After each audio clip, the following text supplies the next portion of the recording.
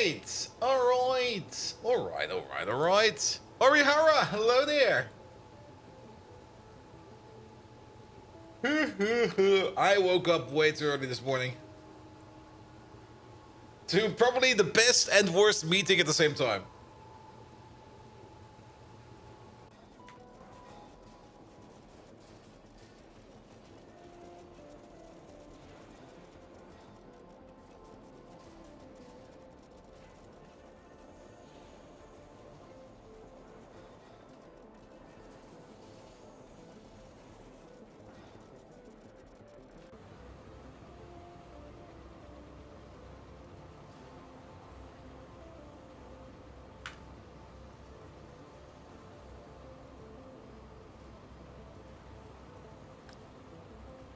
Simrock, go get food if you've not already gotten food. Basinjo, hello there! Welcome, welcome, welcome! Pom pom pom. Pom pom pom. Put you over there. Put you over there. Evil Pla, welcome, welcome, welcome! Ah! I'm a bit tired, to be perfectly honest. It feels like Monday. Why does it feel like Monday? That was yesterday, or... I don't know.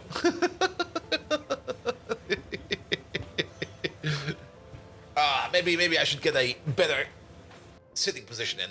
Here we go. Maybe this is better. Here we go. Caladorn! Hello there! I saw your DM like 5 minutes before the stream, and it was like, after the stream.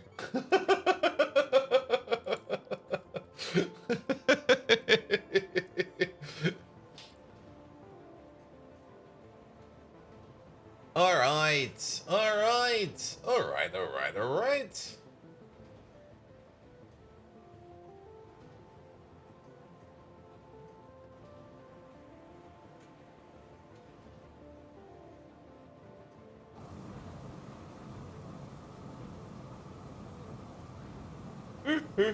Oh.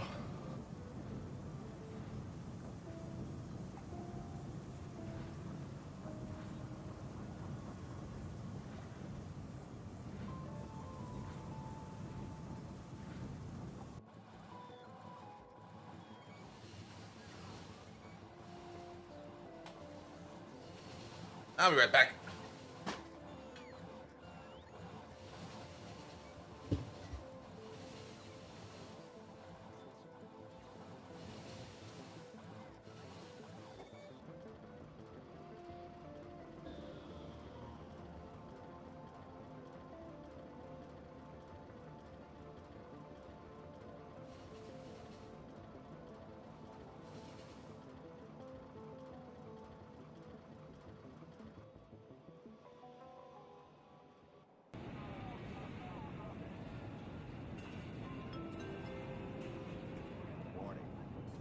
Transportation incoming.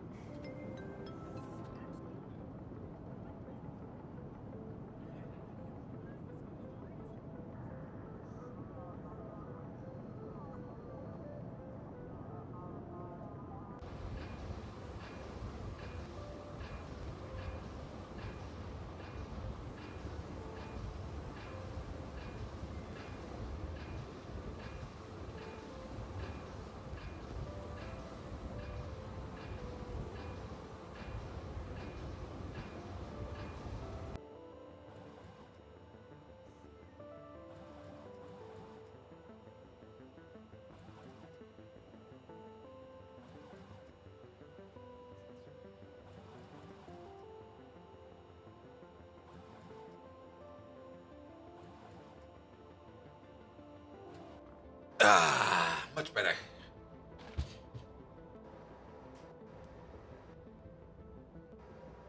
Good. Off we go.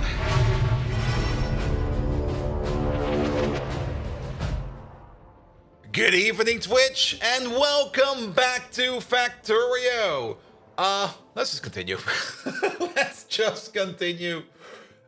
There's no beating around the bush, nothing to prepare yourself for this. It's just gonna be more Pyanodons. Alright, alright. Also, big mouse pointer is big. It's actually kind of surprising how big this mouse pointer is. I sometimes don't really notice it's that big, because on the other monitors it's actually fine in size, but on this monitor it's extra big. I kind of like it, actually. It's perfect for streaming because you can always see where I'm pointing at. Good. I booted up the game like an hour before the stream, and I didn't really do much. I just let it mostly run for a bit, and I did make the Gelator build over there. So that we now do have available the Gelators. I was also kind of looking if we already made this build somewhere else. I couldn't find it. So if we are actually doing Gelators out there somewhere, then we will probably find it at some point in time. But nevertheless, we got the Gelators over here done, so we are one step closer to Pi Science Pack 3. Of course, still, the big stopgap over here is going to be Bio-Ore, and the Gasium over here, yes, I remember what we concluded with the crit run. We do want to make a crit run build on site, and the nanocrystalline cellulose.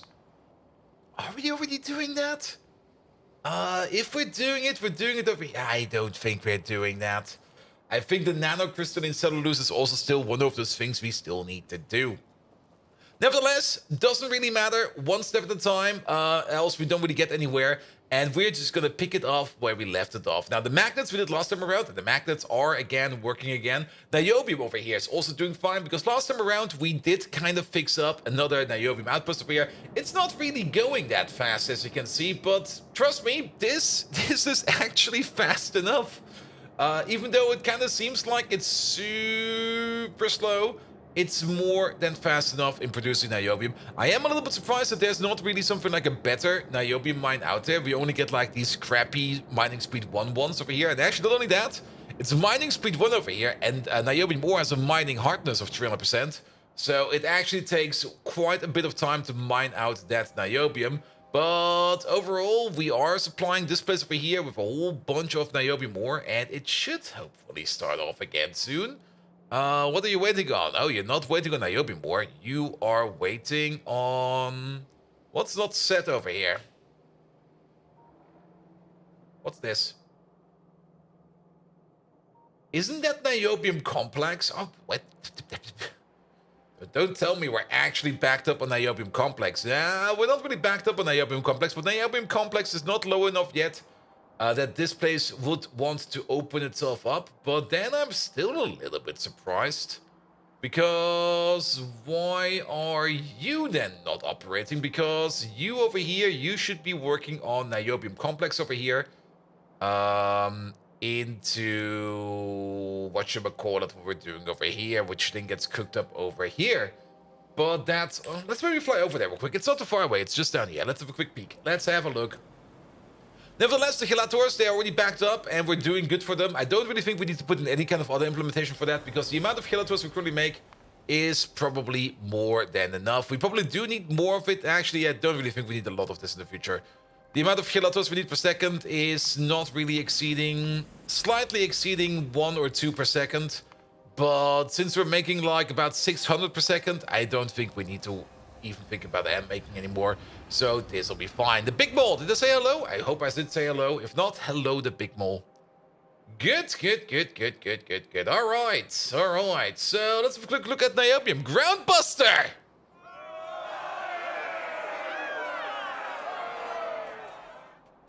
Rat-a-tat-a. Some people really like the song. For me, it just didn't stick. I'm not quite sure why. I was looking at it, I was listening to it, and I was like, yeah, it's a fine song. I like both bands, but I just don't like this one. Maybe I need to listen to it drunk or something like that. Maybe that will be better. Nevertheless, Megatron. Do you know the latest song of Baby Metal? Together with Eskimo Cowboy. Electric Cowboy, they're called now.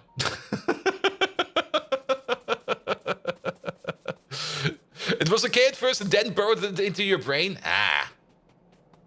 Maybe my brain is just resistant to it. You never know. Alright, let's have a look at this place then. So, for some reason... Are you malfunctioning, Bold Viking? Yes? Using my audio receptors to process those wailing frequencies they call music is akin to tap dancing on a minefield. Reference to my beloved hobby with such disdain. I'd rather listen to the sweet symphony of an Autobot's chassis crunching under my heel. And that's as enjoyable as the memory of me single-handedly taking down Optimus Prime during the Battle of Sherman Dam. Now, get us back to the game, for the glory of Decepticons. Megatron, you didn't even go into either of the artists. Can you tell us a little bit about the artists, man? So no, he doesn't know. No, he can't know. It's too new for him. But he should know Baby Metal, and he should know Electric Callboy. That's definitely something he should know. All right, but yeah, we just need to balance this over here a little bit. The factors over here are a little bit off. That is fine. That does happen every now and then. You over here, you are mostly waiting on Niobium Complex. If the Niobium Complex over here is high enough, then you will be starting. Same for the steel over there. Bold Viking, your request is as absurd as a grown Decepticon knitting. Yep. But fine, let's indulge. Baby Metal, as much as I detest their melodious battle cries, are a group of humanoid females from your so-called Land of the Rising Sun. They've somehow managed to combine the pleasant harshness of metal music with saccharine pop. If one could equate this to any experience, it's like watching a sunrise while your ears are filled with the cacophony of sizzling energon. Nice. As for Eskimo Cowboy, they're a group of metalcore mewling kittens from the country your species calls Germany. Their electro-metalcore mixture reminds me of that time I mistakenly stepped on an energon cube while dancing the foxtrot. What an electrifying memory. But compared to the glorious sound of exploding Autobots, it's like comparing a Nebulon with Unicron. Now let's cease this idle chatter and obliterate some bugs. For Decepticons. Megatron, I do have a special request. Can you sing a song from Baby Metal? Oh yes, we're torturing him today.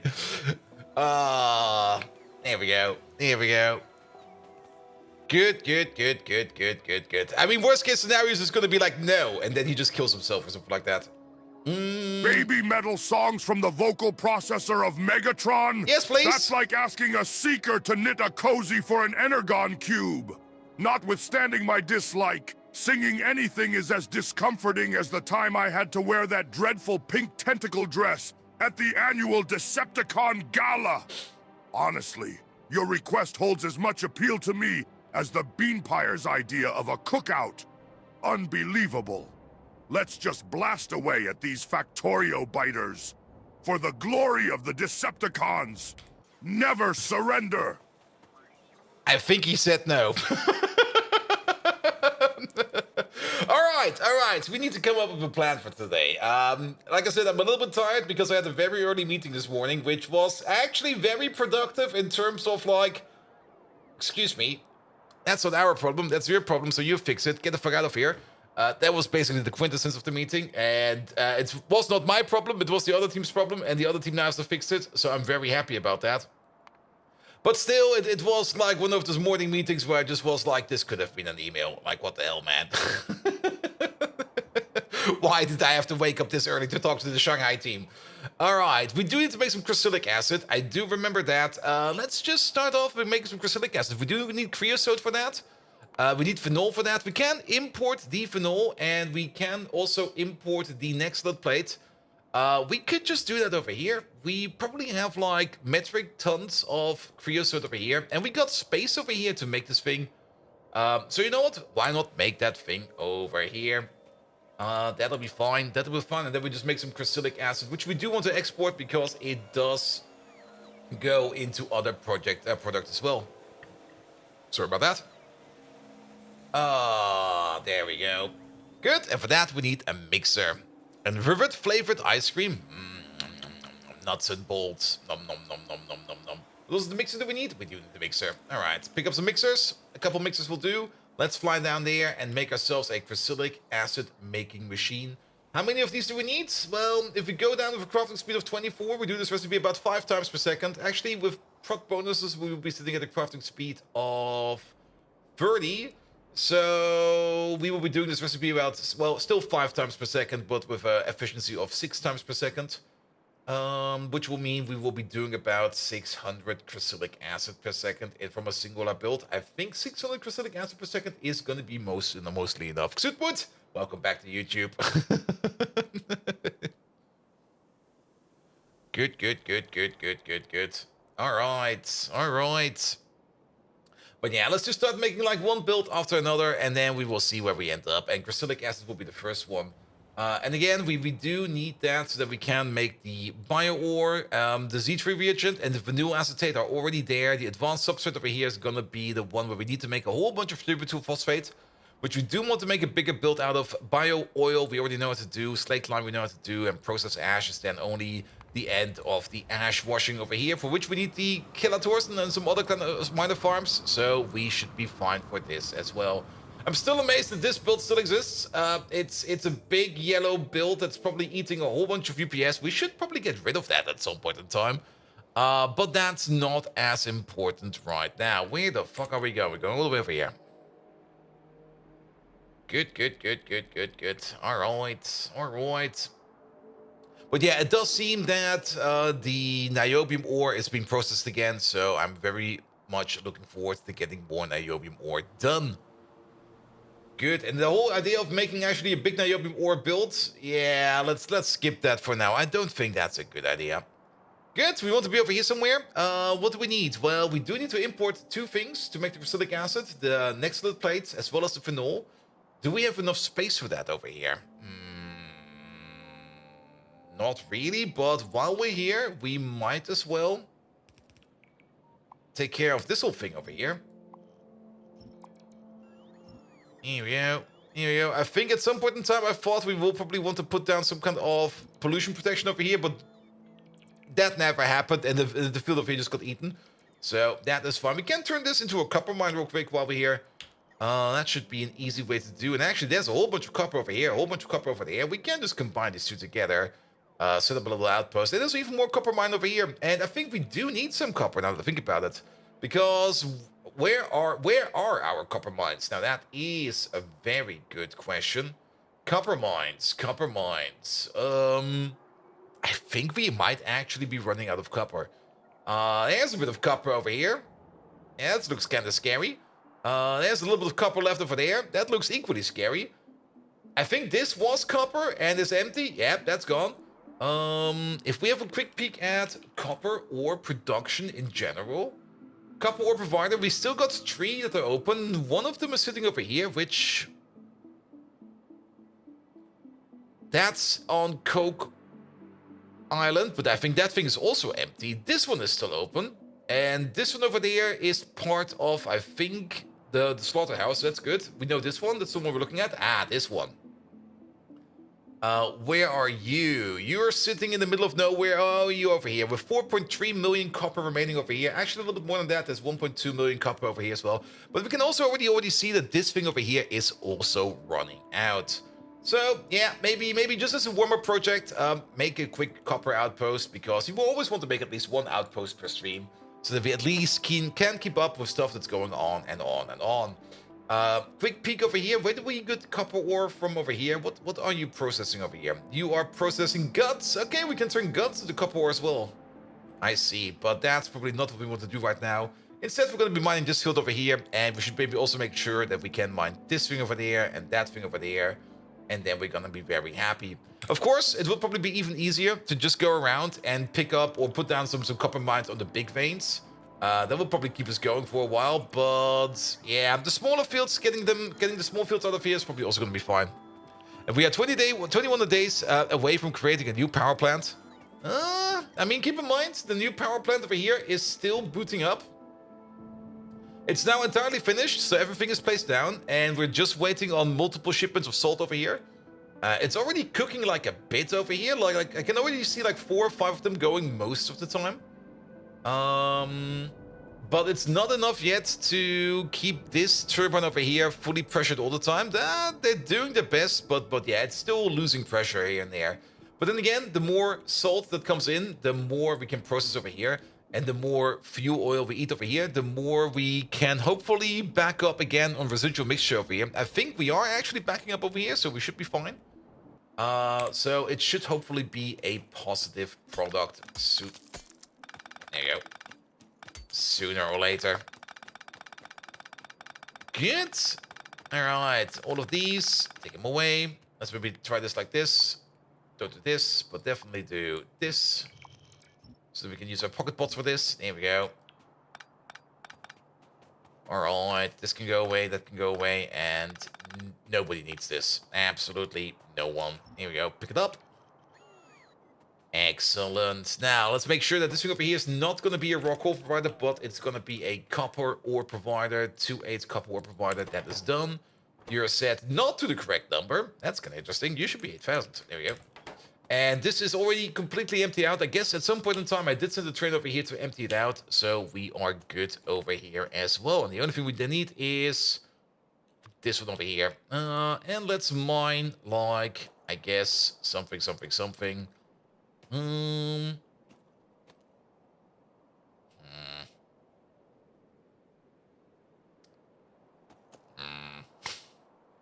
Not happy with either of these. Let's try from over here.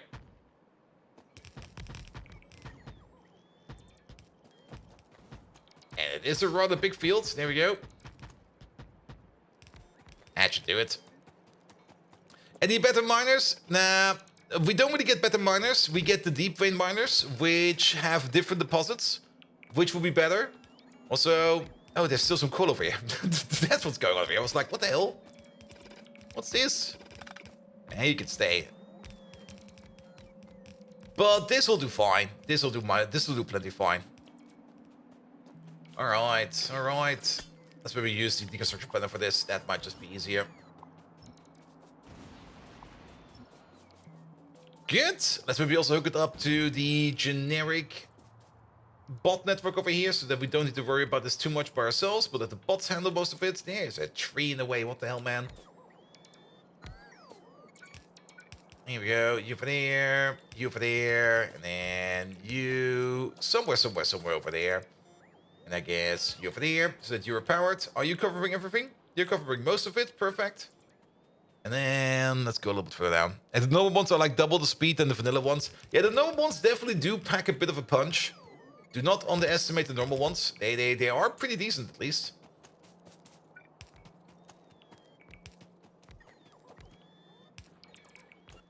Here we go. I mean, they have a base mining speed of 2 per second, and things like copper ore over here, well, we don't really have any ore uncovered anymore, but I don't think that copper has any additional mining hardness and stuff like that, so they will fill up stuff quite fast. And also keep in mind, we do have a little bit of productivity bonus over here as well, so everything should be honky-dory.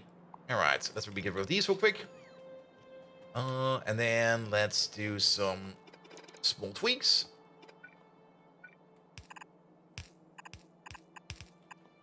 Here we go. Yeah, let's try it like this. You go in all the way over there. Not like that. That's way too much. There we go. Something like this, so that you're somewhat balanced over here, and we do the same thing over here, where we just, well, it would almost make the most sense to just sideload this over here. But we're gonna do the same thing over here, where we just do it something like this, something like that, and then you go like this, that, this, that, this, that, this, that, this, and then it's almost balanced. Good, and then all of this has only one job. It needs to go back in over there, so let's start doing that. This belt over here is definitely the weirdest belt we have. I don't care. Sometimes belts are weird. Here we go. Well, that didn't work. I was kind of hoping we could just shift R that all the way over there. Nope.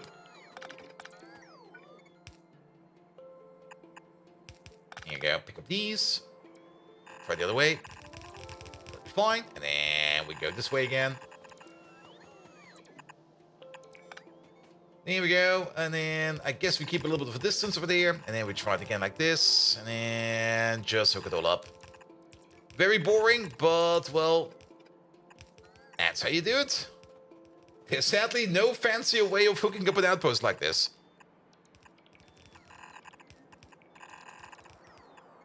There we go, and that's all the connections that we need. Good. And rotate all these around, and we're done. Alright, alright. Has just been game changing. Yeah, the ability to just to like ghost direct belts like that is just absolutely amazing. And especially the best feature about this, if you ghost like a belt, and you just like veer off of it, you can stay on track. That is just so good. Alright, the rest of it here will be built via bots, nothing to worry about. I think we're missing a radar over here. I think there used to be a radar over here somewhere, but now there's definitely a radar over here. It will be powered sooner or later, we don't need to worry about that. And then we got ourselves a little copper outpost. Now we could make some more copper outposts, because there's even more copper over here, and we can just belt it all the way over there. Though this one over here does require a bit of fancy shenanigans over here, unless we just move this belt around. And just go like, well, I mean, why is it going straight down? It's going straight down because it's just going straight down. All right. Because we were being a little bit silly, it seems. Yeah, give it some space. Here we go. Something like this.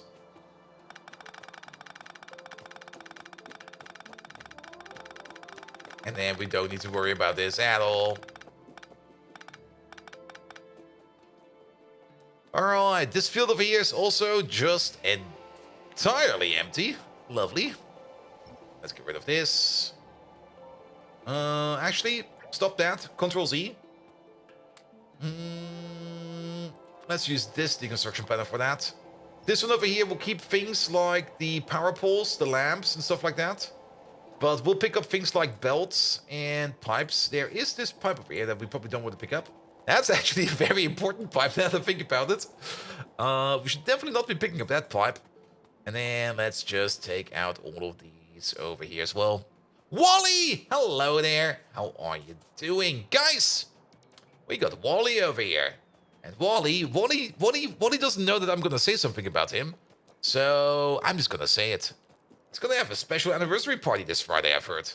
So Wally, come on, pluck yourself from motion. Go for it. Actually, I'm just going to give you a shout out. How about that? Unless I already missed it and my time scale's off. Could also be correct. But don't you have your stream anniversary this Friday? Or am I mistaken? If I'm mistaken, then you still have to do it. That's how it goes.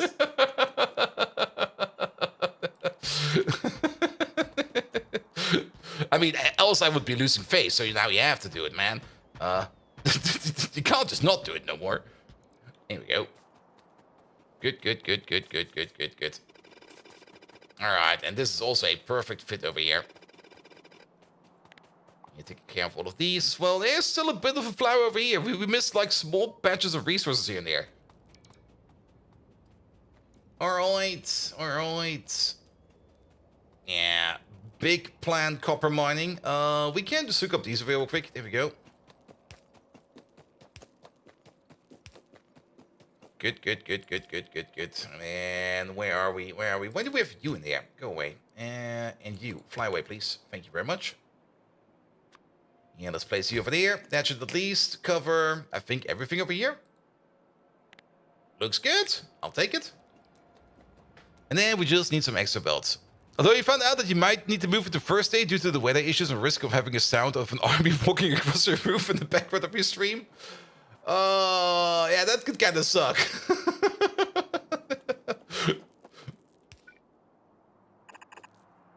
Here we go. But then again, it also seems that there's going to be a lot of rain over here as well.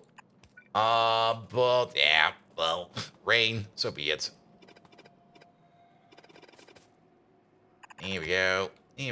This over here, we're doing less fancy because I don't really feel like doing this any fancy. Actually, we should do it a little bit fancy. All right, we're doing it a little bit fancy. Here we go. You go like this, that. That's fine. And then we try to do the same thing over here. But over here, we just do it like this. That's fine. All right, how many belts is this? 1, 2, 3, 4, 5, 6. I see. So let's maybe grab you down over there, and then you go this way, you over there, and this way, you over there, and that way, you over there, and this way.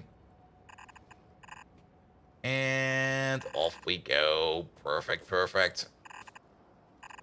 we go. Good. And now we need to get these belts all the way to over there. Why have these not been built yet? Don't tell me there's a gap. There's a bit of a gap, but I think my pocket pods should have done that by now. Well, we will see soon. Alright, how do we get you across over here? What's the best way to get across over here? That's the other question.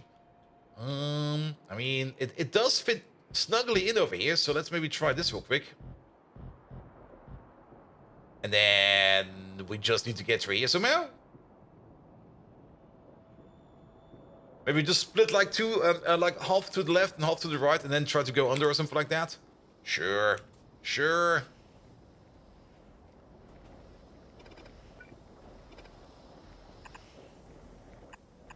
Here we go, here we go, here we go.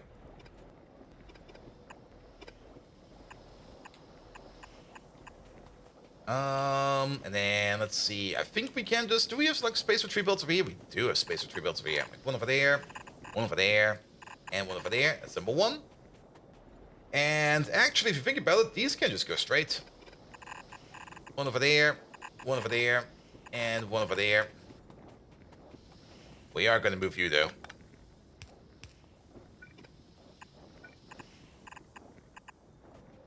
There we go. That should work. That should work.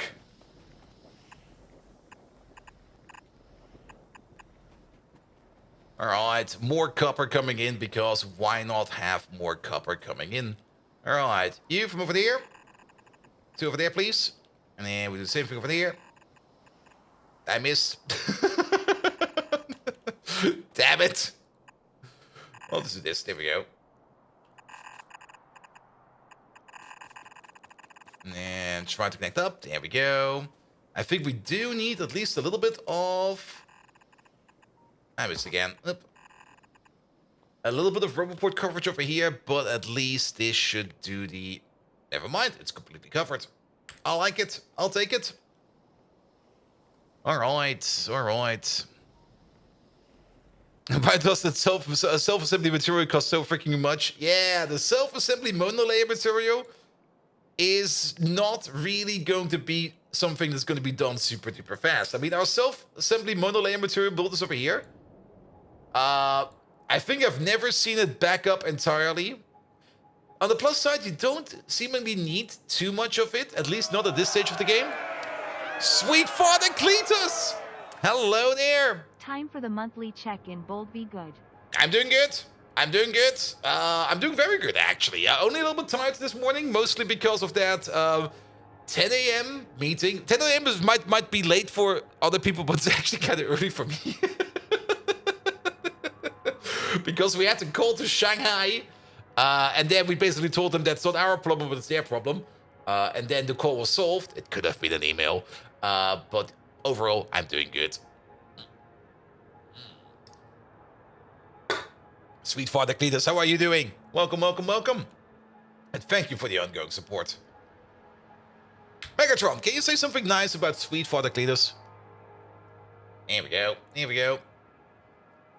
Alright, alright, alright, alright, alright. Pum pum pum, pum pum pum. The pre-wiggles. But yeah, the monolayer assembly material. It doesn't really seem that you need really that much of it. I mean, we do have 60k in this train. Sweet Father Cletus? That old rust bucket plays a harmonica as harmoniously as Optimus Prime tap dancing on a tin roof. Ooh. All right, keeping this Twitch.tv rating friendly, I must commend him for one thing. His sputtering, creaky engine does remind me of my favorite morning activity, watching sunrises over the smoldering ruins of Autobot bases. So in a sense, Father Cletus does provide some, comfort. Just like the fury of Decepticons will provide comfort to our enemies. Hail to the Decepticons! I'm pretty sure Megatron meant something entirely different. But yeah, you don't really need that much of the monolayer, self-assembly monolayer material over here. But nevertheless, we did end up with a rather big build of it. But on the plus side, if you do make a bigger build out of it, the byproducts over here are being used in other things as well. For example, the fatty acids over here, the processed acids over here, I think we export It's also more or less part of the EVA line over here, which you need for some of the buildings. And this stuff over here, which are we making this twice? We are making this twice, right? We are... What? No, it's slightly different, isn't it? It is slightly different. It looks almost identical, but it is slightly different. This is an ethylene ester, I think it is. And this one over there, that is a methane ester. And these are two methane bobs, and then bound by oxygen over there. And this over here is an ethylene bob and a methane bob, bound by one oxygen over here. And this one over here is a hydrogen and not an oxygen, so it is definitely different. But yeah, we do need these byproducts as well for exports. And also, you can set up a really nice oleochemical machine over here as well, because you can also make some oleochemicals out of this entire process, which you do need for the occasional thing. So making this a little bit bigger than expected was definitely useful. Showing off the organic chemistry knowledge. Organic chemistry, at least identifying stuff is not that hard. Making the stuff is usually... Actually, making the stuff... organic chemistry does have like one of these really fun parts where basically, if you want to do some organic chemistry stuff, it's just one big... puzzle box, more or less, where you just sit there. If you want to synthesize like any material, there is like a process for making basically every component, and you just have to figure out what the best process is, because not every process has a good yield, and it might be easier to do it like one way than doing it another way. But that was definitely a fun part about organic chemistry. It was just like, here, try to synthesize this, and then you get like something put into your face, and you go like, all right, let's try some puzzling then. All you got to know is carbon, hydrogen, oxygen, nitrogen. For organics, definitely. Good. All right. And then we do need that other thingamabob over here, which is sitting all the way over there. I think there's still a worm next to that.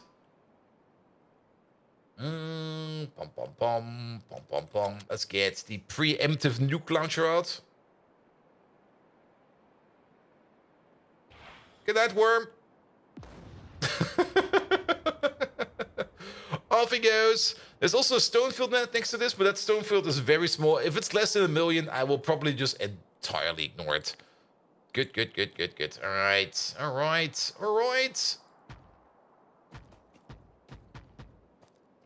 We do have to be careful over here.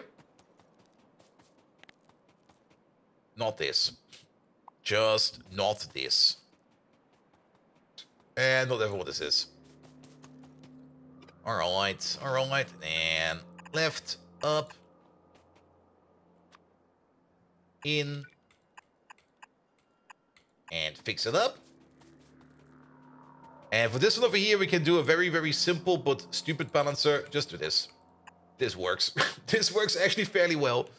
Good. Alright. And how many belts will this be? 1, 2, 3, 4, 5 belts again, which we need to get in over here. Well, I guess these belts will be sitting over here, and then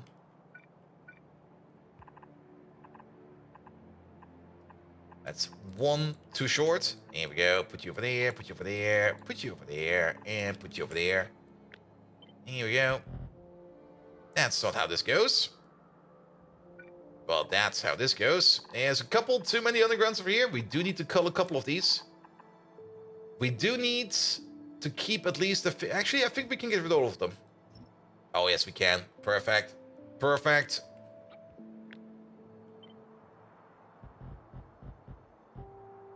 And then something like this. And then I guess we're just gonna...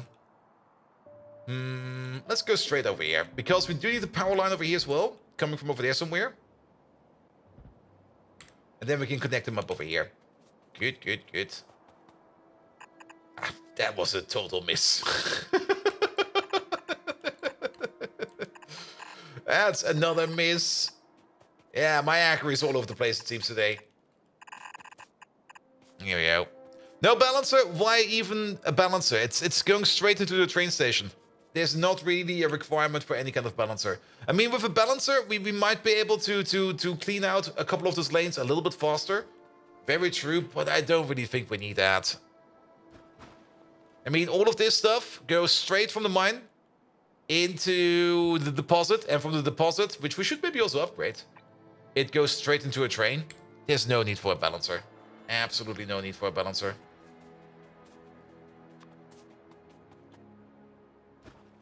Here we go. And then this way, please.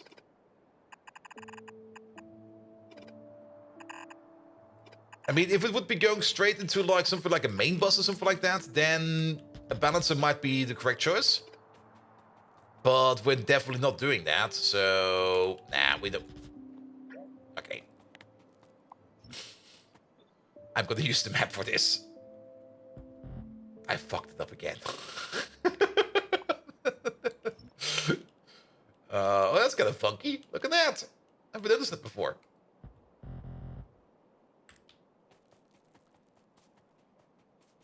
Here we go. Here we go. There's trees in the way.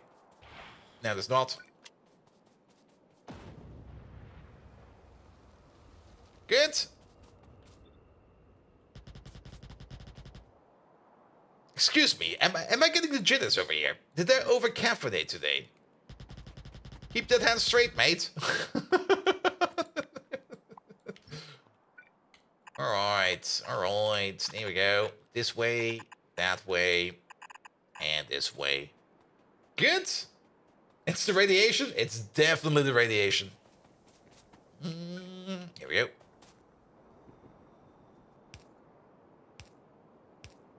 Alright, this will be for power. That'll be good enough. And then we need a radar down here. Something like this. Doesn't really matter where this thing is. It just needs to be over here somewhere. And then we need a couple of these, like, every now and then. Okay, at least make it straight. Good. That covers all of you. And then we only need to cover this part over here. I guess we're just going to pull, like, another power wire over here. There's nothing really bad about having a power wire going all the way over here. Under-caffeinated, perhaps? That could also be the case. I definitely over-caffeinated yesterday. Enough that I had trouble sleeping again. And combine it with waking up early? Yeah. That's probably the reason why I'm tired right now. Here we go. Here we go. But yeah, one step at a time. I mean, it's basically already the weekend. Today at the daily, I also like a little bit like, hey, could we maybe pull some of the meetings that we want to do for tomorrow to today? So that we have less meetings tomorrow, because I really don't want to be at work long tomorrow. And everybody was like, yeah, let's do that. I also don't want to be here long tomorrow.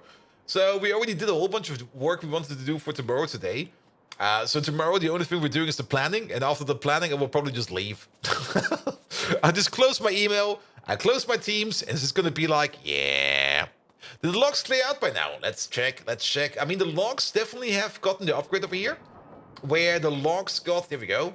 I can already tell you, they've probably not cleared out by now. Because they're still being injected over here. But they are being injected over here. And they are being consumed over here. So... And they're coming from over here. Now, I can already tell you there's still at least 100,000 logs left in the base. But we're slowly culling them. So, yeah, one step at a time. Again, just keep it slow. It'll be fine.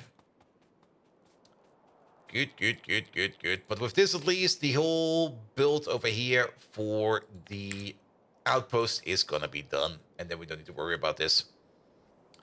Alright, alright. What we do want to worry about over here is we do want to make ourselves a little bit of the cryssilic acid. So we do need a next lit plate requester, unless... Do we already have next lit plate over here? Not really. Not really. Oh, we do. We can build it over. So next lit plate is already here. So we need only phenol and the creosote. So we can get the next lit from over here. We can make the build right over here in the middle. Why not? Make a small build over here and then place 2 train stations over here. One for the phenol and then one for the output. And then we have it. There we go. So we need the requester, one for the phenol. These power wires over here are not good. At least that one is not good. I think the other one over there is actually good. Yeah, that seems fine. That seems fine.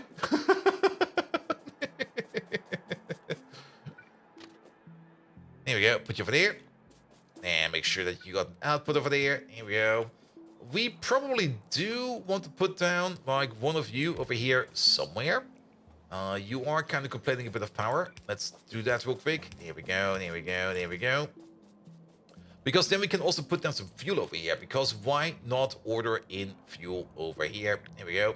You here. Rotate you around. You get one. You get one. Here we go. It's always nice to have some extra fuel going around, because you never know when you need maybe some extra fuel.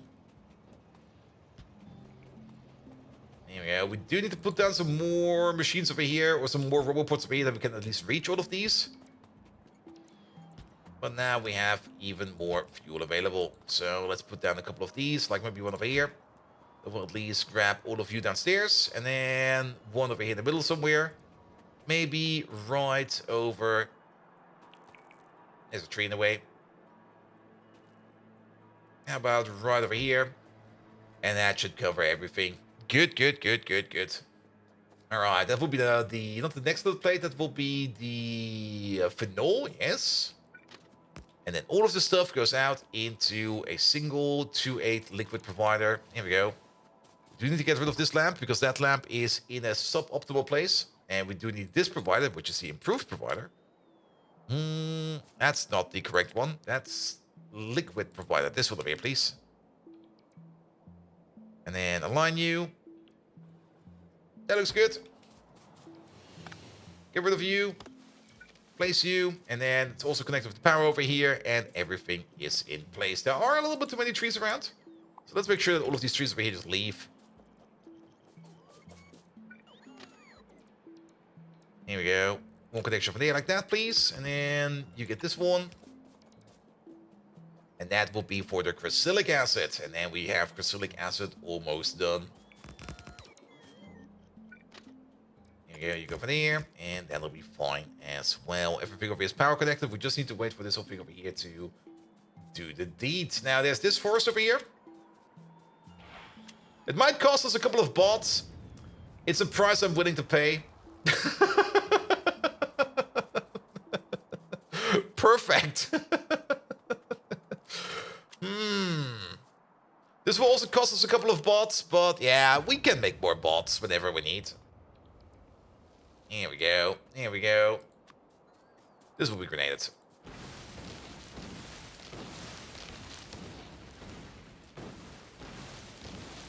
Here we go.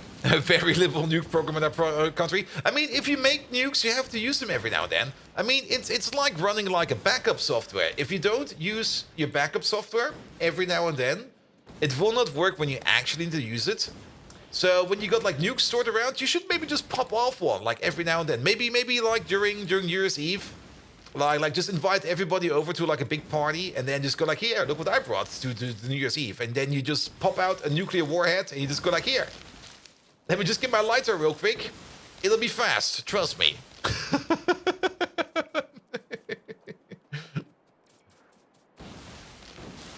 Here we go, here we go. Sounds like the beginning of Fallout. Yeah, Fallout was worse. I mean, in Fallout, they had like nuclear-powered cars and everything. Here we go. All right, the forest is gone. Excellent. Do we actually have coverage over there? Oh. Good thing we checked. I see that little strip over there.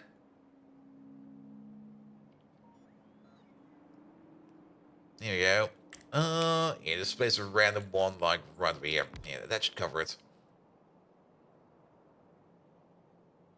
Fusion powered vehicles? Was it not? Was it fusion powered? It wasn't fusion, was it?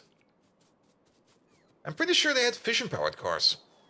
But then again, I mean, there was this one moment in Fallout 3 where I noticed that the cars were fusion or fission powered. And that's when they started to explode and I was standing like in that traffic jam. There was this one area in Fallout 3 where it's basically one ginormous traffic jam. And there's like cars everywhere. And there's always raiders over there and they start shooting you. And then at some point in time, one of those cars starts burning. And that's when you learn. That's where you go like, oh, That's how it goes. Well, damn. Where was the last checkpoint? Where do we even place this? I guess we placed it over here somewhere. Yeah, let's just start over there. Let's wrap ourselves from anywhere. Not over there. Okay, from anywhere but there. From anywhere but over here. Let's also turn this off because that's kind of annoying. And there must be a beacon around here. Somewhere a 5-5 beacon. There is a 5-5 beacon over here. Here we go. And then we just do something like this, that, and this. This is correct. I thought it was almost off. This is good. And then we're going to make some prussic acid. There we go. We can prot mod this. We can prot mod this. Bum, bum, bum. Copy paste you over. With prot mods, maybe turn you around like this. That'll be fine as well. If we need more than this, we can expand in this direction if we need to. For now, I'm just going to build this thing over there. If we at some point in time we notice that we need way more prussic acid, then we can expand over here. What we need in terms of inputs over there, if this one is going at the crafting speed of 5, we do need 10 phenol per second over here per machine. And we need 2 nexolite per second per machine. So the phenol will definitely be coming in via a loader. Can we make prot mods 2 already? Not yet. They will be coming in soon. Because they are part of PyScience Pack 3, or they come right after PyScience Pack 3. And we definitely do want to get into prot mods 2 ASAP, because prot mods 2, I think, is a direct upgrade of 10%. Yeah. They're basically twice as effective, and the energy consumption is actually less intense, which is great. And then the prot mods Mark 3 are again 10% more effective, so they go up to 30%. And prot mods Mark 2, what do they actually need? Now, there is, of course, the issue. Modules are fucking expensive. And prot mods Mark 2 over here do require electronics Mark 3, utility box Mark 3, and control panel Mark 3. And that most likely does require things like circuits of the blue kind. They're probably not directly in here in terms of blue circuits, but the parts for blue circuits should be in electronics Mark 3. But I'm pretty sure the control panel over here does require high-tech blue circuits. So that's all in PyScience 2, which we can see over here. And the module over here, that one is also in PyScience 2, which is seemingly just after, but for some reason I just didn't see it over there. Oh, wait. There we go. And it's not too far down. I mean, we are currently over here, and we do need to go down a little bit.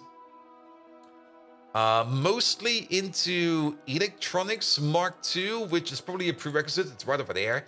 And for that, we do need to go down the path of erbium over here, as well as the not neuromorphic chips. These are the neuromorphic chips. Then the other brain chips, the more expensive brain chips, we also need to do. And it's down there. It's definitely down there. I think there's a setting for deadlocks loaders that allow them to snap in the direction of the belt automatically if you're interested in having that behavior. We had that for a while, and it wasn't consistent. I turned it off deliberately because it was not consistent. We had occasions where it would not snap, and then I was relying on it, and then we had more build errors than me going around and snapping them by hand. And nuclear exploding pets yet? Also PyScience 3. That's all in PyScience 3. Now, maybe it wasn't consistent because of some other reason, but we just came to the conclusion it was not consistent, and there's nothing worse than having something that is not consistent. So we just put it in manual. And ever since we put it in the manual, it's basically one click more, and I'm already so used to it. Even though I do forget it every now and then. Very, very, very true. But actually, if you think about it, we just switched around one inconsistent thing with another inconsistent thing. Yeah, it didn't improve at all.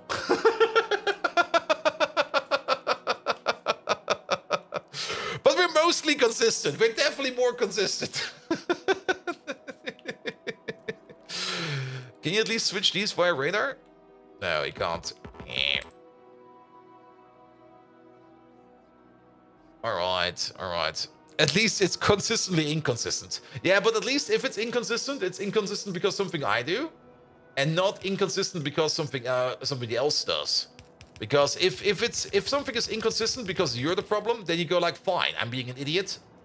I don't mind being an idiot because, well, being an idiot is its own little profession over here. So that's perfectly fine. But if something else is like misbehaving all the time, it's like having like slow internet. It's rage inducing. You just sit there and go like, why the fuck is this again?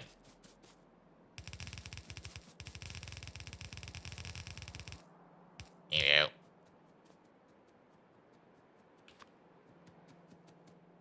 So I'd rather be disappointed with myself than having to rely on me just raging out because things are being weird again.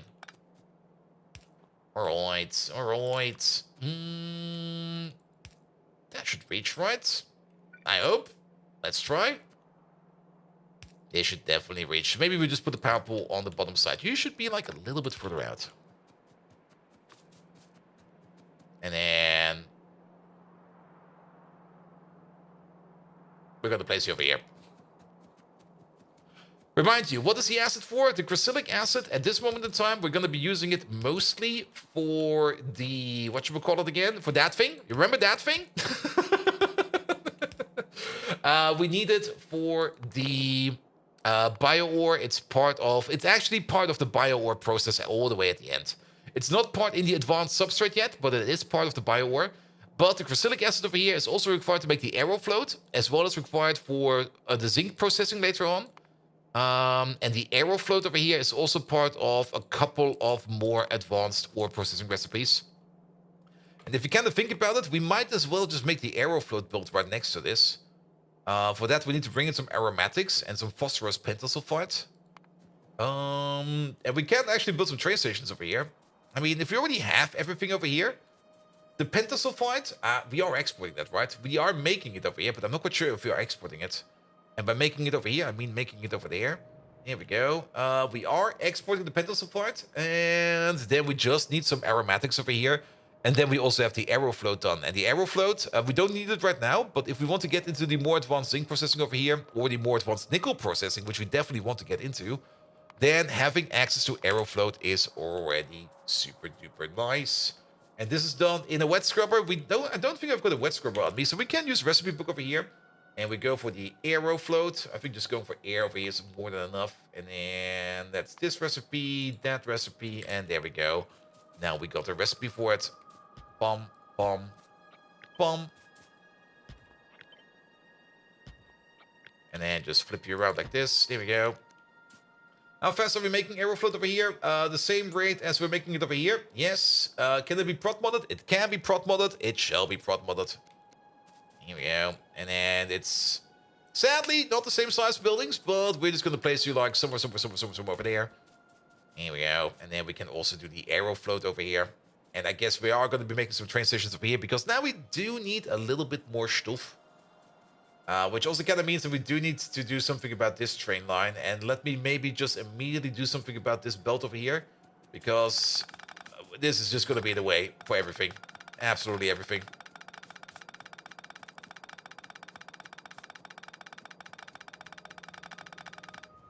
So instead, we just do it like this. We go up.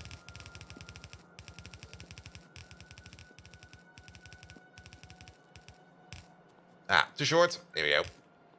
And we now got a whole bunch of extra excellent plates in our pockets. So, off you go. Alright, alright.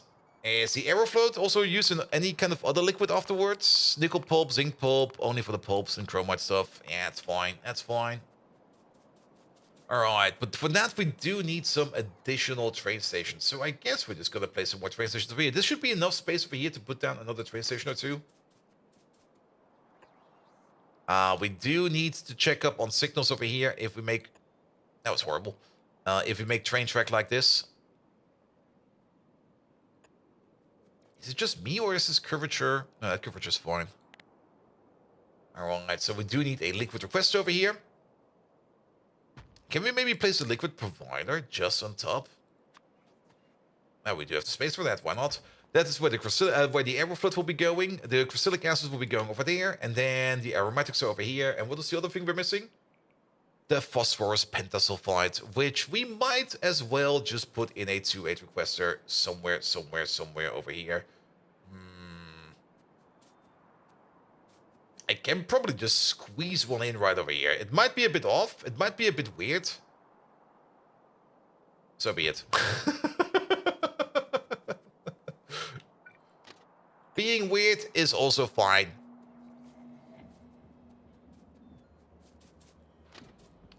There we go. But then we do need to work on things like this over here. Have a connection like that. Then you're gonna have a signal like this, a signal like that. We're gonna get a chain signal over here.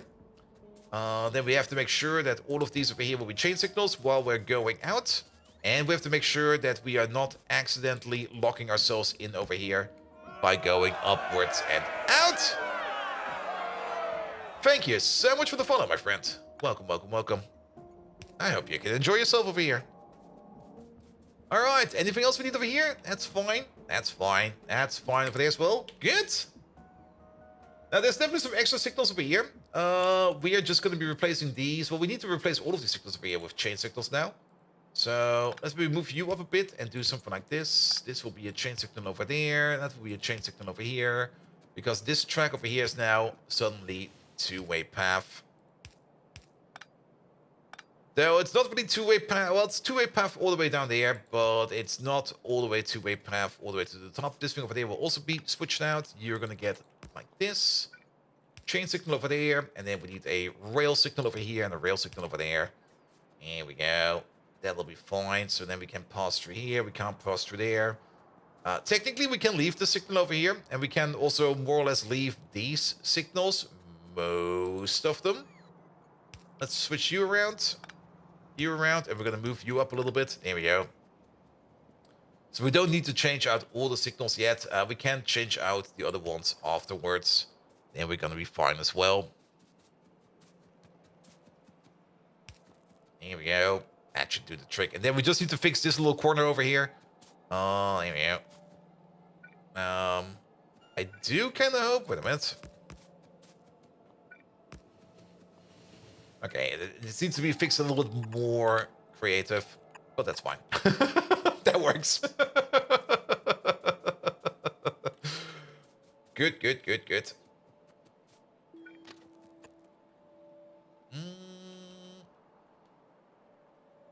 Like this, please. And then let's move you all the way over there. Alright, it's shaping up like something nice over here. I did kind of say that we kind of want to leave this space over here to expand this thing over here. We didn't do that. I don't think we need that much facilic acid. This will be fine. If not, we're just gonna make another build over there or something like that. Yeah, that's me for paying super attention over here. We got more than enough space over here for some other builds, so it'll be fine. It'll be fine. What we do need is at least a little bit of power over here, so that we can at least fire up. Well, let's maybe look at power from over here. Let's get power from over here. We can at least maybe fire up a couple of rubble ports or something like that over here, so that we have at least a little bit of a range over here for construction. That's good. And then you over there, you over there, you over there. Let's also put a construction port at the back end of you, so that most of this is covered. And then we also need some power over there to make sure that this part over here is also working as intended. Here we go. Oop. And then let's pull you along real quick. Pom, pom, pom, pom, pom, pom, pom.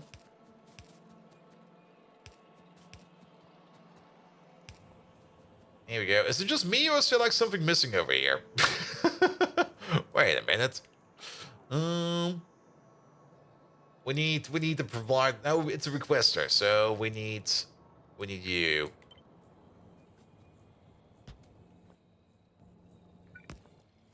Here we go. Here we go. And then green wire, green wire. So you go in over there. You go in over there.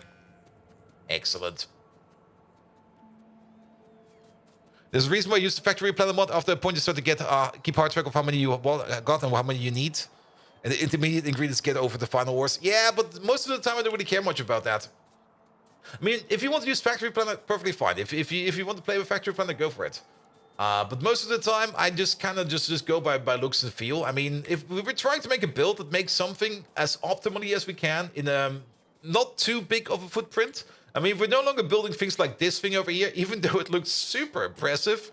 And it's the perfect ratio as it should be. This thing is horrible. This thing is absolutely horrible. We should try to condense this thing down I'm also quite sure that it's not really functioning fully super efficient. Yeah, I'm not even quite sure. When was the last time we got some antimony ore over here? You're filling up at least. Okay, that's fine. But yeah, this thing over here definitely needs to be compressed down into like a beaconized build, because this over here is more or less a crafting speed 20 build. If we use full power speed beacons and speed modules, we can make a build that is more or less this size. That will be 50% faster.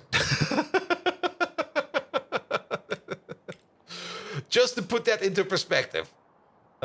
Which we're probably going to do. And actually, if you think about it, this is a 5-to-2 ratio. We might as well just take this block over here and try to optimize that. But it's not that important yet. It is eating away at our UPS, but it's, yeah, at some point in time we do need to do something about that, but not right now. Not right now. All right, let's make sure that we can definitely construct the rest over here as well. So you get like another one, say, somewhere over there. And then let's also make sure that you get one with logistic support somewhere over there. Here we go. And power pole over there, power pole over there. Is this off by one?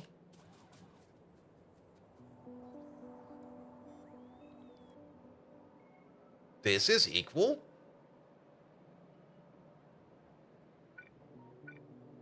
This is equal.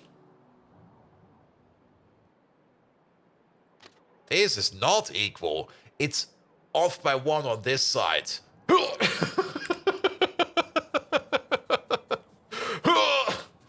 Oh, okay, calm down, Bolt, calm down. Where's my nukes? Nah, we're not rebuilding that. It would just take too much time to rebuild that. Alright. We're also finally getting close to the Ulrich transformation. Time to hook you up over there. So what are we missing over here? We actually have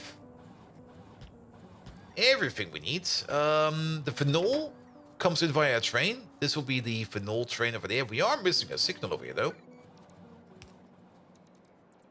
Those are fine. Those are fine over there as well. So you over there, you're not Sir Deucer. Now you're Mr. Phenol Requester, 2-8. Time for Ulrich Viking? Maybe. I mean, for this thing, we would still need to make it. We don't have any Ulrich gene samples Mark II. We never got into that. And I also don't think we got any xenogenic cells. I think we never got into that either. Xylanol is still a thing we need to make.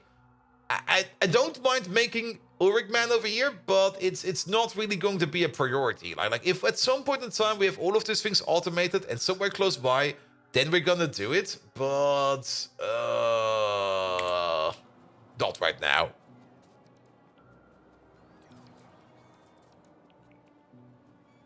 Anything controversial today? Want to ask Megatron what's better, Windows or Linux? You do know he's gonna say Windows me. But sure, Simrock, we can ask him. Megatron, there is an ongoing debate going on about operating systems. You have been chosen as the tiebreaker to decide which operating system is better. Windows or Linux? Here we go. Here we go. That way around, he will hopefully not say something like, Windows me. We're running out of science over here. That's actually kind of scary. Oh, he's pre-shaking. He's shaking already. I guess we want the research upgrade. Ha! Your petty squabbles over operating systems is laughable. It's like watching a couple of Cybertronian minicons arguing over who has shinier metal plating. But fine, let's evaluate them. Windows, the so-called powerhouse, is as unreliable as Starscream's loyalty. With about as many crashes as the number of times Bulkhead has stumbled onto his own minefields. Linux, on the other hand, with its open-source flexibility, reminds me of the time I bent Autobot law to my will during the Cybertronian Civil War. Ooh. And yet, it often feels like trying to teach Grimlock to perform intricate tap dance routines. Difficult and prone to monumental catastrophes. If it were up to me, I'd throw both of them into the smelting pit. But alas, If I had to pick, I'd grudgingly lean toward Linux, as it allows for greater control. Now, let's cease these trivial debates and annihilate some bugs. To be perfectly honest, that was actually a good argument. He's quite right about it. I mean, the amount of effort you sometimes need to put into a Linux system can be daunting, and you can definitely break it apart hard, but the flexibility you get out of it is pretty decent. Also, thank you so much for the follow. Here we go. Here we go. All right. Yeah, let's wait for these to come, and then we put the proc mods in here. Do we need any physical input? Yeah, we do. We need this stuff over there. And Megatron was burned by that just last week. Ooh. It seems they didn't source their answers from Reddit comments. All right, Megatron. Now imagine you're a Reddit user. How would your perception of the question change if you were a raving lunatic Reddit user? Which operating system would be better, Windows or Linux? I mean, to be perfectly honest, Reddit is an absolute silly place, and oh no.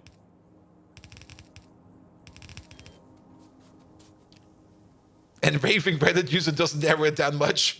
True. I mean, I guess Reddit maybe has some good sides to it, but I never really got into those.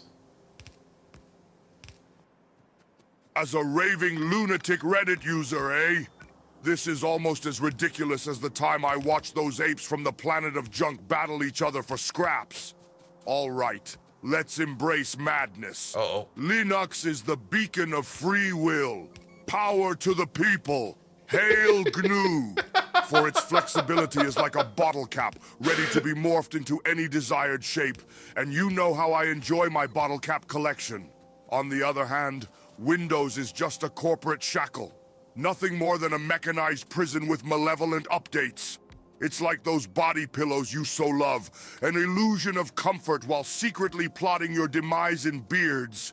Yes, with such madness, Linux wins. It's the Autobot to dependencies Decepticon. Freedom at any cost. For Linux for freedom. Down with Windows. Decepticons, attack. I'm not quite sure how accurate that was, but like I said, I rarely go to Reddit. Like whenever I actually try to Google something and I end up on Reddit pages, I always regret it at the end. Always.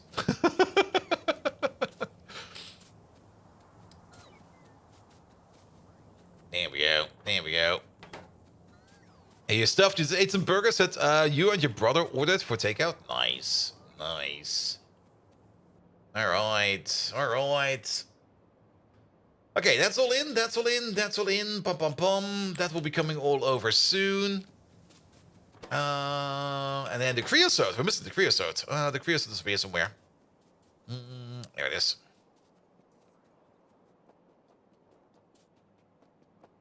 There we go. It also doesn't really seem we're okay, we are exporting. Oh, because you got an overflow protection over here. Yeah, that makes sense. Because we do kind of want to send off the creosote that we are making. That should be going into the power plant first. Priority 1 is always going to be the power plant. But are we maybe not making enough creosote over here then? Oh, we're making a bit. But let's also give you like some kind of condition over here, and it's for now the same condition, but actually you're gonna have a little bit more of priority. And that will mean we're gonna just go down a little bit further than you. There we go.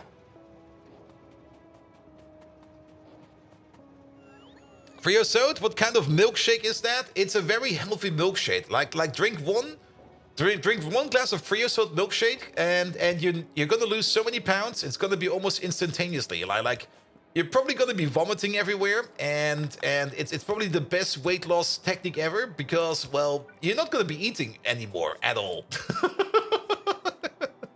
Just get that creosote in there, and you're gonna be fine, man. Megatron runs his own operating system. Megatron already quoted his own operating system like a while ago, which was, I think, Megatron OS. Megatron, can you tell us again about your own operating system? There we go. Why do I need to remison? Because we can't just ask him. Here we go. Here we go. Decepticon OS. That was it. It was not Megatron OS. It was Decepticon OS. Alright, and now we're only missing the phenol. And for the phenol, we're missing a little bit of train track over here. Wait a minute. Ha! You cheeky fleshling, calling me Mega Swan! That's less stinging than a Decepticon in a tutu. Much like the body slam I gave to that pompous Autobot, Wheeljack, in the Battle of Tiger Packs. But to your question, my operating system is unparalleled. A custom-coded masterpiece, refined by the merciless fires of war. It's superior to both the Windows Leader 1 and Linux Prime 0. It's unencumbered by the toddler-level security features of your earthly systems. As durable as the battle-hardened steel used to knit my exostructure. It makes the flexibility of Linux seem as clumsy as Optimus Prime tap dancing. It is the Megatron Oz, ruler of all systems, superior to all others. For the glory of the Decepticons. Never surrender. It feels he's breaking again. Well, so be it. Alright. That's where the crystal is going in. And then we're also going out again over here. Because we want to export it first. And then we want to use it for crafting. Or maybe the other way around. We will see. But we're going to be putting some kind of priority on that. Here we go. And then this is the stuff that's going all the way down here. All the way over here somewhere. Is Megatron going to puberty? Nah, but sometimes the 11 Labs, Voice Labs things are just weird.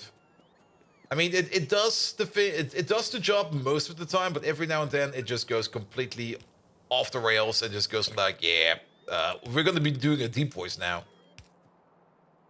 It might also have something to do with the voice samples I use, because I just use random voice samples, not even normalized or anything like that. So every now and then they're just trying to put like some kind of twist on it, and yeah. Maybe he switched distros? Oh, maybe he did. Alright. And then you over there, you over there, you over there, you over there. That is the Chrysalic going back in over here.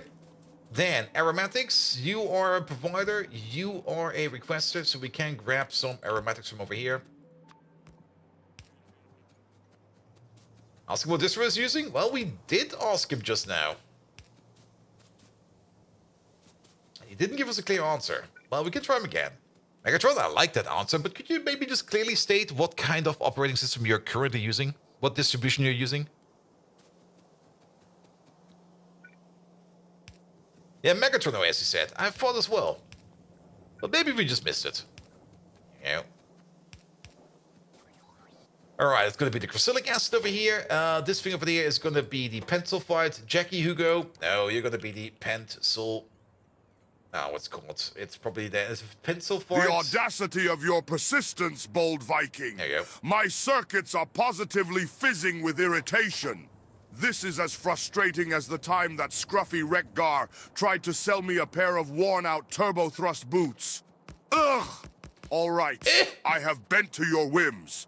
I, Megatron, utilize a custom distribution of Linux dubbed Cybertronics. Oh. It's tailored for my processing needs, optimized for conquest, and equipped with safeguards against small talks and unnecessary dialogues.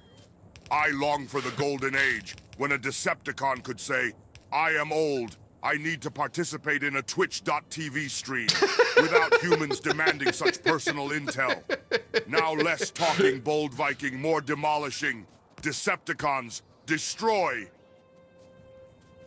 I'm not quite sure that that small talk filter is working as he said it is, but, well, so be it, so be it.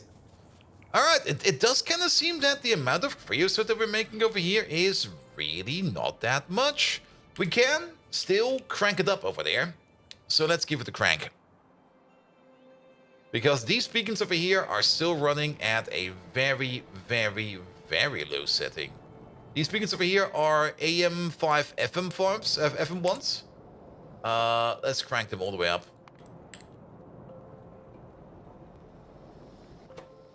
We require more creosote.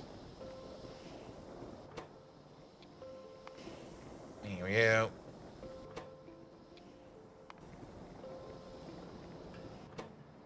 I also kind of noticed there's aromatics over here. Wait a minute. Are these gonna be fine? These don't have a beacon. I'm just gonna put some speed pointers on you real quick. And this, do I admit I'm cranking it? Yes, I'm definitely hand cranking it right now. Absolutely. Also, what's with the crucilic acid logo? Did you see that?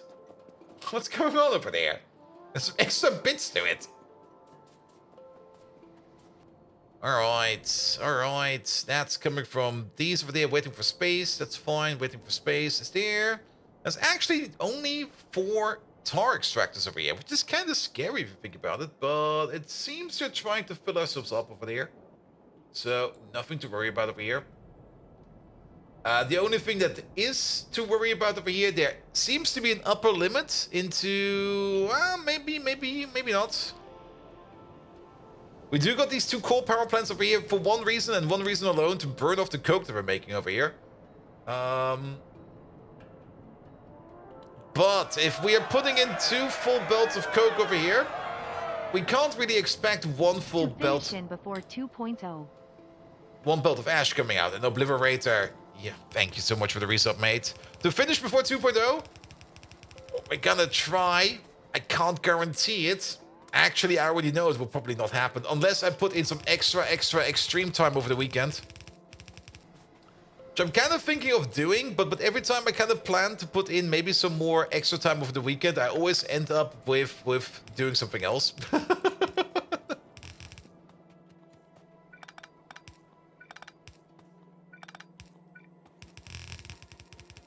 Here we go. Here we go. Off you go. And that should hopefully be better. At least now we can burn some more coal over here. And yeah, the only reason we have a coal power plant over here is because we're making so much coke over here that we just need a place to burn it over here somewhere. We now have a steam shortage over here. Which probably makes sense, because if we crank it up all the way over here, then these lads over here are probably not keeping up anymore. What is this? This is the anthracene oil. We can double this up by just doing something like this.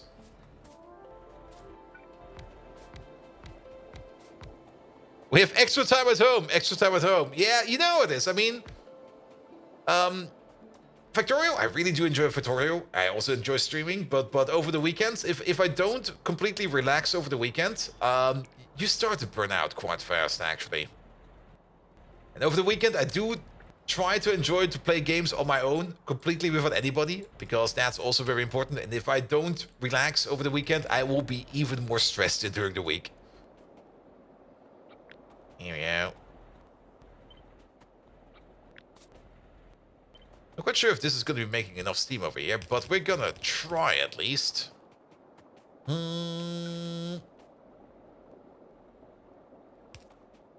about we try something like this? That'll work.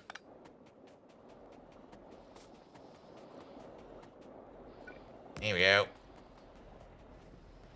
Alright, extra steam?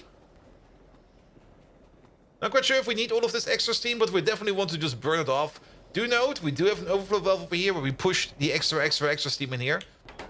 In case we don't need it. But then again, it does seem that everything is going in here. And now we're kind of backing up on pitch over here, it seems. Where's the pitch going? Isn't the pitch going all the way to the top?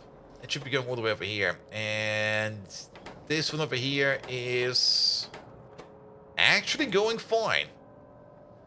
It's yet, I think, more steam issues, though then again, it's not complaining yet. It's complaining over here. So that would be even more steam. Now, how much steam are we pushing around over here? 360 over here and 360 over here. That's 720 in total.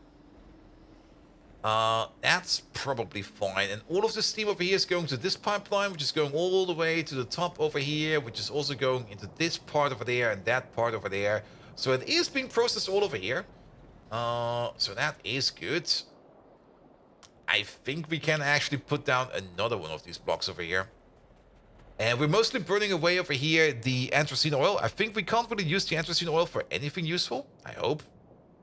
Let's see. We're definitely not turning it into creosote, so we're not using it for anything useful. Turning it into steam is probably fine, but I don't really want to be putting down too much stuff over here. I might just put down some electric boilers over here just to give it like a little bit of a kick. And then we're just going to be fine. So like here, have an electric boiler, have another one, have another one, have another one. Here we go. Just quick and dirty solution. Share your water from over there. And then connect up all of these. And then very much important, we're going to be putting in an underflow valve. Here we go. The Chromium! Hello there! Is SteamOS cross-platform? I mean, technically, yes. It now kind of depends on what platform you're talking about. Cross-platform with things like Xbox and PlayStation? Maybe. It could work. There's actually nothing stopping you from cross-platforming to PlayStation or Xbox. The only thing that's stopping you is Sony and Microsoft themselves just going like, no. If you want to play with the other people, you have to buy it like this.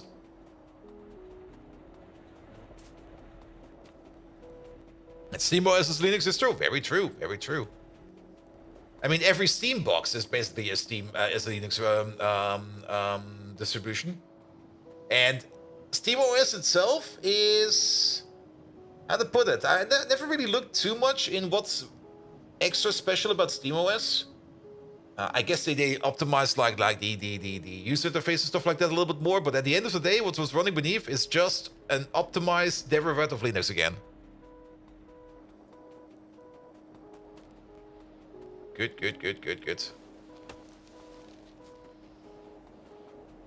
Alright. Is this now running better? We're still kind of backing up on pitch. And isn't Linux a Windows distro? Soon. I'm actually still waiting to the point where Windows at some point in time silently is just going to switch out their own kernel for a Linux kernel and they just go like here. Windows has always been like this, right? And from what you remember, the old SteamOS is customized Debian, and the SteamOS running on Steam Deck is a customized Arch. Ooh. I mean, you already have like the Linux subsystem in Windows, which is pretty useful for a lot of things. I definitely can see that thing being used in production. But yeah, well, Windows is this weird thing, man. I mean, as always, use whatever tool you want to use. As long as you can work with it, that's the more important part. But the amount of extra baggage you get from a Windows installation is always quite impressive. Where it just goes like, here, have this, have that, and also have this. And you go like, I don't need this. Are you getting it? Oh. But I don't wanna. Now you're getting it.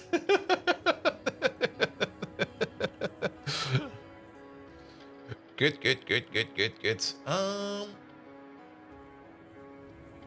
Alright. Yeah, this seems a bit slow. But I think it's fine. Now, speaking of the aromatics. Yeah, we got aromatics at home. What are we doing with all of these aromatics? Are we actually exporting them? I'll be damned. We're actually exporting them. How many are we making over here? Maybe 200 per second? Where's most of these aromatics going? So, aromatics are being made over here. Not all of these are running, and we're only making them out of light oil over here. Alright. And the light oil is what we are completely and utterly recycling in over here. So the light oil is over here.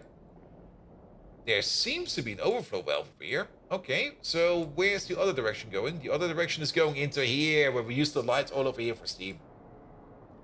And we use this steam over here. What are we using this steam for? Oh, that's also being injected into this system? I see. So that's yet another steam system over here to fire up steam for this thing over there.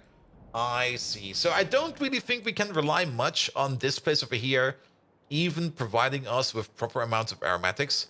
There might be the very off chance that there might be a train sitting over here picking up aromatics just to bring it over here. We're gonna chance that. Here we go. Here we go. So if there's going to be a train out there that's going to be delivering aromatics over here, and he's standing over there, so be it. All right, bring in the aromatics over here so that we can put it over here so that we can make the arrow float over here. And then last but not least, the gatekeeper over there. No, you're going to be a provider, a 2-8 provider for the arrow float.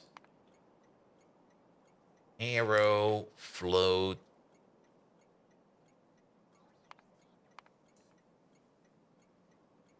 Never mind, there we go.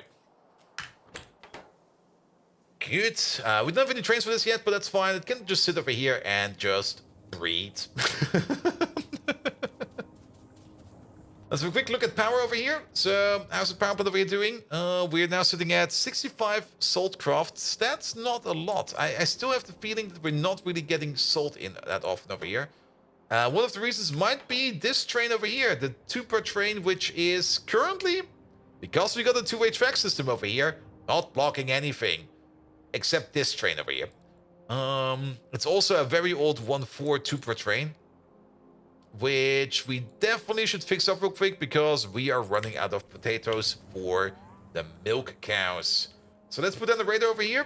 Let's just let this over here sit and breathe for a while. We're gonna check up on it later. Sounds like all you did this to do random work on Python projects. I don't remember what I have or what I don't. And at some point I was just attempted to install pip and to be done with it. If you're running or if you're trying to work with a lot of Python projects, do check out Python virtual environments. That's also how Megatron is running over here. Megatron is running in its own little Python virtual environment, which means you can have just like a base Python install. And you're not, in fact, you have a base Python install for like all the base packages, and then you got like a virtual environment where you just read other packages from.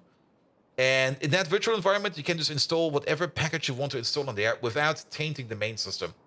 And it's super useful, especially if you do a proper Python setup project. A proper Python setup project usually also comes with some kind of setup file, usually the setup.py, which you can then also use to put your dependencies in. And then you just run the setup script and it will automatically install all your dependencies into your virtual environment. Kind of sounds like a Docker. Docker is different. I mean, this is only packages. This is more or less just like setting a path environment or path variable to read where you will find other packages. Docker is a little bit more advanced in terms of being able to set ports and stuff like that, and to set drives and to mount stuff and stuff like that. But if you put it on a very basic level, you could probably also do that with Docker. You can definitely do that with Docker as well. Wouldn't really recommend doing it like that, but you can definitely get that done with Docker as well. Here you go, have some fuel. So it's more like the Ruby bundler. Yeah, it's probably the same. I mean, I'm not quite sure. I don't really have much experience with Ruby. The couple of Ruby projects I did were a lot of fun because Ruby, especially Ruby on Rails, is just like, oh, you want to make a website? Here, just type this. Type. Oh, cool. I made some very fun college projects with Ruby on Rails. But I never really used Ruby in any kind of actual productive environment. Even self-scripts or something like that. Or scripts that I made for myself. Never really got to the stage of Ruby. So Ruby is railroading your project? Nah.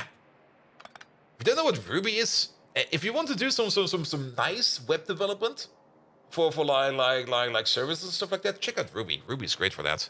Code Red, hello there.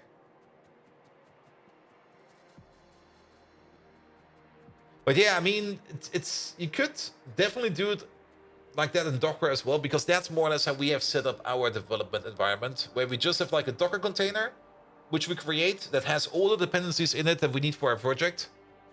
And that Docker container gets also automatically created whenever there's like a big SDK update. That Docker container gets updated as well. And then we put some more fancy magic in there so that we don't have to pull in like an 18 gigabyte Docker container every time. We kind of got some magic in there so it will only get like the things that actually changed. Code Red, all meant to battle stations? Yes. And no, the big ball, the other Ruby. Not the animated version of Ruby. Which is also good, but not that one. But yeah, we've just got a Docker container where we've got all our dependencies in, especially the whole embedded SDK, which is kind of big. As well as some scripts we use for deployment and stuff like that, and some other stuff. Which also kind of makes onboarding like super easy. Like when somebody wants to work on a project, we just go like here, just pull this Docker container, open it with your Visual Studio Code, mount it, you're done. Good. Pum. All right. So we got the crystallic acid now. That is fine as well. So back on track over here. There we go. Craft. So, industrial diamonds done, acrylic done. Yeah, we should focus on the biowar for now. We do need an output for the vinyl acetate. Let's do that next. And then over here, the most important part over here is going to be the 3-butyl phosphate. Here we go. So Adams, come on, keep up with the lingo. We not only mount, mount the dogs over here, we also kill children over here. Because that is how Unix processing works.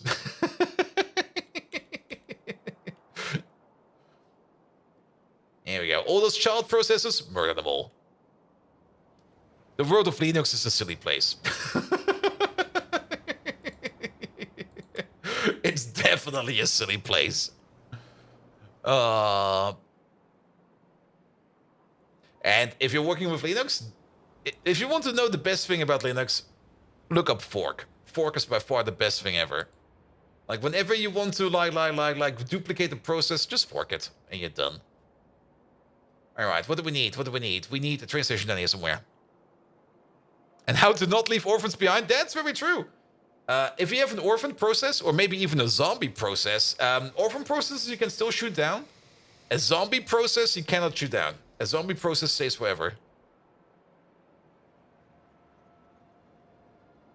Like the async saving on Factorio, yes. It's just a fork, and then you have 2 processes of Factorio running. You could post, I could post the fun fork command. What, the fun fork command? I mean, you can definitely fork the fork and then fork the other fork and keep on forking until you get Grandmaster Forkinator or something like that. All right, we need a place for a train station. Maybe over here. Oh, the wild true fork. Ouch. Ouch. That's gonna suck. Though, at some point, that process should stop at some point in time, because at some point in time, you're probably going to be running out of processes. I guess we can make a train station over here. I mean, we're making the liquid over here. This liquid over here needs to be exported somewhere. This over here feels like a good spot for a train station, but there's... Oh, maybe we're lucky. Maybe we're lucky. Liquid provider. Okay, it's not as red as I was expecting it. It's not fully code red. It's only like happy tank red. Let's actually put it down over here, and then we can see what we need to move. Like you over there. We're just going to place you over there. Oh, did that connect? That connected.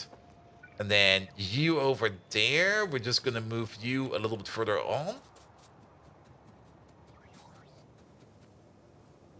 Here we go. We're just going to go down. Nope.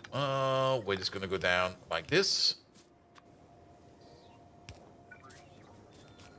And then I guess we're going to go down like this.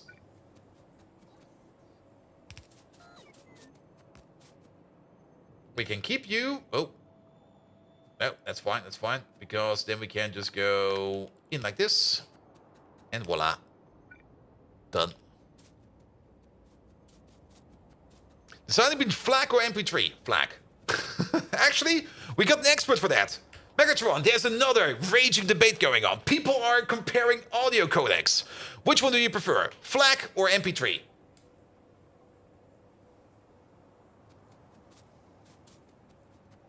Here we go.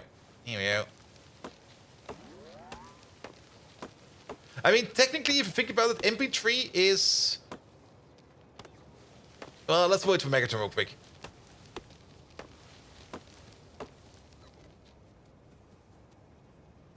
Okay, he's shaking quite a bit. Oh, the never-ending battles of your kind. But all right, Let's settle this petty squabble, shall we? Ooh. FLAC, free lossless audio codec. Superior audio quality as clear as the siren song of my trusty fusion cannon. However, its file size, as bloated as sludge after a feast. MP3, on the other hand, easier to handle, much like wrangling Ravage compared to Predaking. But the audio quality makes Soundwave's audio receptors want to shriek in despair. It's like listening to Rumble trying to sing the Cybertronian anthem. For its superior quality and my disdain for mediocrity, I lean towards FLAC. Better sound for the sweet, sweet melody of Autobots begging for mercy. Just as we shall show our enemies no mercy. For Decepticons, for glory, for victory. Well, you heard Megatron. We show them no mercy, so the raiders would come in right now. Don't show them any mercy. Just immediately just go up to the face, shotgun in your hand, and boom.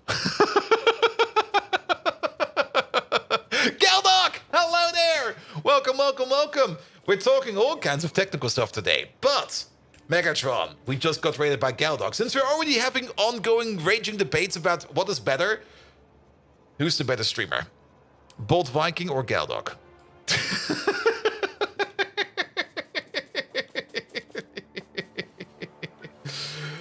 We were just kind of discussing a little bit between what's better, MP3 or FLAC. I do have an opinion about that, but now we have to wait for Megatron again. Also, Megatron has a bit of a pre-shake. He's got an update, and I need to get some kinks out of him, but he's pre-shaking a bit. Don't worry about it. He's having fun over here. I bet he's gonna say himself.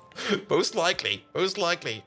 Oh, the audacity. Putting me in the middle of this pathetic kerfuffle. Yep. Both Bold Viking and Galdog are more unstable than my old foe Triptychon on a unicycle. Bold Viking, dropping bottle caps left and right, quite like his reasoning. Never clearing his messy desk, and with a yoga routine as stupefying as the Dinobots' battle strategies. And Galdog, whose streams remind me of those raging battles with Starscream's incessant clashing chatter. Sounds more like a hyperactive, high-pitched minicon after a jolt of NGEX. Regardless, both are satisfactory in a twisted, illogical manner. But if I had to choose, I'd reluctantly choose Bold Viking.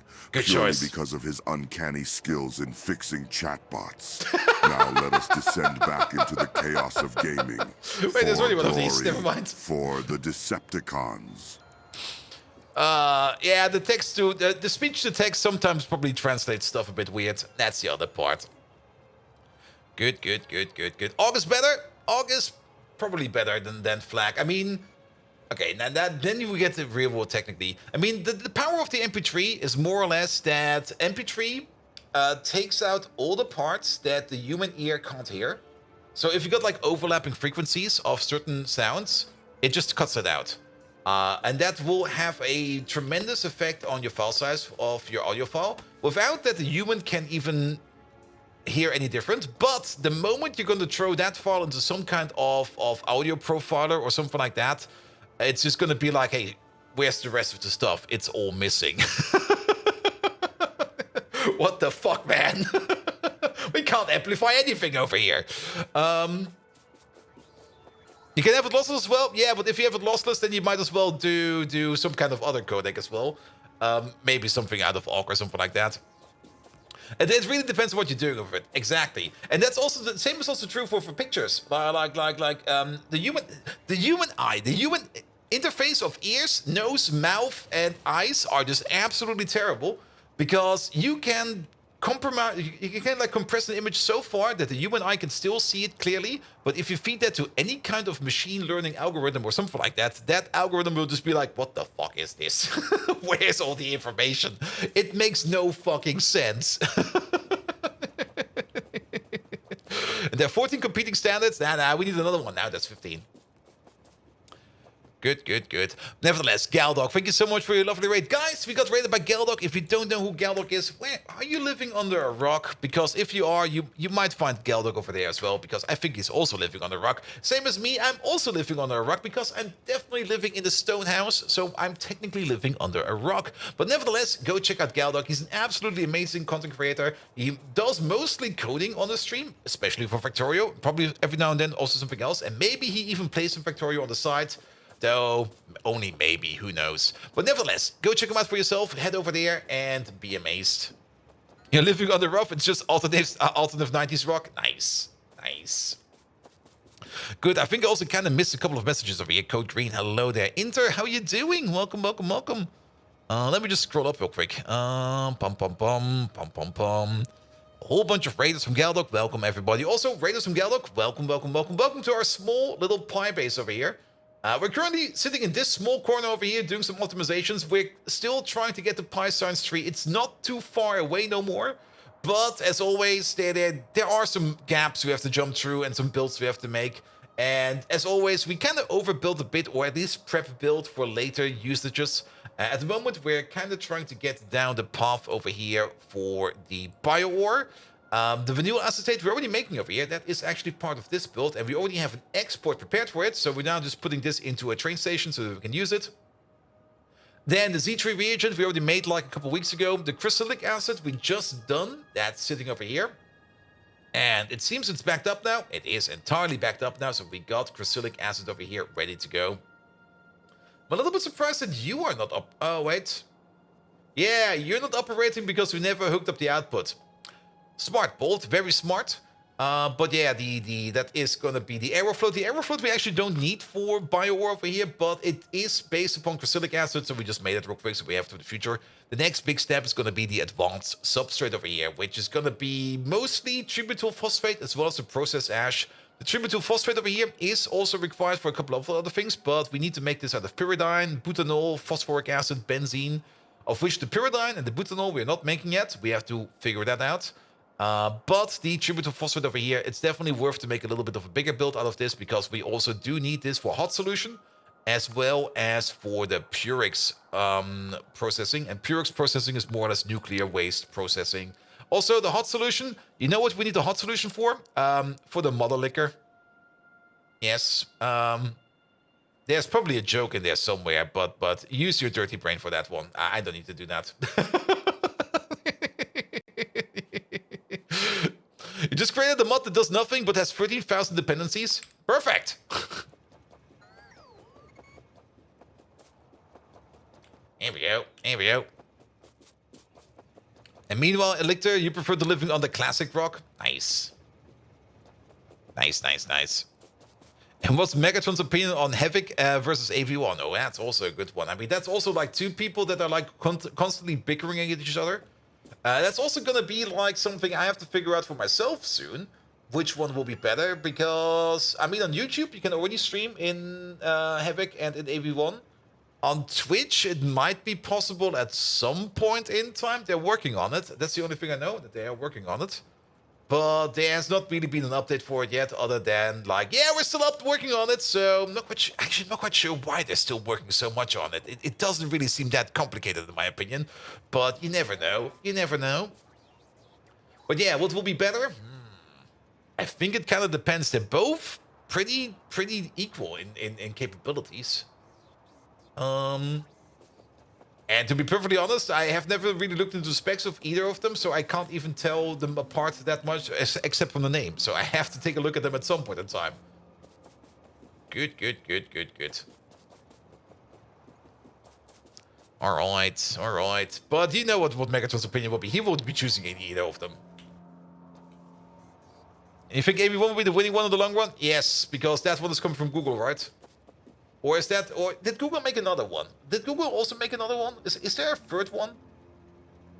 Due to licensing? Yeah, licensing is very important. Oh, is Havoc based on licensing costs? It is. It's coming out of that mess, isn't it? Isn't it coming out of that entire H.264 mess with all the license costs and everything and yada yada yada? And nobody wants to pay for anything. And I remember seeing a talk about that, and I was like, oh, good God. Here we go. Here we go. Yeah, I mean, at the end of the day, the thing that will prevail is whatever's going to be cheaper. And nobody wants to pay licensing costs for anything. So, it's going to be whatever is going to be the cheapest option. But yeah, if the AV1 is free, then it's most likely going to be AV1. There's no stopping AV1 then. Alright, let's have a look at this one. We kind of want to get up over there.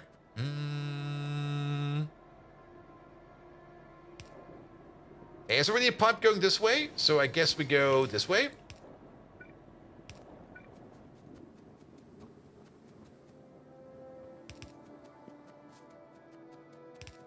Ah, oh, really? We off by one? Well, that's fine. AV1 is superior in image quality on the same bitrate. Ooh. Yeah, I did do some tests with AV1 and H.265. But I didn't, well, the basic tests I didn't really spot any kind of differences. So then again, it's probably better to just read an article about it, because they do the better tests, definitely. Provider, there we go. So what was the stuff called again? This was called something, something, something, something, something. I completely forgot the name. We should be able to spot it from over here, right? No. But it should be in here. And then it's this one. There we go. It's definitely this one. Because it has a hydrogen over here. Which it also has over there. Good, good, good, good, good. Google made VP9 and that turned into AV1. Oh, VP9 was what I was thinking about. Yeah, I remember that VP9. I remember there was another codec at some point in time. But if that turned into AV1, yeah, that's probably fine. Oh, look, it's spinning. Amazing. All right, all right, all right, all right, all right. So now we're also exporting the vinyl acetate, so we don't need to worry about that. That's also ready to go, and then we need to make the tributyl phosphate next. Pyridine is made out of alkaline, ammonia, hot air, cobalt extract, and acyl. This stuff. Titanium dioxide. Wait a minute. Did we put it down somewhere? Or did we just go like, we're gonna be doing that later, and we just kept it in storage? There it is. Did we put that somewhere, or did we just walk away from that? I think we just walked away from that. We got distracted by something. And then we did something else. What did we do? I'm also still kind of curious about the salt deliveries over here. Now, are trains moving around? But I kind of have the feeling we're not really picking up too much salt. Distracted by power? Nah, we should be fine for power. Though we do need more salt over here so that this place over here can operate better and more efficient. And actually, we should reprioritize a couple of these trains. So, waiting at requester, standing at requester, going to a provider, going to a provider, going to a provider. This one will be next. Let's wait for you to fill up real quick. That's going to be like a quick second over here. And then we're going to reprioritize you. We might just need another salt train. Then again, it does say that there's a train standing around, so I don't think we can do another salt train. We might actually have to go out there and do some salt outposts. Did we not do a salt outpost over here? No, we did not. We do got a belt over here, picking up the oil sand that's going all the way over there. We could belt over the salt over here as well if you want to. All right, you're going somewhere. No, you're not going over there. You're going straight over here. And then after that, you should find his own path, and you should find this path over here first. And then you should be bringing some salt over here, because we definitely do want this place over here to be a little bit more booming over here. But yeah, I guess we need to work on a bit more salt. Tall man, hello there. Can you build some bike paths in your base? Like you ride my bike through there? I wouldn't recommend that. There's so many trains over here, you will probably just get killed. Here we go. Here we go. I guess we're gonna be working on a bit of salt. I mean, like we say, we do want to make an outpost whenever we can per stream. We already made the copper outpost, but I think we should make a salt outpost. And if you're already thinking about that, there was more salt all the way down over here. There was like lots of it over there. There's also a bit of it over here. Well, let's maybe try to get this one over here first. This one seems at least almost integrated in the base. So let's pick that one up. Salt mines over here are at least going to be somewhat fast. It's going to be making 10 salt per second. That's going to be 1, 2, 3, 4, 5. It's going to be 50 salt per second. With a 20% productivity bonus on top, it's going to be 60 salt per second in total. So 2 red belts. Not really super duper fast, but hopefully fast enough. Make a track maintenance bike. That way the trains have to respect it. However, it will probably won't be able to leave the tracks. Ooh. Nah, it will just be run over, man. It will just be run over. Alright. Let's maybe also have another quick look over here for salt. Rocky salt. Salty rock. I mean, we do got some other salt providers over here as well. Where we do have like the gravel sink and stuff like that. Which is still sinking, by the way. The other thing we could do is we could also make a perpetual salt maker somewhere in the middle of the base, where we just basically the same thing we do over here for, where did we put that thing down?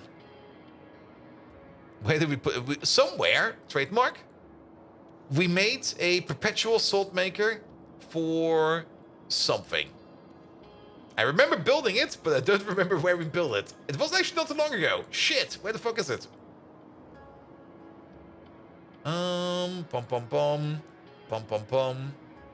Is it over here? No. The sodium hydroxide. Oh, was it over here? It was over here, wasn't it?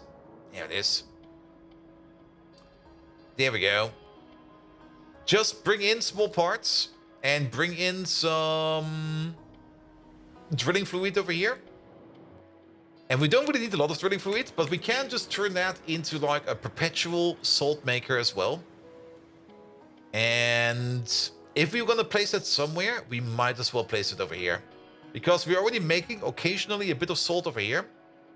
But then we would be overflowing this.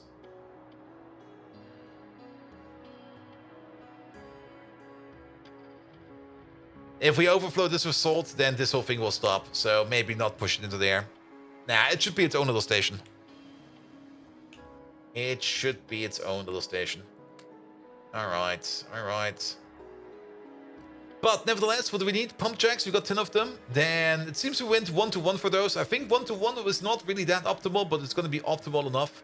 So we need some evaporators for that. Evaporators are right over here. We got 5 of them. I probably want a couple more than 5. Let's get 10 of them and 10 of these, and just let's make a build out of this. It'll be fine. Also, there's some bots over here that want to be giving me some presents. Please, bots, give me those presents. Now, we do need some of our... Where is it? Where is it? Where is it? Pump, pump, pump, pump, pump, bounce, bounce, bounce, bounce, bounce, bounce, bounce. Where the fuck is it? Over there. We do need some drilling fluid Mark II, but the amount of drilling fluid Mark II we can make over here is pretty impressive. We have not even beaconized this properly. There's a beacon sitting over here doing nothing. But I'm pretty sure we're good for what you would call it, for saline water. And how did we get to salt again? We get to salt because of power, that's why. Alright, alright. So we got these, we got those. We're just going to make a train station of that. And we might as well also make the outpost over here. We can do both. Though the outpost over here, well, we can... Ugh, it's... trees. Ugh. I mean, we can make the outpost over here. We can make the salt maker right over there. Let's do that. Let's do exactly that. Though, we need 5 salt mines for that. And also, we need our worst enemy, canisters. We need some fucking canisters. Oh, I fucking hate canisters. Alright, where are they? The salt mine is right over there.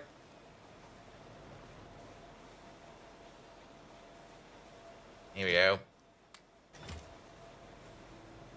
The clear answer is Windows Media A. Yes, it is. It is.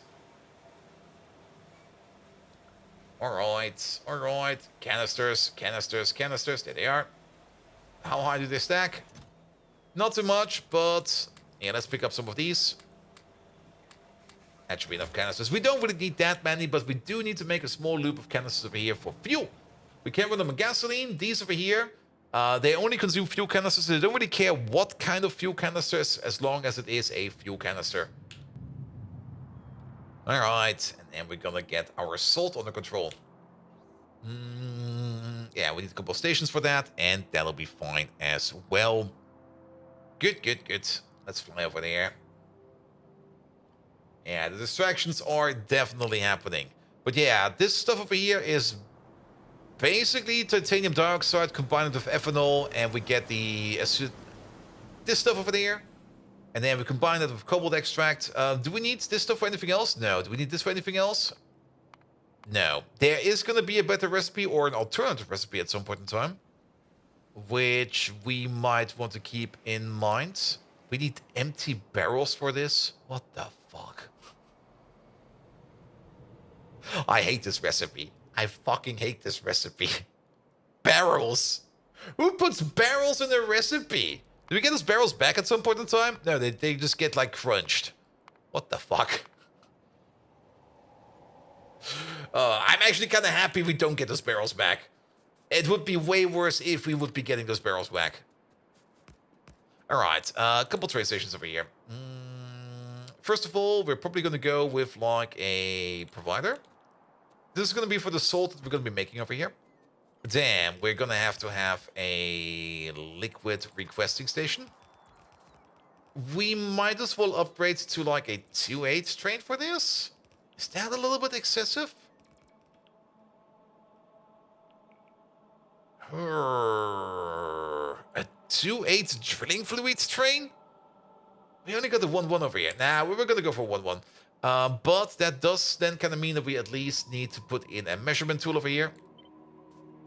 Excessive? Just ask Megatron. Megatron will always make things excessive. He will never stop. And barrel refill, 90% of the reason to use them, not use them in vanilla at least. Yeah. Oh, like fucking around with barrels is just no fun whatsoever. And then we do need one request over here. Pum pum pum pum pum pum pum. There we go.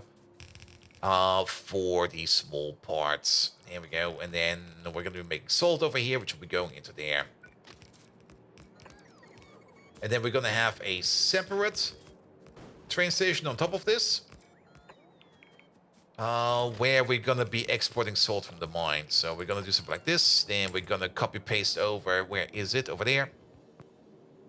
We're going to copy-paste over this little build. There you go. A terrible train station, but it'll do the trick.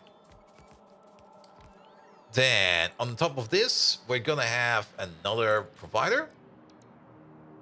Sitting over here. And on top of that, we're going to have another liquid requester. And this is going to be for whatever kind of combustible we're going to be using in our little mine over there. And then there's some forest over here. These forests need to go.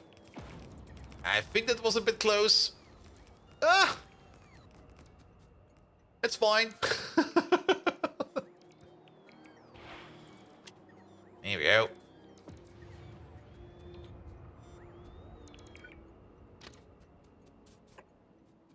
Not close enough? Nah, more than close enough. By the way, did we give Inter a shout out yet? We didn't. Guys, we got Intertooth over here. If you don't know who Intertooth is, well, then you're probably still living under the same rock as Galdog, me, and a couple other people over here who are also claiming to be living on the rocks. That's perfectly fine. Living under a rock is actually a very good idea.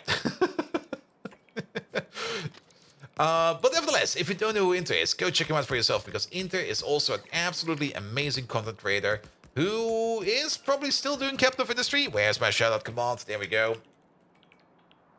Who is still doing Captain of Industry, which is also a very fun game, which I do kind of want to get back into as well, but I just don't have the time for it. Here we go. And Megatron has a phobia of Intertooth. Ooh.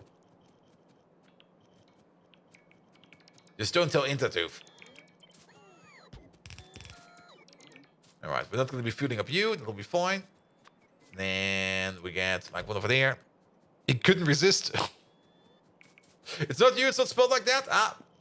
Then it will be fine. Then it will definitely be fine. Here we go. And then you over there. You over there. You over there. And then let's see if we can somehow get to the other side. Here we go. This signal over here makes no more sense whatsoever. We're going to be placing you over there. And then you over there. Here we go. Is that aligned? No, it's not. Yeah, no, it's not. No, it's aligned. Good. Alright, and then we go all the way to the other side over here, where we are still missing some signals. For this, we can just go with chain signals. Or no, not chain signals, normal signals, rail signals. And then we place you over there, so that this is more or less the same block. And technically, this one over here should be over there. Alright. And then that's all in. You are kind of missing a bit of power. There we go, you just get power this way around. Good. Alright, this place over here is where we're going to be putting down our ensemble of... Let's just copy paste them over real quick. And actually, I think we didn't even beaconize these, did we? Oh, we did. Never mind, we're doing good over here. Yeah, these lads over here. Like one over there. Let's give it a space of 3 at least. One over there. And then take the whole block like this. And let's see if we can get one more over here. Like maybe over here. That should be enough. This is most likely going to be making a heck of a load of assault. More than we ever even need. Because I'm also pretty sure that each one of these is already pumping out like a full belt on their own. It's fine.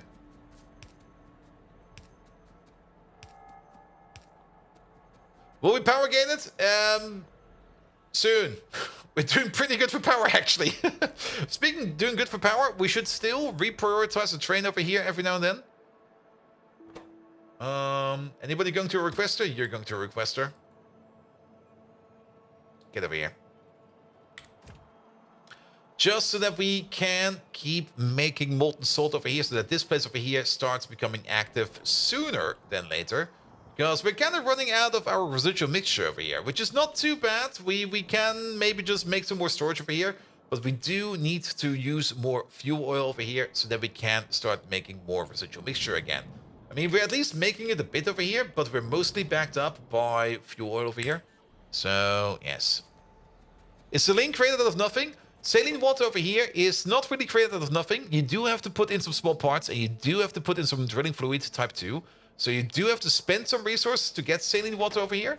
But you will kind of notice that the drilling fluid type 2 is not too expensive to make. It's actually kind of cheap. It does require you to fuck around with some guar beans, though. And guar beans are always a bit, well... They're guar beans, what do you expect? But you can basically dig saline water out up from the ground. And of course, with a evaporator over here, you can turn that saline water straight up into salt. And we don't really want to have trains going around with saline water in them. We want to have trains going around with salt in them. That's just something we decided. So it might just be that we are evaporating the salt over here just to bring it somewhere else and turn it back into saline water. It seems a bit silly, but I don't really want to be dealing around with mixing and matching salt and saline water. So salt is going to be the basis. The basis is going to be salt. And that's going the wrong way. Here we go. Good. But we do, of course, need a couple of extra inputs for here. We do need the drilling fluid input right over here. There we go. Did we actually already get our drilling fluid? That train station should be open, so the train should be coming over sooner or later. Unless, did we maybe copy-paste that train station over in a weird way? Did we maybe just copy-paste it over as a... No, the train is coming. Where is he? He's stuck in traffic. He's right over there. Perfect. And you get one over there. And you get one over there. We can't prot mod these. We can only speed mod these, but that is perfectly fine. Oh, actually, ooh. Yeah, we're not going to power gate this, I think, because we are actually not really firing up these beacons too strong. They're only running at 2.5 megawatts, which is basically nothing, which will give us like a 40% crafting speed bonus over here. I think that's fine. Now, on the other side, how many small parts do we need to push in over here? We need to put in 0.4 per second. No, wait. 0.8 per second. No, 0.4. I can calculate. 0.4 per second per crafting speed. So we got a total crafting speed of 8 times 2.6. That's basically 24 if we are very bad at math. We can maybe go for 25. If we're using really, really terrible math, it's 10 small parts per second. That's how many small parts we need. There we go. There we go. Just use bad mathematics. As long as you approximate it and you don't go over or you don't overestimate it, but at most underestimate it, you're gonna be fine.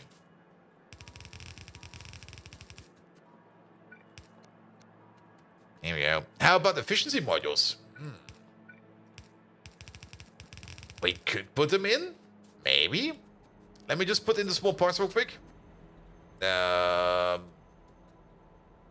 I guess they will be over here then.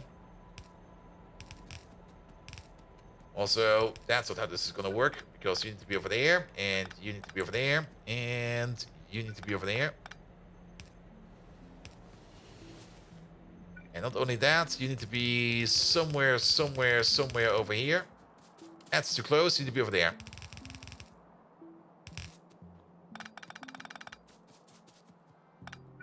There we go. Alright, you over there. Whatever this name is, you're gonna be small parts. Please submit all the small parts over here. Yeah, he's coming over. Perfect. Alright, we got the liquid over here, which is not connected yet, and the small parts. I mean, we could put in efficiency modules over here. These buildings over here really do not consume that much power. Like, overall, it would be more expensive to make more efficiency modules to put them into here than not putting efficiency modules into here. I mean, this one over here does cost 6 megawatts. But, yeah, we don't really want to be spending efficiency modules on these. Here we go. Here we go. Alright. Yeah, I've not forgotten about the inserters. Good, good, good. Can we put purples in here? No, only speed. I mean, if we compare speeds over here, it's 115 per second over here. And you over here, you make 100 per second. We could actually think about making these a little bit faster. Now this is... You make 100, you make you need 115. So you need to be 15% faster than this thing over there. Base is 2.8, so that's 0.8 over there. That's definitely now going faster than 10% faster. But then at least these over here will be running at full speed. Are there purple circuits? Yes, they are. They are. Well, there's a whole bunch of circuits actually. I mean, or you mean circuits? Purple circuits. Now these are modules. There's definitely purple circuits. I mean, if you go into the circuit category over here, you got like your green, you got your red, you got your blues over here, and then the purple circuits are the intelligent units over here. Those are technically the purple circuits. Mostly because if you look at the recipe, they require the blue circuits over here, and they also require a whole bunch of other stuff over here, and they also made it the chip shooter. So these are your purple circuits. But you also got a whole bunch of intermediate and weird circuits as well. In the alternative energy tab over here, you got the electronics mark 1, 2, 3, and 4, which are usually indirectly made out of circuits because they require the same kind of circuit parts, but are just different enough. That's the control panel. Yeah, electronics mark 4, for example. Electronics mark 4 over here require like the same printed circuit substrate tier 4 as the tier 4 circuits, but they also require like nano chips and stuff like that. But then usually they require some lesser components on this as well, but it could just also be that this thing over here is also just eating purple circuits, which most likely it is. At least that's the same for Electronics Mark 3. And Popcatter, hello there! Welcome, welcome, welcome! And yeah, the factory is growing very well. I mean, if you can see the UPS over here, you can definitely tell the factory is growing. And things are kind of slow. We need that PC upgrade.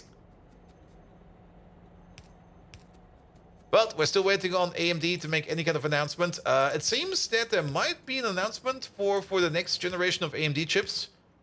Coming, maybe, in a week or two. Probably in 2 weeks. Because there seems to be like a big CPU component exposition happening not too far from now. And they might announce something over there. But yeah, look at all this salt. We're just digging it up from the ground.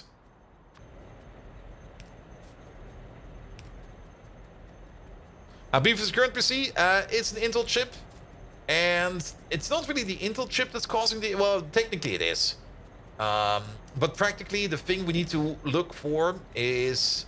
Well, faster CPU is always good to have, but we need to look for faster memory speed. The memory speed is currently the one thing that is blocking us the most. And I don't think I can get faster memory speeds for my current CPU. Maybe I could, but I don't really care, to be perfectly honest, because it's already been like 2.5 years since the last PC upgrade. It's about time for a new one. Alright, salt provider. Also, for tax reasons, it's a good idea to get a new PC upgrade. The Computex, the Acer computer counterpart of the no longer existing seaweed. Ah, yeah, that thing. And make sure that your mobile is respecting the Intel power limits. Yeah, that should be fine. That should be fine. I mean, I got this PC already like 2.5 years. If it's not exploded now, it will never explode.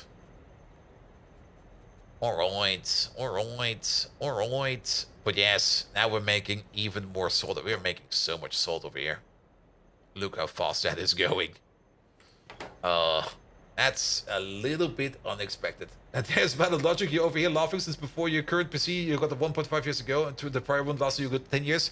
In my cellar, I still got standing, like my old PCs that I've converted into servers or for other tasks.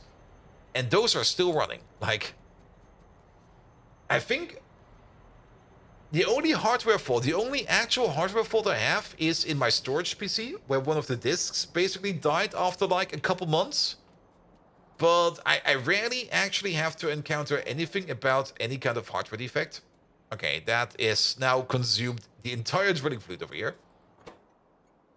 And the next train is already coming over, though he does take a while to get over there. And there are multiple mobile makers that are overpowering the CPUs by default in the interest of overclocking. Yeah, I do know that. Also, the last time I did the PC upgrade, I didn't really put in any research at all. I just like clicked on components and bought stuff from the shelf. This time around, we're definitely going to be putting in some research. This time around, we're definitely going to be going around and going and be like, okay, is this a good thing to buy or not? Alright, alright. Yeah, that's fine, that's fine, that's fine, that's fine. I definitely need to look into turning the old ones into a server of some sort, debating if it's headless or not. Yeah, all my servers are headless. Though I think one of those servers I've already like retired entirely. I had like the old storage server, which is no longer needed, as that thing has been upgraded into the new storage server. I think it's off. I'm actually not quite sure if it's off or not. I should maybe check if it's still running.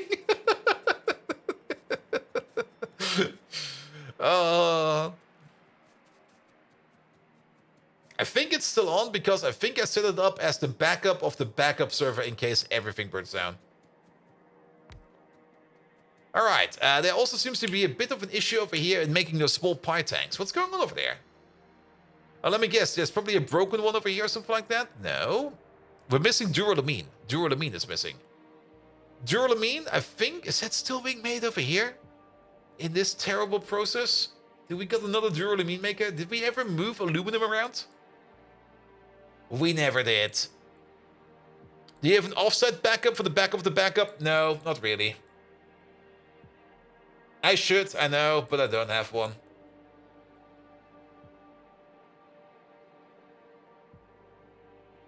Here we go, here we go. Duralumin. So let's go back to you. So duralumin seems to be broken. Duralumin is mostly broken because it's missing aluminum.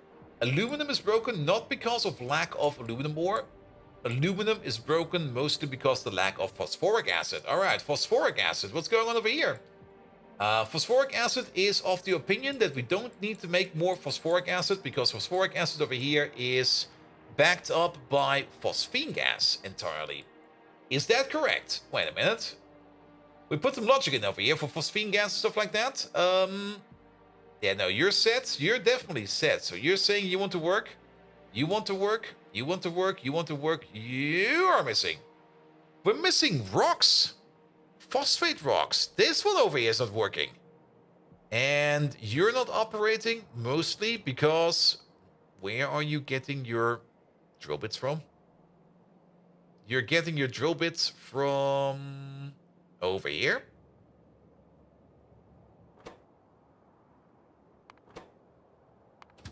And you're oh, did we fuck you over somehow? Yeah, we did. He's not too far away. He's just north of us. You also have one failed HDD, 800 bad sectors after nearly 11 years of service, and of course you burnt your GPU, the last PC, but the anti-hardware was very reliable. Yeah. I mean, your hardware will most likely only fail on you if you actually start to fuck around with it and you actively try to overclock it. And most of the time, even though it might be fine, it will probably not be fine. Here we go. You just drop that in there and drop that in there. Alright, so yeah, he probably has to do some rounds over here because there's probably a couple of things over here now empty of drill bits. So that's gonna take some time.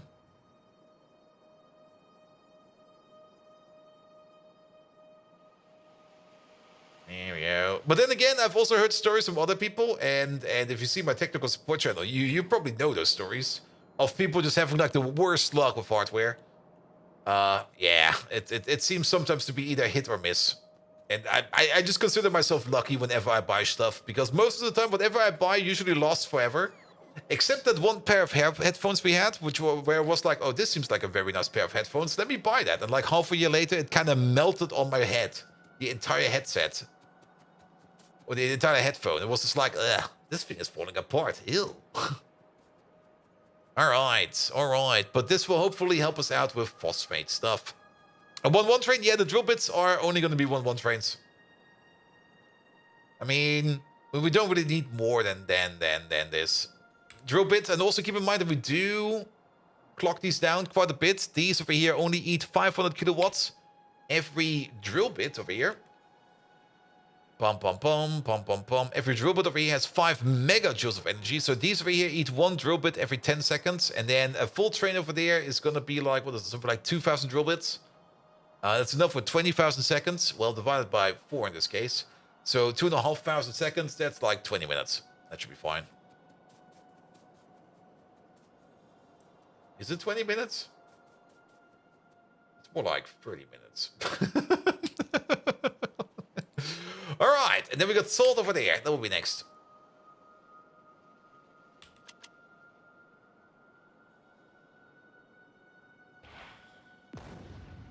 Here we go.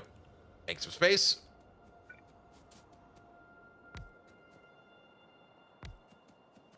You over there, you over there, and you over there. Good. Then let's put some balance on them. You go into a chest first, and then from the chest we pull you out via a loader. It's going to be exactly two red belts, so that'll be fine. We could technically use... Yeah, it'll be fine. We could technically use yellow loaders over here, but No, actually, wait a minute. It's 5 belts, but it's definitely going to be 5 belts into 2 belts. That's going to be a bit messy, but that'll be fine. Actually, if you think about it, it's...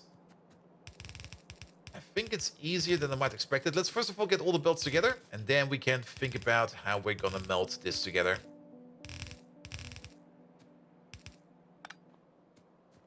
Here we go. So we could just shuffle everything to the top over here. And then we get you in over there. Or wait a minute, just do it like this. Just don't overthink it, Bolt. The only thing we want to have over here is going to be you over here. These two come together. I am overthinking it again, but trust me, I don't know what I'm doing. That should do the trick. Wait a minute, that's horrible. That's bullshit. That's the worst bullshit I ever came up with.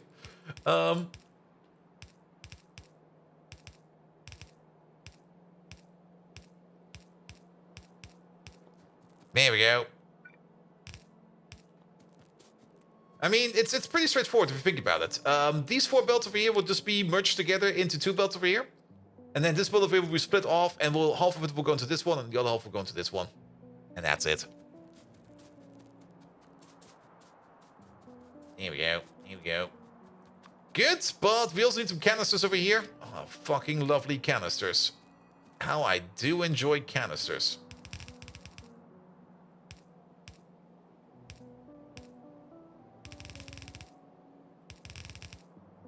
Not like this.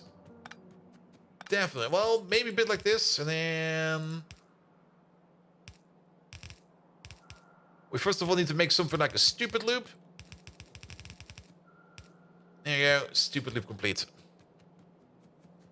And then we need a place over here where we have a barrel machine where we just switch out the canisters again. Let's maybe put you over there. And then it's going to be pretty straightforward. You like this, you like that. Have a priority over here on this side for the canister.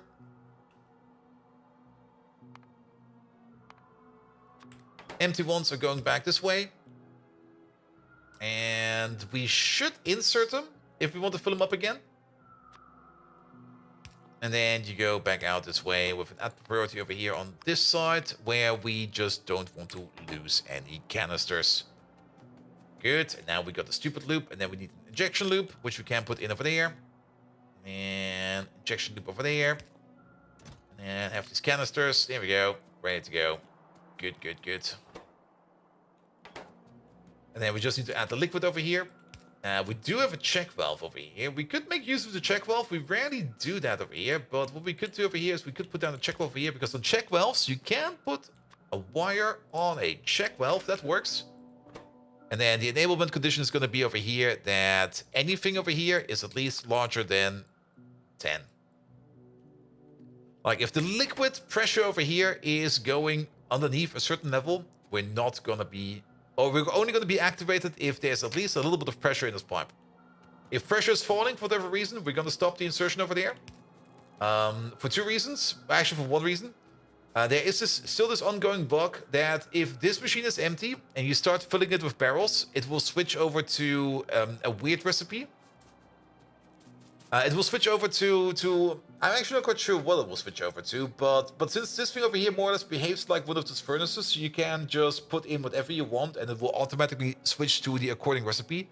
If this thing is empty and you fill it all up with barrels, it will not switch over to the liquid crafting recipe once you provide it again with liquids over here. And I'm pretty sure the reason for that is that these buildings over here only trigger on items, they do not trigger on liquids. So, yeah, that's a thing you need to keep in mind. So, if the liquid is too slow over there, wasn't it switching to water filling? No, I'm pretty sure it's just switching to empty recipes. Maybe somebody else knows the exact details, but yeah. Just keep that in mind, and you'll be fine. That's a little bit too much. That's also a little bit too much. Alright, and then we're gonna have another salt outpost. So we got double salt solution. That's definitely the better solution over here. 1 salt solution over here for making salt, and 1 salt solution over here for mining salt. And there we go. Bring that home, please. Is there a lake over here? Yes, there is.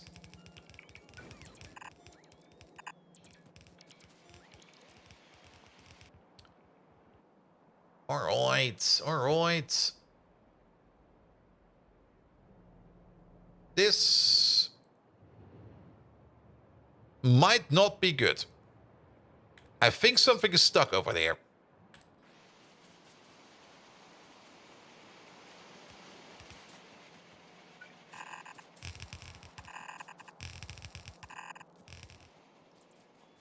Let's have a look at you real quick. It's probably like a piece of...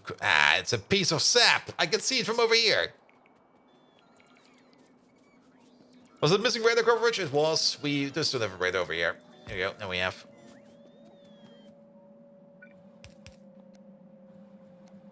Here we go.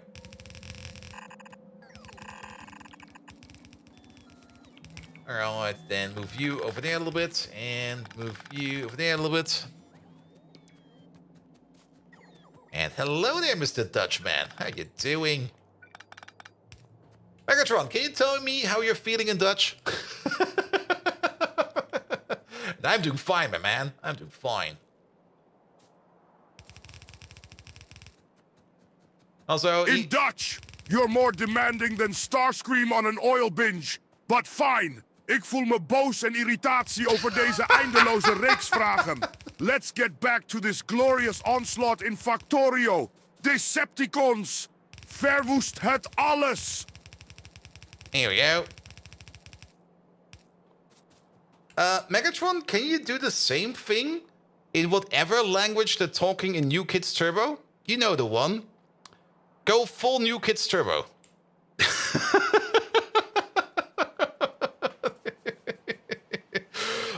What is that? It's not Flemish what they're doing.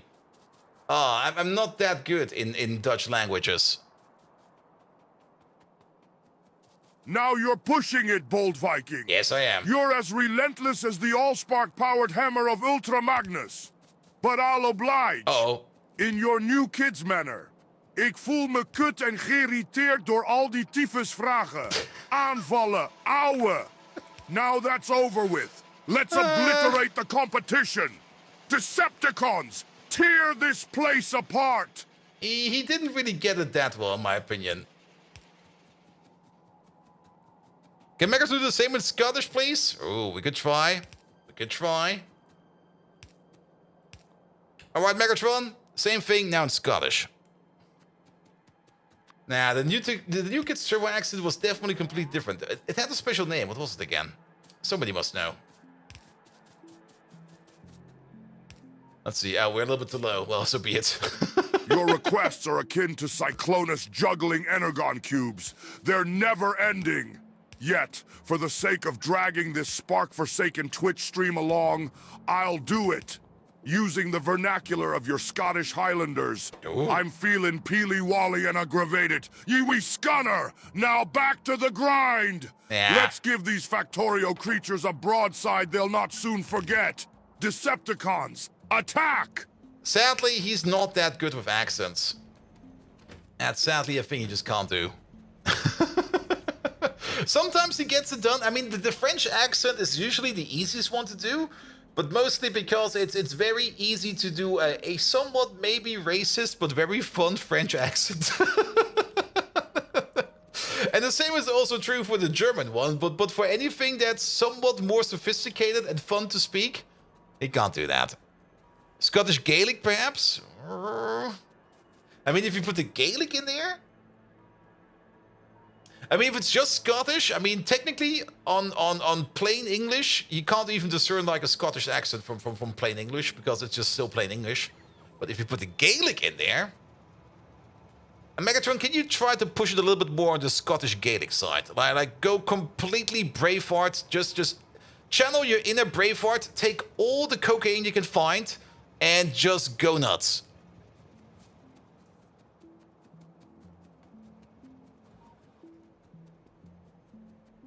Here we go, here we go. But yeah, we're still waiting on the tanks over here. But that should be fine.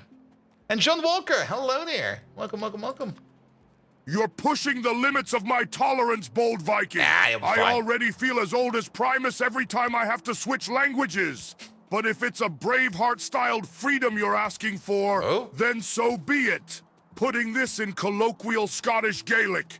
The mia fein skeith is mia strelais na kaistian ud. Even in this ancient tongue, the message of rage is clear. Better than the time I outsmarted the Autobots in the Battle of Autobot City. Now enough with these questions. Decepticons, rise up! Not quite sure if it was rage or just him having a stroke, but... Sure, I'll take it.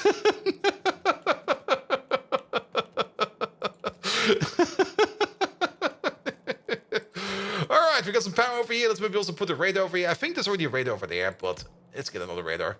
And then we need an input and an output. The output over here, we're definitely going to be whitelisting over here the canisters, which I hope are... Okay, we're scrolling a bit far, but they should be right... Where's the empty canisters? I would either expect them over here or over there, the same way they're doing the barrels. Actually, for the barrels, the empty barrels are right at... Okay, did Pi fuck this up again? There they are. What the fuck, man? What the fuck? There we go.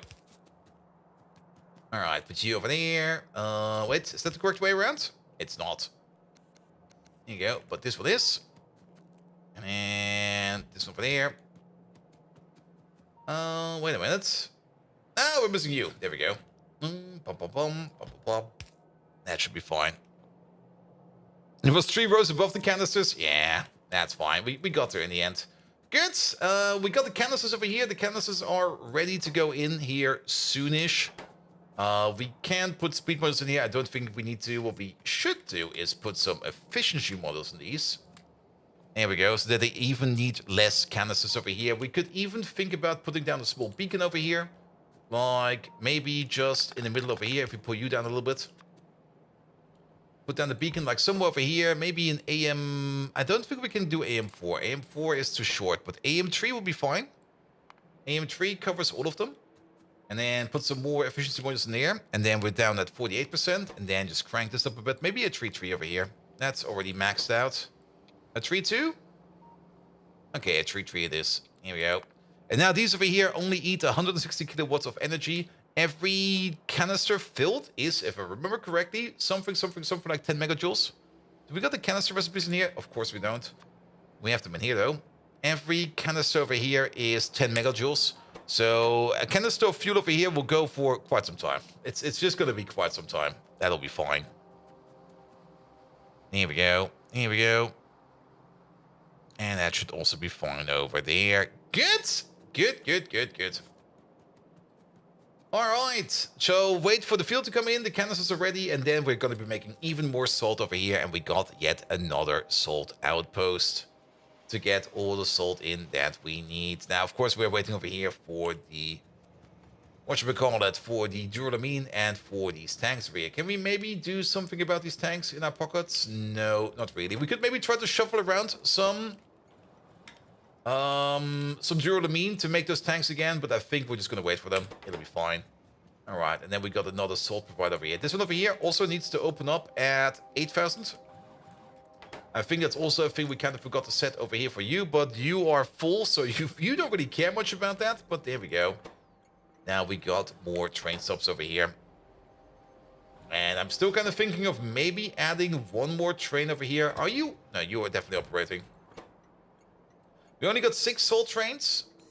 And you're going to a requester. Let's maybe also reprioritize you one more time.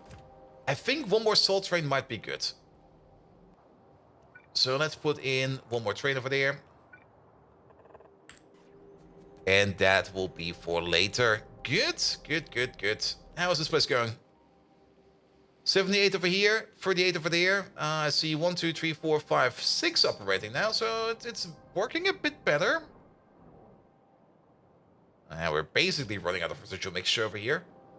And we don't really see this up. Every now and then we see it operating over here.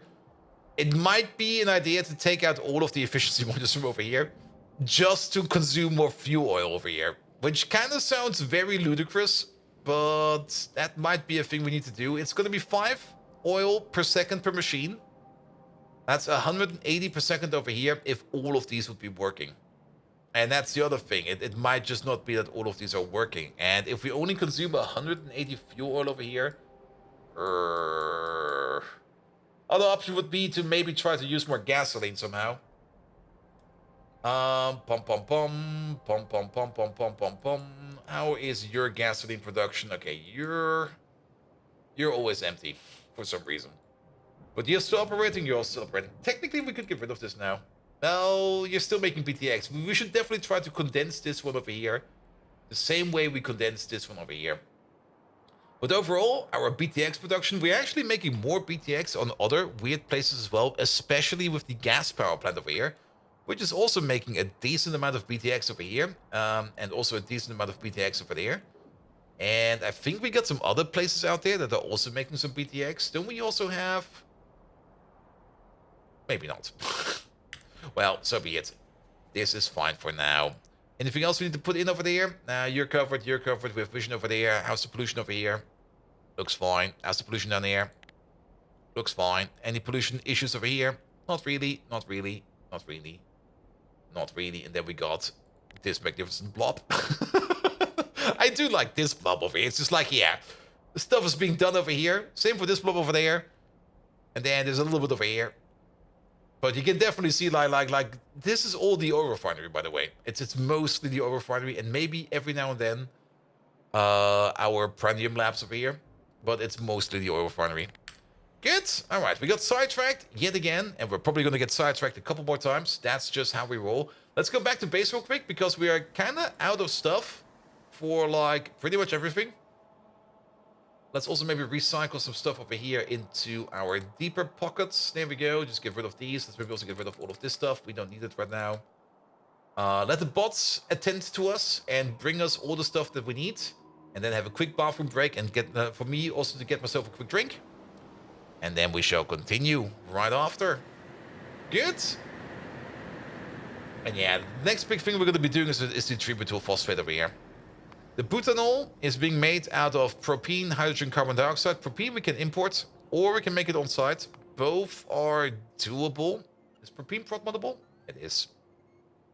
We definitely are exporting propene somewhere, and it's more or less a one-to-one conversion. Is this prod-moddable? It's not. Butanol is also required in Fento something, something, something, something, something, which is required in ammonio aptus. It's required in aptus. Which is later on required in biofats, which is something we get in production science. So we might also want to export that as well. Either way, quick bathroom break. I'll be right back. I'm just going to stand over here for a second and activate my pocket bots real quick. There we go. So that the bots, I can already see like a big batch of bots coming over there. There they are. Lop. And I'll be right back.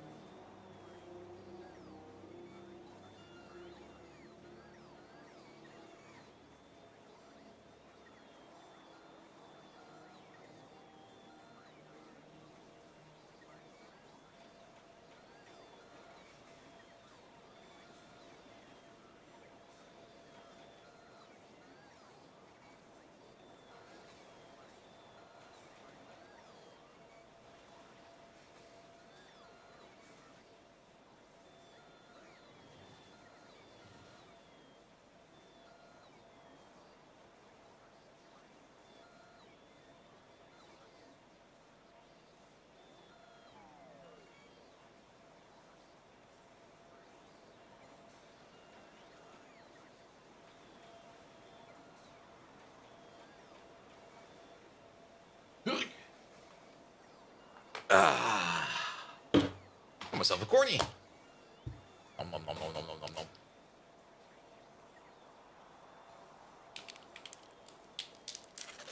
Here we go. Ah. Mmm. Mmm. Mmm. Mmm. Mmm. Mmm.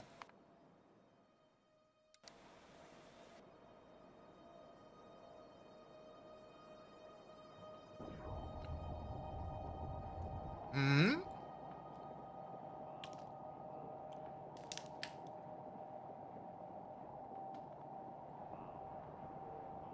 Mm-hmm.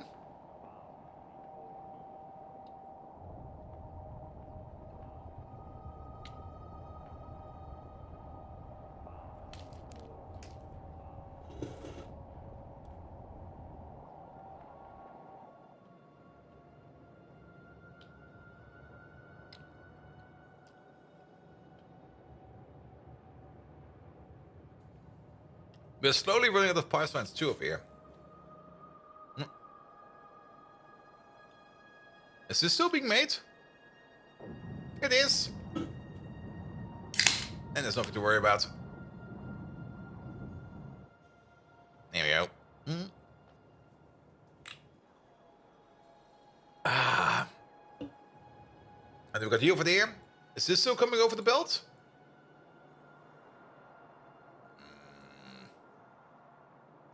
I thought for sure we saw it working just now. Let's check again. Oh, maybe not. Why is it off? Because you are missing the fourth component, which is these thingamabobs over here.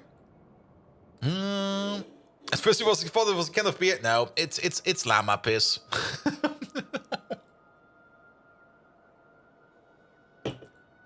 We're missing these lads over here. We got a lot of these lads over here. What we need to do over here is to do something like... Let's do that via remote real quick. You over there, limit you to a couple stacks. Like, this should be enough. Put an insert on top. There we go. Copy paste it over. And plonk you down, like right over there. That'll be fine. Done. Alright, alright. We're still waiting for some... It's yellow, but we got 200.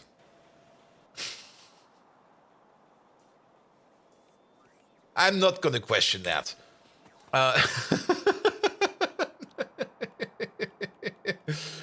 Alright, but we're still waiting on the duralumin over here. For the duralumin, we need to wait on the phosphate rock. For the phosphate rock, we need to wait on this little train over here, which is this little train over here, which is currently running around and still going from provider to provider, providing them with drill bits. There's probably a bit of a backlog we need to go through. Sorry about that. So we have to wait on that. Good. Then we can still reprioritize the occasional salt train over there. They're all going to providers, so there's nothing much to do over here. But what we can do over there is, well, you're in the darkness. Let's wait for a second. There you are. Copy paste you over. And paste you over there. And off you go. Good. And that's the additional salt train we wanted.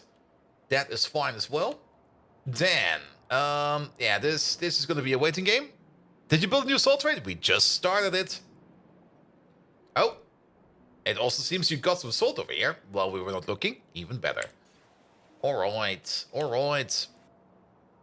Then, yeah, the tributyl phosphate will probably be next. Pyridine, let's have another look at this one. Pyridine is only required for tributyl phosphate. So that will be part of the build. The acetyl was only required for this, so that will be part of the build. The titanium dioxide is... At some point in time, we need it for the zinc oxide nanoparticles. We can make it as part of the build and export this once we think we don't need it no more. So that'll be fine. And then the titanium oxide... the titanium oxide is that. So the titanium oxide will be part of the build to make this stuff over here, to make the next level stuff, etc, etc, etc. Alright. And now we need the place over here. Oh, we were preparing this area. I remember. We were working on a part for that. Let's pick up some landfill, because I think we need to get some more landfill. And then we're just going to start building over there. And then hopefully we get the tributyl phosphate done as soon as possible. The tributyl phosphate also requires phosphoric acid, doesn't it? Yeah. We're currently out of that. So, yeah, it will probably take a while before this starts off. Unless we try to reprioritize the other train. Especially the drill bits train. Maybe we can spot them and just move them around. And how much do we have over here? 21,000. We don't need that much. But let's pick up like a little bit. There we go. So hear me out. What about a complete restart? Sounds fun in your opinion? Just kidding. If you're going to be sitting over here for another 2.5 years, no.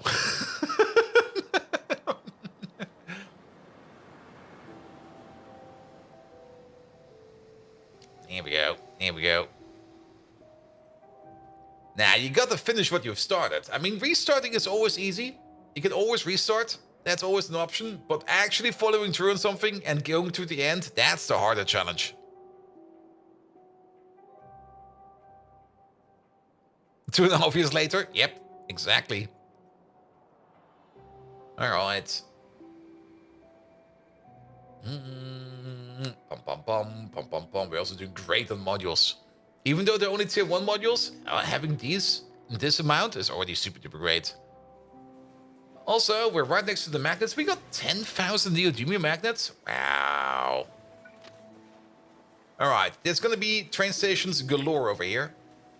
And Oshi is delicious. Hello there. Did you see Dosh's video on Cubitron overhaul mod? Looks like something will be interesting off the pie, of course. I'm actually kind of skipping on Dosh's videos most of the time because I'm already consuming so much Factorio. I don't need more Factorio. I guess he's doing good with that, but most of the time I go like, I got my Pyanodons over here. It's already fine. All right, what do we need? We need to make the pyridine first. And for that, we need to make the acetylide. For that, we make the titanium dioxide. Titanium dioxide, we need plastic, ethanol, as well as more plastic. Oh god, the oxygen, I forgot. Oh no. Not the oxygen. The oxygen is integrated in the build, so we already have that. But we do need coal dust and titanium plate, and the chlorine over here is only going to be not really a catalyst, it's gonna be like an intermediate, more or less. A non-consumed intermediate, which technically is a catalyst. So 5 inputs. We're gonna start off with 5 inputs. And let's maybe start with the liquid requester first. Here we go, you over there. Your friend Tony asked you to say his name backwards, and you thought, like, why not? Here we go, here we go. And then we need some requesters. So we need 1 for the coal dust. There we go, that's the line. We need 1 for the titanium. We need 1 for the plastic. And we need 1 for the... That was 5, wasn't it? What's missing? Ah, fuck. Pyridine, acetylene, ethanol. We need 1 liquid requester. That's what we're missing over here. Ethanol, schnapps. That's what we need. All right. So how long is this gonna take? Actually, let's. Can we just? Yeah, we can cancel this. So we're basically on an empty research queue over here. The only thing we have left is upgrades. The only thing that's left is upgrades and this mount technology, which we don't need no more, and then upgrades. There's also some other techs over here for like more tidal power, but we're not using tidal power. Which means we're actually getting to the stage where we're gonna have to look for a turret. I still think the research upgrade might be the one we want to go for, but then again, doesn't the research turret upgrade not give us anything good? That's only for, like, improving... Where is that? It will not actually improve our laboratories. It will only improve one of the pi science recipes. By adding the passivation layer to it and stuff like that. Or adding some other weird parts to it. So actually, the research turret is not really what I want, actually. I don't want that. Of all the turrets we can research, which one of these do we really, really, really, really want? The giraffe upgrade is available. The Yadel upgrade is available. The sap upgrade is available. There's quite a bit of upgrades available for quite a lot of things. And that's also quite a bit of data to look through, which I don't really want, if possible. The compost upgrade might just be a very good general purpose upgrade because compost is always going to be needed. But we do have to take a look at a couple of these. There's, of course, going to be an AUG upgrade in there. Over here, we can feed them more sawdust. They don't care. We don't really care either. Glow shrooms. Feed your worker animals with mind-altering hallucinogenic mushrooms to the food. These drugs will prevent abnormal sleeping patterns and eating patterns will increase their productivity. They will work until they drop dead from exhaustion. Nice. But this over here is... Oh, I see. This is just another way of... It's kind of grim, actually. But how do we get a productivity bonus out of this one? But we'll increase the productivity. I don't see that in here. It's a third recipe for the Typhoon Bay. Add the Yadel to it, which you might get back. Is the productivity just going to be that maybe occasionally we will get some creature parts out of it? That feels a bit off. Or underground chambers, do extra digging to provide orcs a better environment. The extra comfort will improve the production, but will make the enclosure consumes extra power from ceiling fans and heating coils in the night. We don't really care about that. This is just a 10% productivity upgrade, where we then need to... Oh, I see. If we make this, we then get soil, sand, and stone out of it. How fun. At least for the tier 4 ones, we can get some rare earth out of it, some biomass, and some oil sand. All these orc upgrades... Don't really like them. The compost upgrades.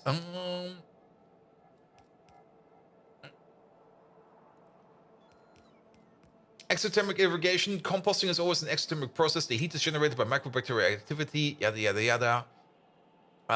This reduction is overall moisture contact would reduce in dry biomass. So... Oh, I see. This will give us a steam output if we make dried biomass. That seems kind of shit. It will increase the speed, but I don't really want that. Then there is a retrovirus cloning recipe over here for the incubator. Warning, picking this option will cause all composters to require a small amount of sweet syrup as a fluid level 0.1 per mark level. This seems like trouble. And retrovirus is really not too hard to make, so I don't really think I care about this too much. And then the worm hotel. Your composters attract thousands of burrowing worms. The biofactory is able to separate these earth dwellers from the biomass, leaving powdered compost behind. These worms are able to crush various materials more effectively. It can be done through abiotic materials. So we can turn one biomass in a biofactory into a couple of worms. We also get some powdered biomass out of that, which I think is the better recipe to do that than this one over here. Not quite sure. I'm not quite sure about the powdered biomass recipe. And then over here, 2 pieces of stone with a worm will give us 4 pieces. 2 bricks will turn into 4 stone. 2 wood into 2 tree seeds. 1 gravel into coarse fraction. This is actually not too bad if you think about it. And 5 guts into 1 poop. But overall, not really that impressive, in my opinion. What else can we research? Sponge upgrade, the microorganism mine upgrade. Now, this might be good, because the microorganism mine upgrade over here will allow us to make more incubated petri dishes. Research speed. We already maxed out on research speed, and this thing over here will not give us research speed. Well, at least I'm pretty sure we are maxed out on research speed, because the next research speed is going to be over here. Lab speed over there. Microorganism mine will allow us to make more microorganisms. Solar power, I don't give a fuck about solar. Cotton guts. Cotton guts might also be good. Let's have a look at cotton guts. And they are. Alright, 80% of the effort is only worth 20% of the result. Run those unethical experiments on your cotton guts 5 times longer before slaughtering them. In return, the research data will be slightly more valuable.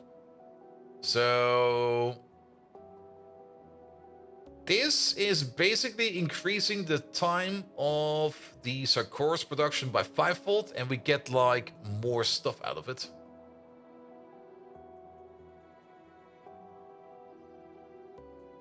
Get like a little bit more stuff out of it. Oh, we only get like 1 of the latest, it seems, out of it.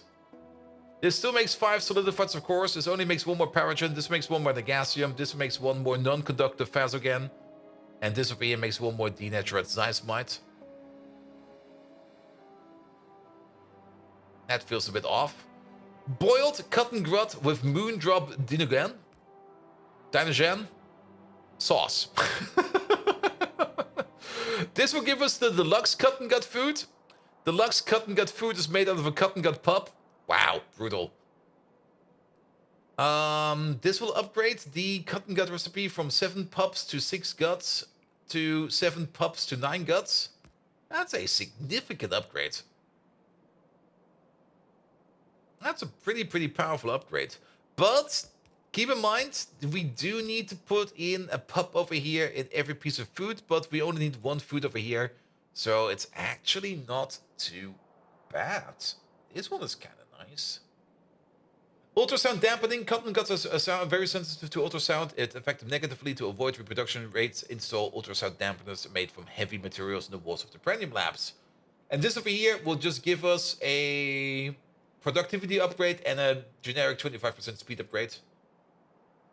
And then the dampeners over here are made out of high-grade lead, reduced aluminum, reduced silver, and high-grade quartz. Lots of it. I kind of hate this one. This one over here seems fine, actually. I mean, this one over here, this gives us a 50% increase over here. Oh, actually, more than a 50% increase. This will also reduce the crafting times for... it will reduce the crafting time, and it will increase the output. Same over here. At the cost of a cotton gut pup, tin, bones, native flora, tree seeds, moondrop, seaweed, subcritical water. The subcritical water is the only part in there that's a little bit dicey. It's one pup for 8 food. Yes, it is. So let's have a quick look at... Wait a minute, it's over here. Subcritical water. I know that the initial way of us making subcritical water is terrible. Like, the first recipe you get for this is, like, horrible. Which is biomass and pressurized water. It's actually not too bad. Also... 2 years. Incredible. As expected of an epic bearded streamer. Yes. So, I kind of noticed that TwitchCon is in, like, 4 weeks. Which means I will have to go to the barber soon. Oh, good God. Though, then again, well, I will probably not shorten it. But I will definitely tell the barber, hey, like, could you maybe just get the fluff out and just maybe get it, like, a little bit in form?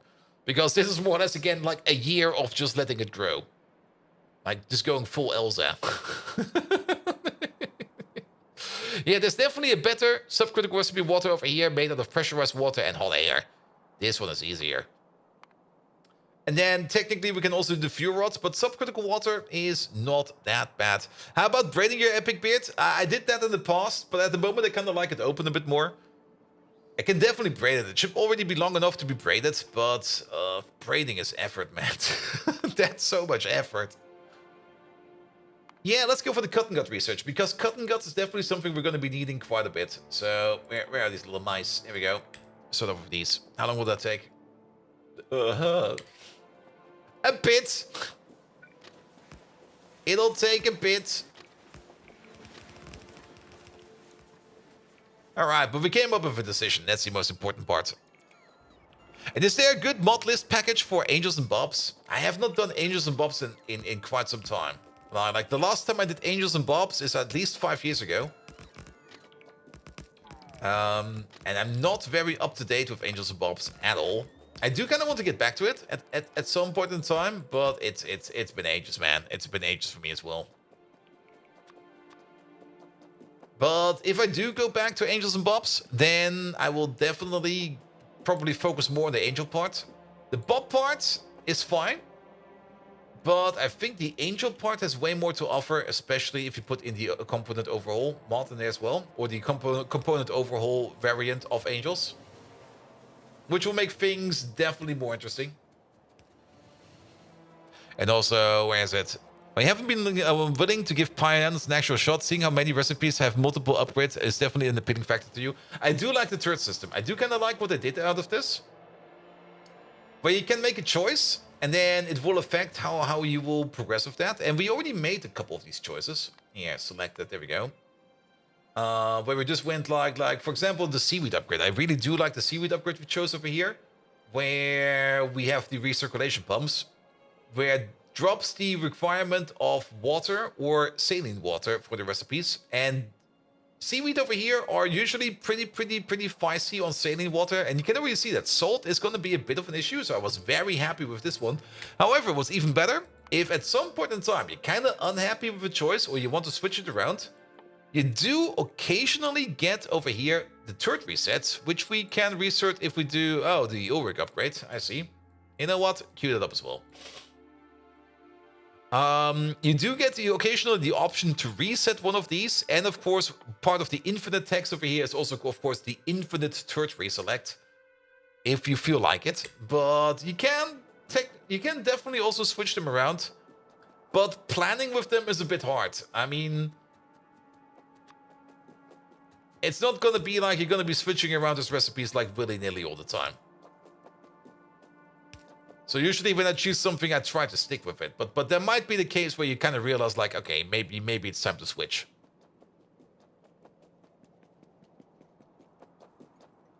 Here we go. Here we go. And then put some signals over here. Here we go. And then this whole thing over here is going to be fine. There's nothing over here yet. So let's place you like right over there. Let's also make sure that we can copy paste over the fuel. You get some... Yeah, it's fine. Well, the pole is not really that important. Important part is that these parts are in here. Good.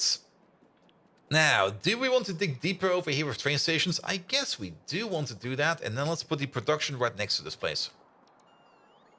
Here we go. Here we go. Alright. Move over a bit. Eh. Well, that's nudged now. And that's where we'll start flying. Doing this with the jetpack is a little bit easier.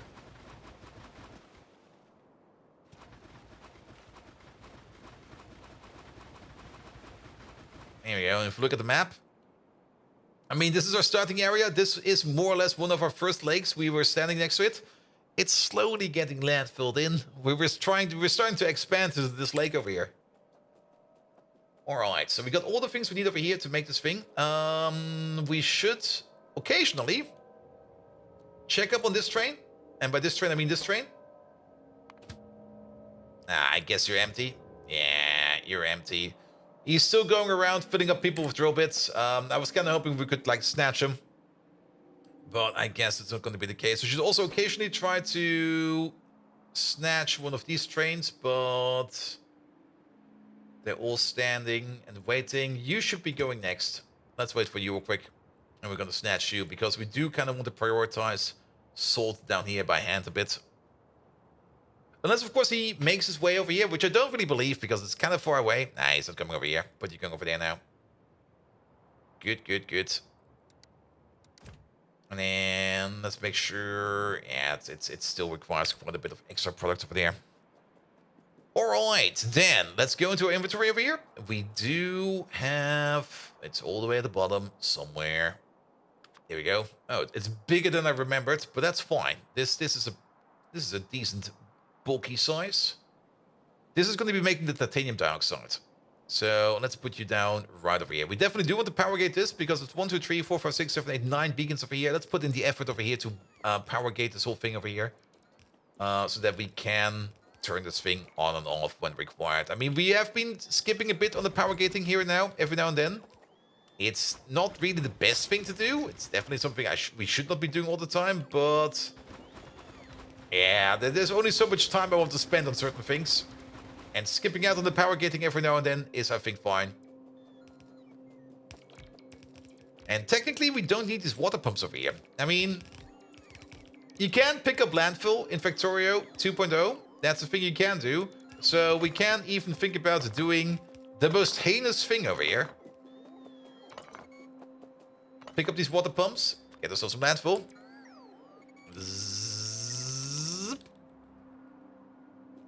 I mean, we're building this in the water, so we do have the space for it.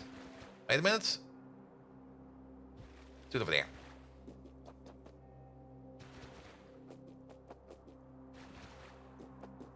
Here we go.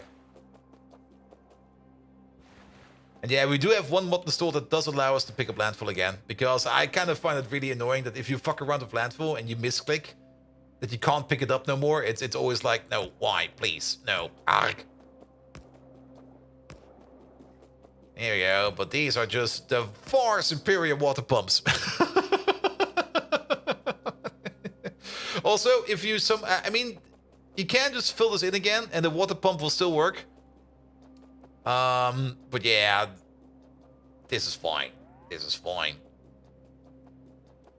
Alright, then. You're covering this at least for a bit. We do want a bit of power going behind it so that we have, like, a bit of a back pull over here.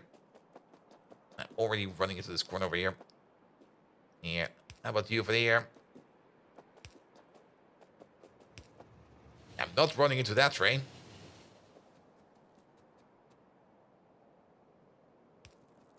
Let's try to connect over here somehow. Here we go.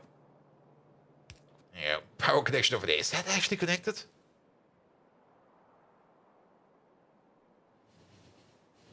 Is this a different power network? Or is a power plant is off? Wait a minute, the power plant is off. Are you off? No, you're on. Oh yes, we're definitely we're on, alright. Oh no, not again. Who's not making... Oh, you know who's not making any power properly? These lads? Yeah, these lads. Alright. We know what we need to do.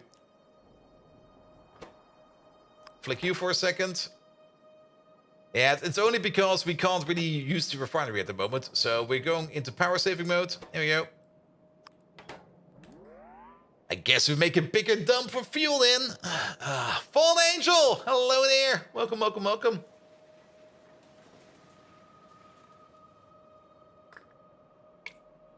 Power problems became a weak event in the save? No. Now, we already see what the issue is with the power. And the issue is that the ore refinery is currently not running. And we've burned through our backlog of power. I was kind of hoping that we could get the other part of the ore refinery running faster. That we can make more fuel and that we can just keep the coke power plant running. But sadly, that was not the case. So now we need to do the common solution. We're just going to make like a bigger energy buffer and it's going to be fine. And Toddy Master, hello there. Sorry for not being active in chat. That's perfectly fine. If you want to lurk, always lurk. Just want to say thanks for being awesome streamer. Nice. Nice. Megatron, I'm an awesome streamer. Keep up the good work. You awesome baits and have a pleasure to watch you. Where you love to. Reading is hard. God damn it. Toddy Master, thank you.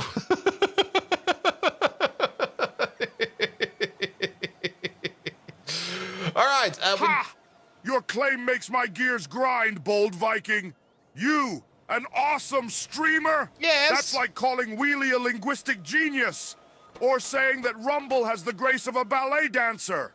Yet, your bumbling efforts to keep this Twitch.tv stream afloat is reminiscent of the unpredictability of a cluster tech explosion. Oh, yes. And the chaos is somewhat amusing. So rejoice! In the warped mirror of my expectations, you might just pass as tolerable. Now less chit-chat, more pew-pew. Decepticons, attack! All right, pew-pew it is. All right, where's the ore refinery? I mean, more pew-pew is always good. I mean, pew-pew is always fun. Yeah, the ore refinery is fine. But yeah, that's the issue. This stuff is empty. And this stuff is empty. That also means that this stuff is empty. And because we're backed up over here, and we're not backed up over here, but we're backed up over here, we're currently just not making more residual mixture. So, we're just gonna make this into a bigger fuel dump. Pretty easy. And we're just gonna copy paste this whole thing over like this. And then it's gonna be like 1, 2, 3.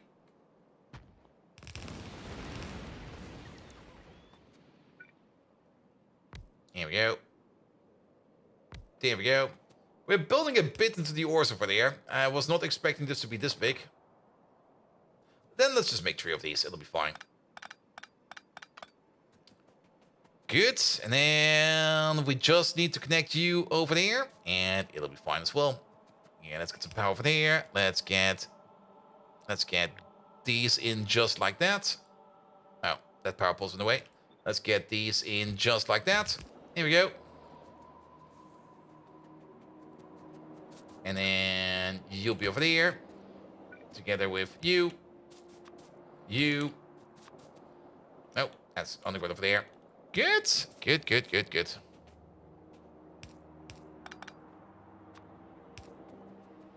And just flush it all over.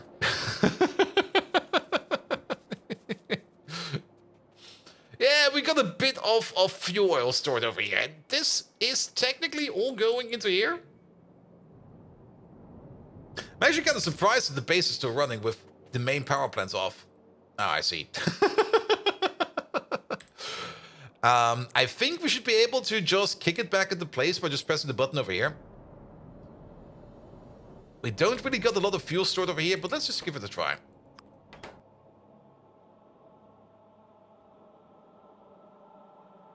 How? What?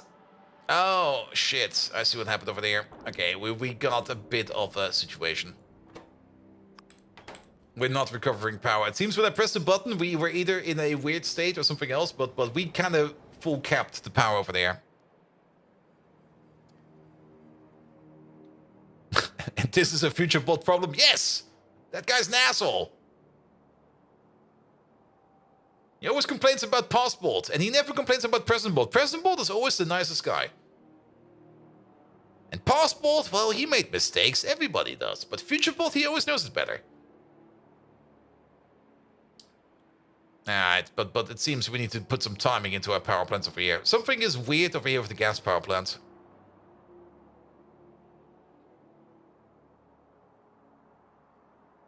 Yeah. And use speed modules instead? Speed modules. You mean for the power plant? We could. I'm still kind of thinking of picking out or pulling out the efficiency modules. I would rather do that, but then again, as soon as that thing over there is working correctly, we should be fine. Because keep in mind, if the new power plant or the additional power plant over there is running 24/7, then it's also making power. And if then residual mixture is backing up or running empty, then we don't care because we've got the other power plant. And Chimerian Hydra, hello! In full caps, how you doing? Welcome. All right, click the button over here. What did we miss over here? Oh, nothing is working over here. Oh, are you missing gasoline? Yeah, you're missing gasoline. And you know why you know why this whole thing broke over here? Because I was being like silly and I thought to myself, yeah, you know what? Let's wait for these things over here to come in. Yeah. We need gasoline for the gas power plant. Get over here, mate. And you know what? This thing over here, we're gonna turn you off for now. We're gonna turn you on once these things are back in.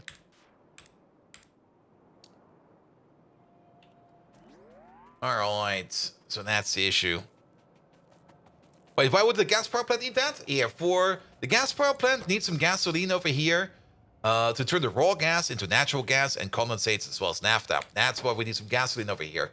And then the raw gas, the natural gas over here, no, the condensates over here will be turned to the refined natural gas and PTX. And gasoline for the power plant that burns fuel to make power? Madness. Yeah, I'm actually not quite sure why there's... Well, it's a gas-water shift again over here, where you more or less...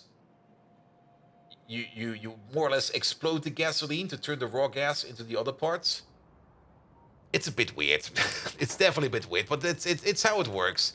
But for a compressor, you would rather think that you would be turning the raw gas maybe into liquid raw gas, and then maybe from there you try to do it into something else.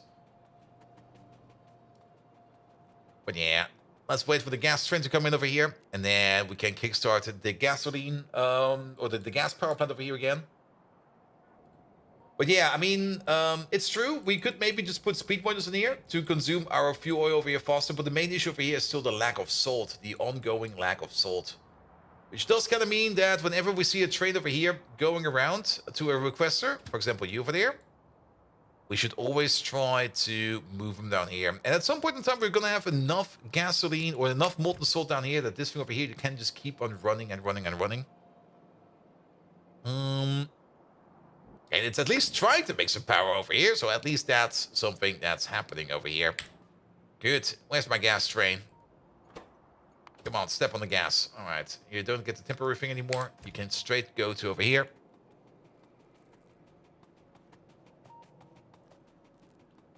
And Dragon Graffiti Artist. Ooh. All right. There should be enough power in the air to at least get the gas in over here. There we go.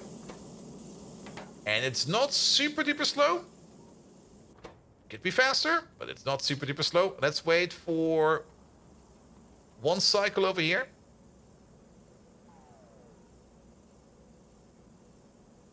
And then we isolate you.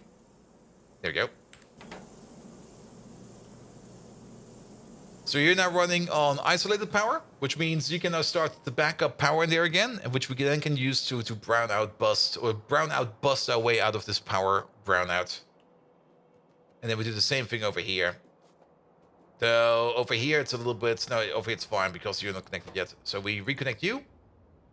That means you're starting to operate, and we wait just for a little bit of gasoline over here to come back in. Not gasoline, but like pressurized steam. Seem to be working. Have to wait for the symbol to appear. There we go. And then we isolate you as well. Good. And then you over there. We're also just gonna isolate you. There we go. Good. But over here there seems to be a different issue. Output full? No, that's fine. Wait, did we somehow manage to... We did, didn't we?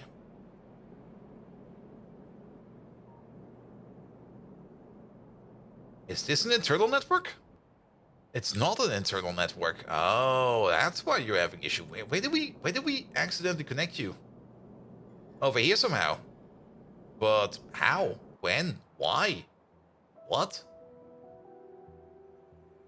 Did we add something stupid over here?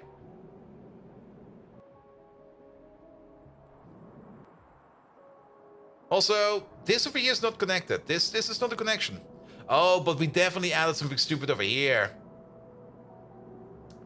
We were probably not careful over here. This one, there. There it is. There it is. There it is. This connection over here is no good.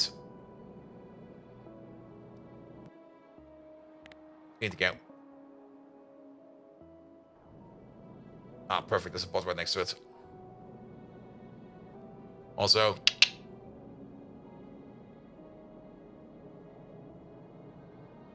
It's this connection over here. And now it should be isolated again. Okay, maybe not. No, wait. Now it's isolated. It kind of helps if you press the button, you know? That definitely helps. Yeah, now you can sit over here for a bit and just make a little bit of extra pressure over here. Though I don't really think we need that much. First time we've seen the power switch being useful in the actual game. It's kind of useful to power gate or to actually put a gate over here on your power plants. Especially so that you can like prepare over here a bit of extra steam. Like we have over here. And a bit of extra steam like we have over here. To bust your way through a brownout. But I think we're already fine. I think we can already like open up this one again. And I think we can also already open up this one again. As well as this one. And we're fine again. At least for now. Good. But that also means that you over here are making coke again. So we just have to wait for this line of coke over here to reach all of the power plants over here. And once all of these are working again, and once all of these are working again, we should be fine. Same is true all the way over here for this part over here. We kind of need to wait for all of this coke over here to get to the power plants again. And then we should be fine over here as well. Can you automate the power plant isolation? The problem is that the moment I automate that, I can't click the button by hand anymore. Then again, we could just put a bypass switch next to it. We could put an alarm in, but to be perfectly honest, it's usually quite obviously when we're running into power issues because the whole base place goes dark. I find that enough automation. It's enough automation in my opinion. Like just let it fail. The more, the more automation you put in to try to mitigate an error, the longer it will stay in some kind of undead state. I would rather it just die immediately and just go like, I died, than just going like, I'm going terrible. Please, get a shotgun and shoot me in the face. The way you do it is to prioritize powering the power plant first? Yes. That's the way to do it. We could, of course, try to put in something over here in the power plant over here so that we can give it like some internal power. We actually did that a little bit over here with these things over here with the hots, so that we can run these over here as well. That's definitely also a way you could do it. There's a couple of ways to do it. However, it could just be that if you try to mitigate or try to isolate the issue for as long as possible, it could be that you then just don't notice the actual issue that's happening, and you might just drive yourself into a corner where you can't recover from. I would rather have the entire base over here immediately signaling me that power is flickering everywhere, and things just dying hard, and just me going over here real quick and clicking the switches, than having something over here controlling the switches, because, yeah, we actually tried that in the past. It was kind of mediocre. Where's that thing? Where's the atomic clock? There it is. And the atomic clock did activate, by the way. Yeah. And you used to completely isolate your power plant networks, leave a turbine inside for the power itself. Yeah, we did that in the past as well. We had them brownout protected. But I kind of like this way, because here, you see we had some power issues? Press the switches, wait for it to recover, fix the issue, turn it on again, you're done. And to be perfectly honest, there will always be power issues. It's not going to be like we're not going to be running into power issues at any point in time anymore. There's always going to be power issues. Always. Always. There's no magic fairy going around like, power issues are gone now. No. No. The longer everything goes according to plan, the bigger the impending disaster. Very true. Very true. Nuclear power when? After we get to Pi Science 3. Because it's not worth it to do it before. Mainly because we need Kaito-san for nuclear power. I mean, we do have the preparation in store already. We've already got like the hexafluoride oscillation over here. But to actually run uranium power, we need lithium. A lithium requires coated casings. And coated casings, where the fuck are they? Over here. Requires advanced coating. Every piece of advanced coating requires 5 Kaito-san. Kaito-san is made exclusively out of dingrits and dingrit spikes, and dingrit production is not stable yet because we just can't really get too many of these alloy seeds in. We do have some over here, but alloy seeds are pretty much a bottleneck over here. Dingrit production is a bottleneck, as well as dingrit spike production is a bottleneck, and everything that we're making over here in terms of Kaito-san is currently going into things that we need for science. Because we just can't sustain nuclear power, in my opinion, at this moment in time. We could maybe try to just store stuff in a corner and bypass it later or process it later. That could definitely work. That's maybe a way we could do it. But to be perfectly honest, we still got this entire power plant over here to balance out and to fix up. And that over there is going to be making more than enough power. And the only reason why power flickered right now is because we've kind of hoped that we would be getting this thing over here online faster. As soon as this thing over here is getting enough salt in over here, I mean, this part over here, even if we can't process the fuel oil or the fuel oil fast enough, this power plant over here is already making twice the power than this thing over here is making.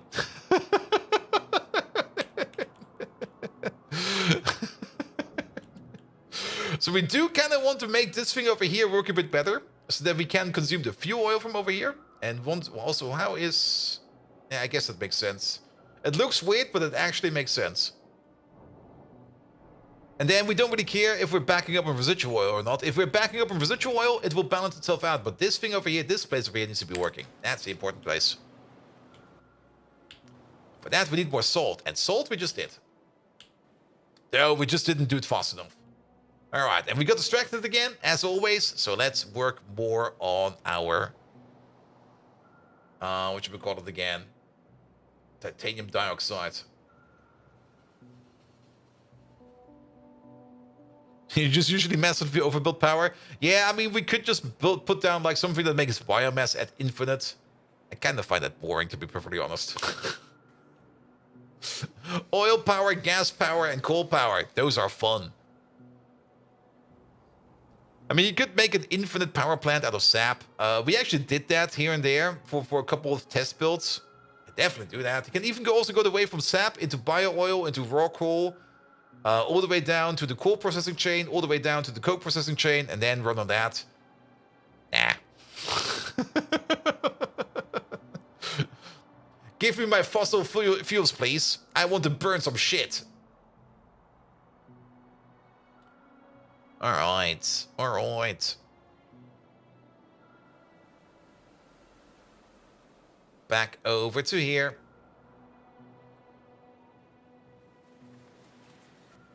Good. And we still need the back part for this thing.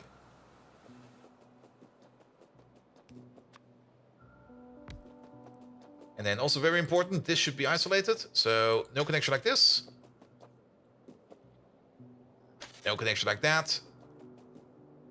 And no connection like this. Perfect. It's now isolated. Excellent. We're still missing some parts, but those parts will be coming once this beacon over here has enough power. And then prot mods. Prot mods. No prot mods, only speed. That's fine. We could super speed these, but to be perfectly honest, I don't really find it a good idea to put too many speed modules in these over here, because speed modules are also kind of expensive. Also, we still need... Okay, where is that drill train? That's also an actual issue we have over here. This land over there. You're still sitting over there. Oh, don't tell me that we have a catch-22 over here. How do we make drill bits? Is there duralumin in our drill bits? That would be terrible. Uh-oh. Uh-oh. There is this recipe over here. Stainless steel, titanium plate, and niobium plate. We can also make them out of silicon carbide. Which recipe are we rocking over here? We're rocking the we're rocking the aluminum recipe over here. Yeah, we're not gonna make drill bits. That's a good question. Catch-22. We need drill bits to make the phosphate rock, to make the aluminum, to make the drill bits. Yeah, that's not gonna work. Good thing is we got some alternative recipes, and we might just want to switch up the drill bit recipe.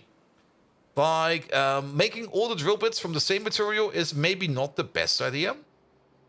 Though, let's have a look here. I think we're rocking this recipe over here, the chromium, the steel, and the aluminum.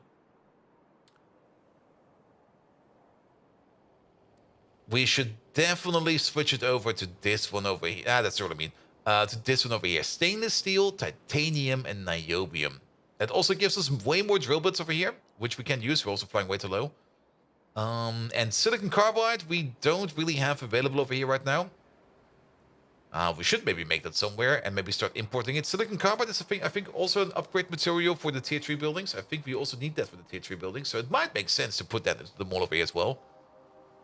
Pom pom pom pom pom pom. But the drill bits over here. There they are. You. Yeah, don't make it out of aluminum. Do it out of this stuff. This stuff we should have. Loads of it. Though, isn't aluminum also in stainless steel? Actually, it shouldn't. Aluminum should not be in stainless steel, but at least in actual steel. But let's check the recipe real quick. Maybe we're missing something. It should not be, yes. But then again, this is Pyanodons, so let's double check real quick. Molten stainless over here, and molten stainless is made of niobium, copper, nickel, phosphate, ferrochrome, cobalt, extracted sulfur. Yeah, it's not in there. And nuclear power is green power now in Europe. Nuclear power is pretty green. There's no pollution. And there's only a bit of radioactivity, but you can just, like, dig that back underground. I mean, if you think about it, it's just more advanced composting. You take something from the ground, you turn it into power, and you put it back into the ground. That's compost, right?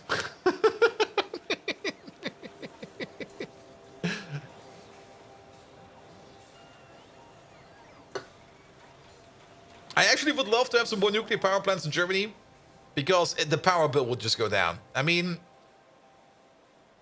what's the current power price in kilowatts in France?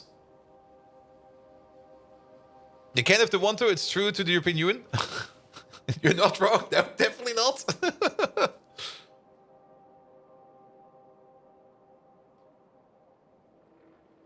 Here we go. Here we go.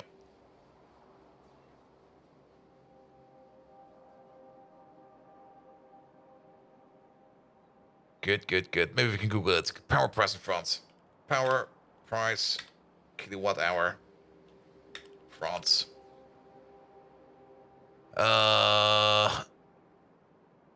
What is that unit? 86.75? Is that per kilowatt? What the fuck is this? That's actual price. Wait, that's for the power market. I don't want to buy power. I want to know how much we pay for a kilowatt hour.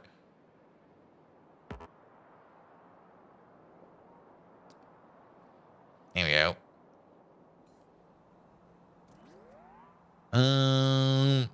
Electricity prices in France. How about this one over there? This is not telling me anything. That's all over the place.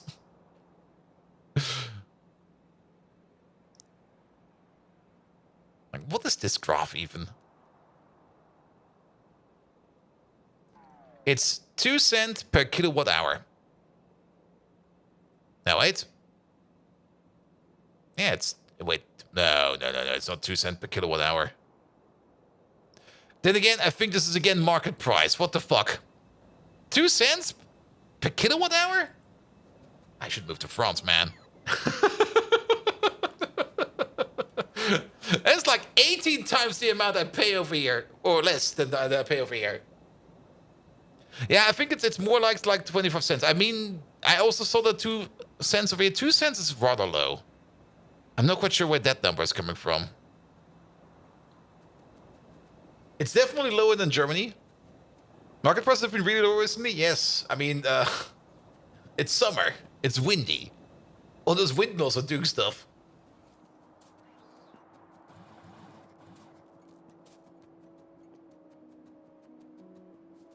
Here we go. The average electricity rate in the US currently is about 16 cents per kilowatt hour, depending on the state. That's still super cheap. Like here in Germany, it's like 30 cents. 35 even. I just go like, excuse me. Why? Can we please put some more nuclear power plants down? It's getting expensive over here. Yeah, 25 cents for the main power for the customer. Yeah, that sounds more correct.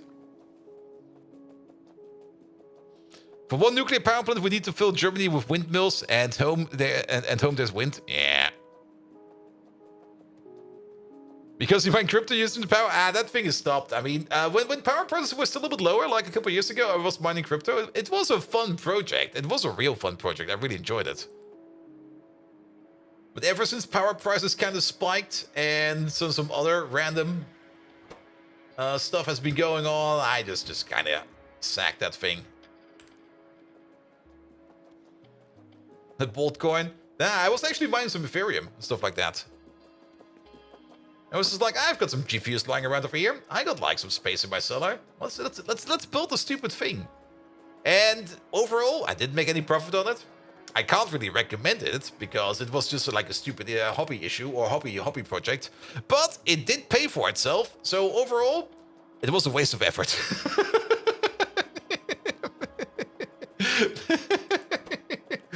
All right. What do we need over here? 2.5 per second. Crafting speed is going to be 6.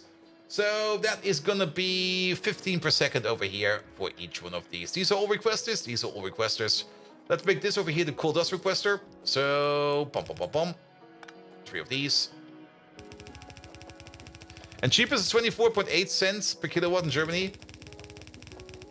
Yeah, but then you probably also have some kind of weird contract. I mean, you can definitely find cheap power here in Germany.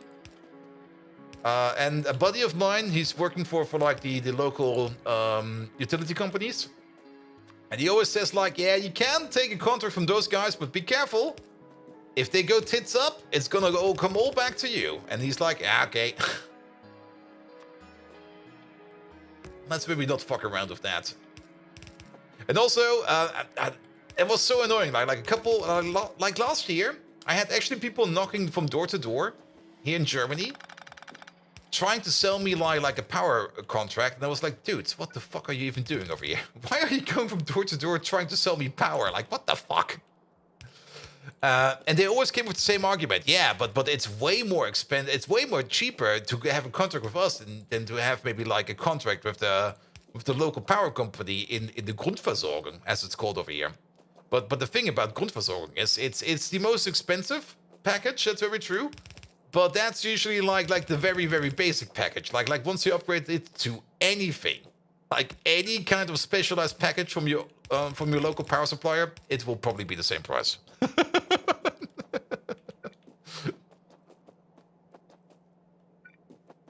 Here we go. Here we go.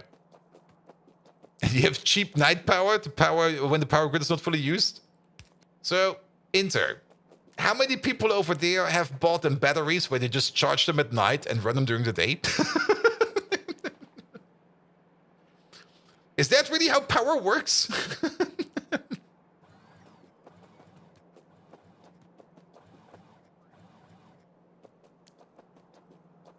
You need to compare what's comparable? Yeah.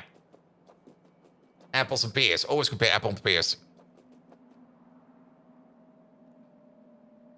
Peak times are more expensive? Yeah, it kind of makes sense. But then it would make even more sense to get yourself like a bit of a home battery or something like that. You can get those. I mean, they're probably still kind of pricey. What's a home battery right now? Amazon. You can get them on Amazon. I saw them on Amazon. Hausbatterie. Speicher. No, they're actually not too pricey. They used to be way more expensive in the past. But they also don't really have... What is that? Yeah, you can't really run your washing machine from them. But you can definitely like maybe hook up like your living room or something like that, or whatever is like eating a lot of power. You power your house exclusively on coal coke. I mean, there are some nice concepts out there where if you have like, well, if you're lucky enough that you have maybe some flowing water next to you, that you can just put down like a watermill or something like that to make power. And does people working from home get any compensation for power use? We actually do. I mean, if you work exclusively from home, in your tax forms in Germany, you can state that you work from home, and then you do get some money back for that. The batteries are mainly for solar, yeah, but you could also use them for night power, can't you? When power at night is cheaper, charge that battery, and then during the peak hours, switch it around. All right, we're getting distracted again. How do we keep getting distracted over here? Like, it never stops. 0.75 per second. So 1.5, 3, 4.5 in total, times 6, that's 9, 18, 27 titanium per second. We're going to be doing that on 2 belts. 2 to the left, and 1 to the left, and 1 to the right.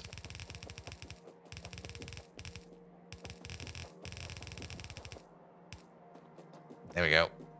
Wait, is Germany actually a real country? Nah. Now that's Bielefeld you're talking about. Bielefeld does not exist. Germany definitely does exist. Well, I think it does. And there are some weirdos out there that do say that Germany does not exist, but those are the actual weirdos. Like, the actual German weirdos.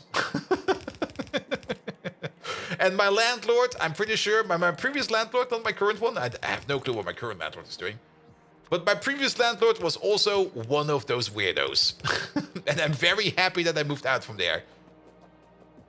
Because weirdos being weird. Here we go. Here we go. Alright, that's that. Oh boy, this is gonna be fun. We're gonna go like this. And back we go.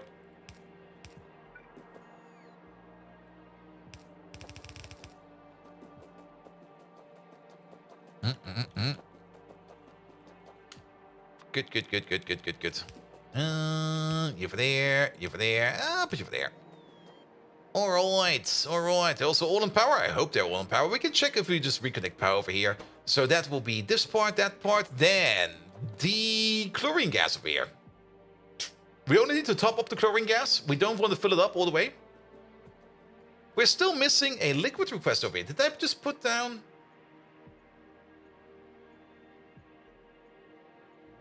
I did, didn't I?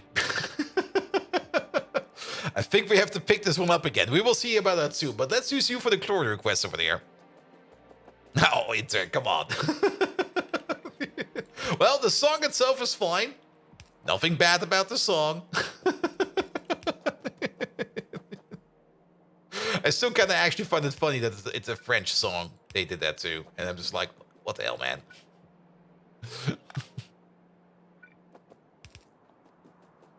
You love the song? The new lyrics? Not really? True. True. Very true. Alright, alright. That will be the chlorine gas requester. So, Dragon Lord 64. No. You're gonna be chlorine. Chlorine 28 requester. And of course, wait a minute, is that the correct one? No, shit, wait. It's gonna be you, not you. You over there, you're gonna be Coal Dust. 28 requester. There we go, he's still coming over, he will be going over here, it'll be fine. Got the same issue over here, we're still waiting over here on our aluminum. For that we need to wait on phosphate rock. Did that little train over here arrive yet? He's still standing over there? Alright, but at least it seems we are kind of making... Are we making? Oh, I'm an idiot. I'm a supreme idiot. There we go. That should be way better. Alright, so that will be you, that will be you. Then we need some plastic. We don't need plastic over here, but we do need plastic over here. So this one will be the plastic requester. How much plastic do we need? We're gonna be needing 0.2 plastic per second, 1.2 in total, crafting speed is 6, 7.2 in total. That can go on a single red belt. Here we go.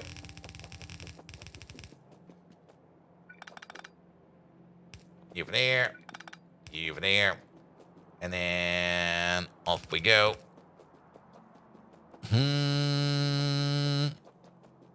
You must have missed something again. Nah, Silence, so you missed nothing. Just people being idiots again. That's the usual. Here we go. Here we go. Alright. Oh, there is something in the way. Alright. You over there. You over there. You over there. And this should be the last one. That is the last one. Bum, bum, bum. Bum, bum, bum, bum. We do need this over there. And then we do need this over there. And then you over there. And you over there. It's about a group of people messing it up for people who actually date. Yeah. But yeah, that gets too much into current topics. So let's maybe leave it at that. We're here for Factorio and stupidness, not for current topics. Alright, alright. Good, the oxygen is there, the water is there, everything is here. This place over here should be good to go. I'm not quite sure what these bots are doing over here. Where the fuck are these boys going? Excuse me? Did I miss something? Oh, there's probably a train over here that's bringing some new stuff. That should be fine. And we're definitely now also bringing in more drill bits over here. So, the station is open. Perfect. We're going to follow this train. And we're going to wait for him to fill up. And then we're going to send him over to the phosphate rock so that we can finally get that phosphoric acid going.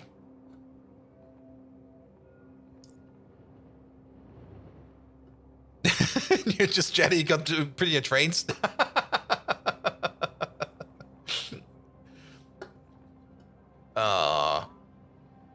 Here we go. Here we go. All right, there you are. Get up there. Internet, if you want to have the save is going around. But then again, I mean, you can't try to fix the train system. I mean, there are some parts in here that need fixing. Mostly some parts like... Yeah, there's some signals over here that are kind of messed up. And there's also, I think, this part over here that needs a bit of work because sometimes this block is a bit too long and stuff like that. But then again, this is also the part where we are remodeling things. Also, what the fuck did you get over here? Is that the seaweed train? That's the seaweed train. Okay, that's fine. But I mean, then again, every train system out there will always have issues. And you need to go over there. There you go. Alright, but that will at least fix up the phosphate rock, which will hopefully fix up the aluminum. Ugh. That took forever. And there's another Pi game that could use 3/4 of the signals getting removed. Yeah, I'm actually kind of happy that... Yeah, whenever we pick up a signal over here like this, the train system over here is actually working better than expected, if you think about it. It's a massive train system. With a decent amount of trains and a decent... Actually, we don't really have that many trains. We only got 461. For some reason, I would be expecting we have way more trains than 461, but we only got 461 trains. And just 2,500 stations.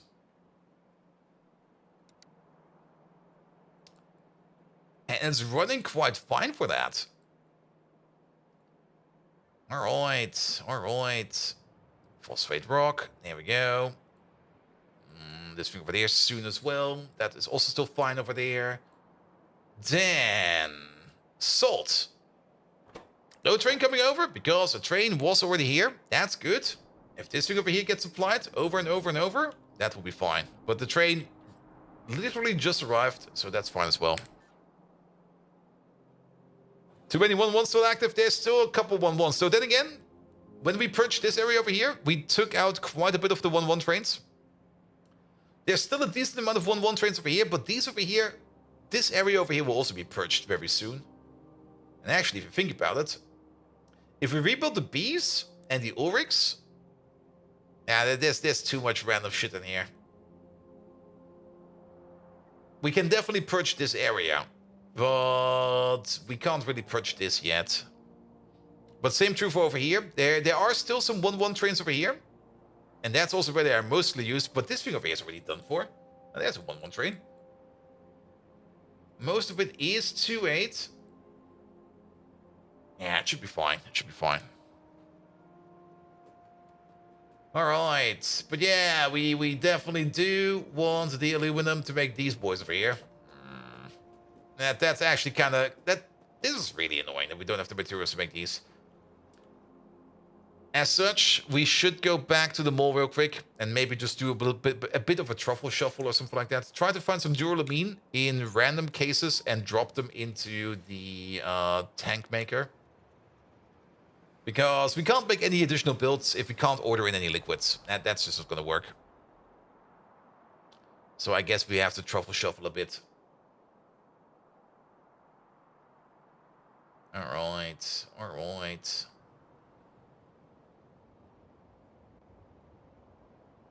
Are those tanks using aluminum? Nah, they're using duralumin, which is aluminum and copper. And we're not making any duralumin if we're not making any aluminum. So we need to find ourselves some duralumin. We definitely have a duralumin station over here somewhere. But I'm pretty sure it's empty. It's probably this one, isn't it? Yeah, it's empty. But we might be lucky, and we're just gonna have a quick peek around over here if any of these require duralumin. If none of these buildings, well, it might be easier to check for where we can find duralumin if we look for duralumin. Duralumin. Not furalumin, duralumin. There we go. It is in quite a lot of things. It's in the creature chambers. It's also in... It's mostly in tier 2 buildings, actually, as well. Happy tanks need a lot, also true. We could maybe start with that. Because we're making all the tanks in one spot, which is right over here.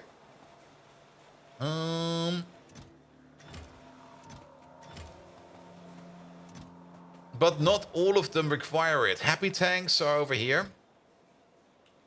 No, wait, happy tanks over here. Yeah, but they're happy tanks. Okay, we can have like 40 over here, which you can steal. You have this. Might be someone here. Have that. Here we go. And turn this off so that whatever we get over here just gets immediately pulled into any kind of construction. Ooh, that's lots of duralumin over there. That's the most German way you've ever heard the duralumin called. Duralumin! Aluminium! And stuff like that. Alright, but you're already empty. You're already empty. Empty. There's a little bit more in here. Here we go. Alright, where else can we find it? Tier 2 upgrades and some Tier 1 buildings. Some later Tier 1 buildings. Not this one. There is some duralumin over there. I'll take that. Not you. Not you. Not you. No. No. No. Probably an easier way of doing this. Oh. I'll take that. Trains have it. There we go. I'll take that. Yeah, not the preferred way of doing this, but sometimes you just have to work with what you have.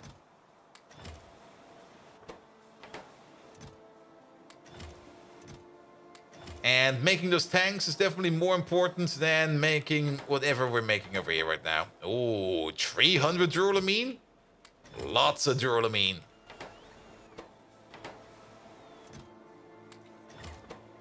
There we go. Nothing over there, nothing over there, nothing over there, nothing over there. Squeeze it farm. That should keep us going for a while.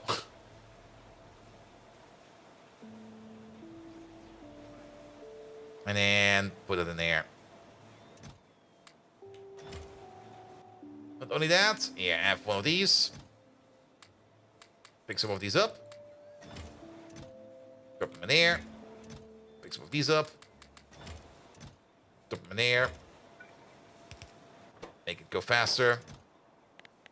Make some more of these. Good. Now we should be fine. Now we should be fine for a while. Anyone here from Germany or Germany adjacent happen to have an old package of Lemosyn lying around? What the hell is Lemosyn? Is it like schnapps? It sounds like schnapps, man.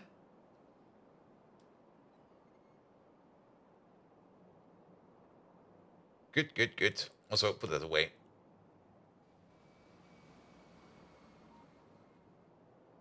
Oh, those little green rectangular tablets for a sore throat. Oh, those things. And they're probably rebranded as something else. I know exactly what you mean.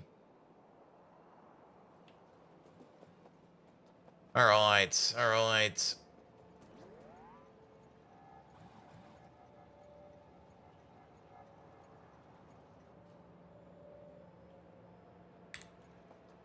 Good. All right, we got the coal dust over here. That is fine.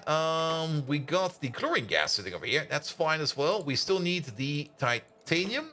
Titanium plate. 2-8 requested, please. Thank you very much. Coming over soon. And then this thing over here is gonna be plastic. Plastique.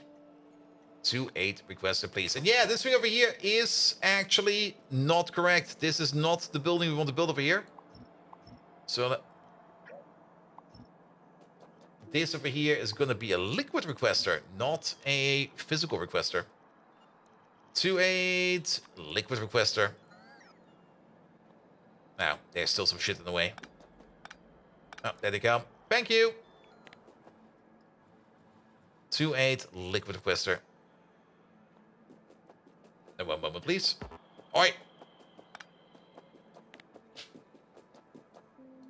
All right, all right, all right. 2-8 liquid requester. There we go. Because what do we need it for? We need it for the... Later on, we need it for the ethanol, don't we? Wait a minute. This is already one step further down the line.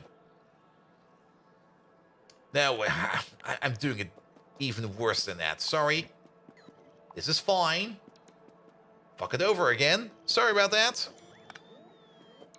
Whatever we made over there was definitely wrong because it definitely needs to be a provider. unless that already was a provider and I was being silly, it's getting late. So tiredness is definitely an issue. Either way, it's now definitely correct. Whatever it is, it's correct. Alright, alright. And then, of course, we need to get over here the titanium dioxide out. All this titanium dioxide, we're going to be making 0.4 per second per machine. It's going to be, 2 per second, 2.4 per second, definitely. At the crafting speed of 6, so 4.8, 9.6, basically a yellow belt. That's also what we came up with last time around. We're still going to be putting it on the red belt, because why not put it on the red belt? But just push it out over here. Push it out over there, and get it out of here. There we go. There we go. And then... Nope. Yes. Almost.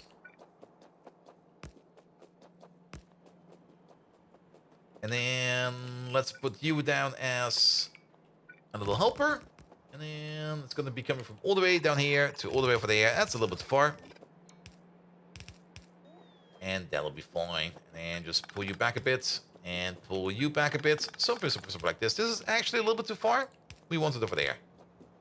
And this is also maybe a little bit too far. Let's align it with you. There we go. Perfect.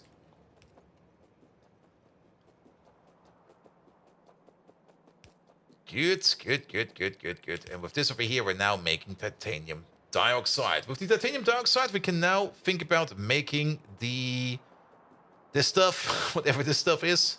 For that, we need the ethanol, more plastic, which you already have available, and the titanium dioxide. This stuff is only required for the pyridine, so this will be part of the production of pyridine.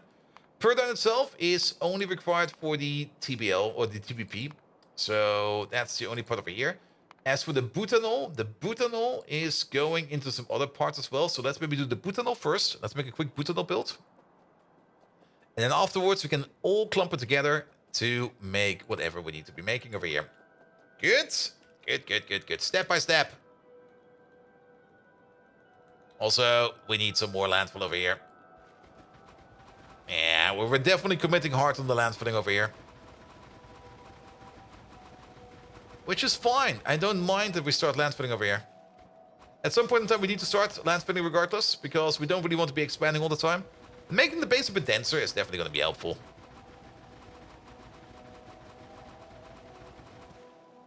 So that ate quite a bit of landfill. But we do get quite a bit of space out of here. So, we're going to start off with the butanol. The butanol we can make out of propene and hydrogen. We don't need a lot of hydrogen. We only need a bit of hydrogen and a bit of carbon dioxide. Carbon dioxide we can easily get from biomass. Hydrogen, on the other hand, we're currently venting that over here. We could maybe put down a little bit of a hydrogen buffer over here. Like, instead of venting this hydrogen over here, because we will probably always be making some titanium dioxide, we could put it into a bigger buffer over here. That will hopefully be big enough that we can always try to make the butanol over here. Straight out of propene. So what we need over here is a liquid requester for the propene. A biomass requester, because I don't think we've got any biomass over here. I don't see any biomass over here. Oh. Wait a minute. Well, but this is a biomass provider. And this one over here is also not really going to be making that much biomass. So we are going to need a liquid requester. That will be the first step. That will be you. And then we are going to get ourselves a normal requester for the biomass. There we go. That'll be fine. Let that sit over there for a bit. And then we're definitely going to be prepping this area over here so that we can try to get the hydrogen in over here. That does kind of mean that, okay, this is already, you know what? Here, let's make use of you. Get rid of all of these. Where is the vent? There we go. Pi vent. Here you go.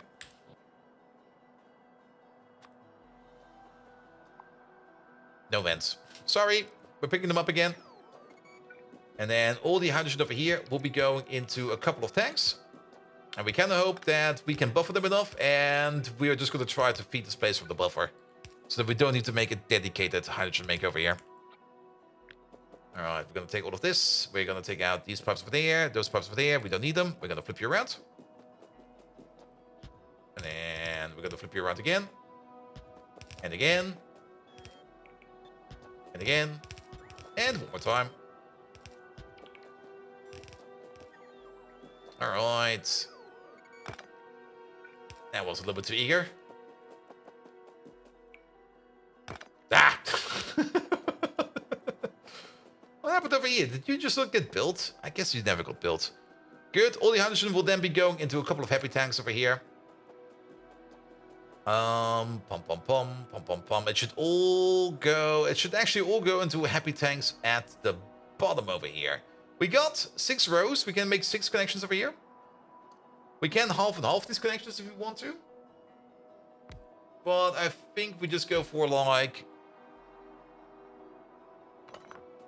Let me move you over a bit.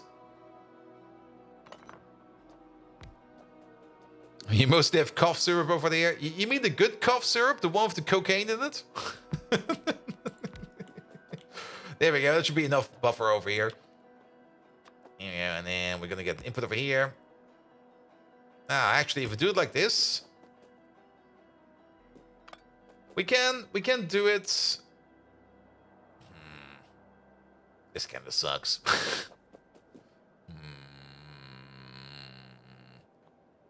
We're gonna skip you because we need 6 inputs, which does include you. Though we could, well, actually, what do we do? We should not be that greedy. We can definitely put some of these together, and then we just go like this. There we go. That'll be fine. And the good cough syrup is pretty tightly controlled here. Damn. You maybe try asking the guy at the corner of the street. I'm pretty sure he can get you the good cough syrup. Yeah, I think we can half and half these. That should not be an issue. And then you over there. A German invention? It was a German invention.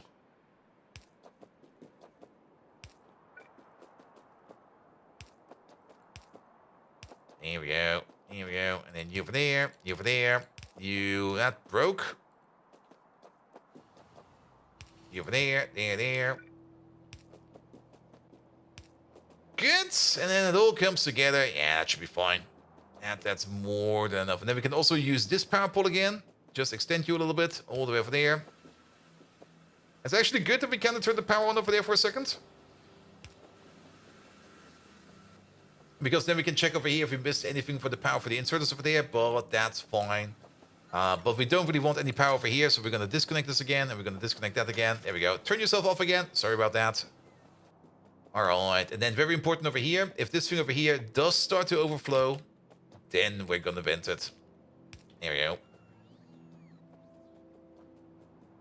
I mean, the name heroin was registered trademark of biopharmaceutical. I'm pretty sure biopharmaceutical also did some other naughty things in the past. But then again, you should probably never ask any kind of German company that was around during the Second World War what they were doing during the Second World War. It's not gonna end up good. So what were you guys making? Axe spray? Most won't answer. Nope. But then again, oh, nah, let's not get into that. Nah. Never ask Volkswagen about the history. Never ask Hugo Boss about the history either, man.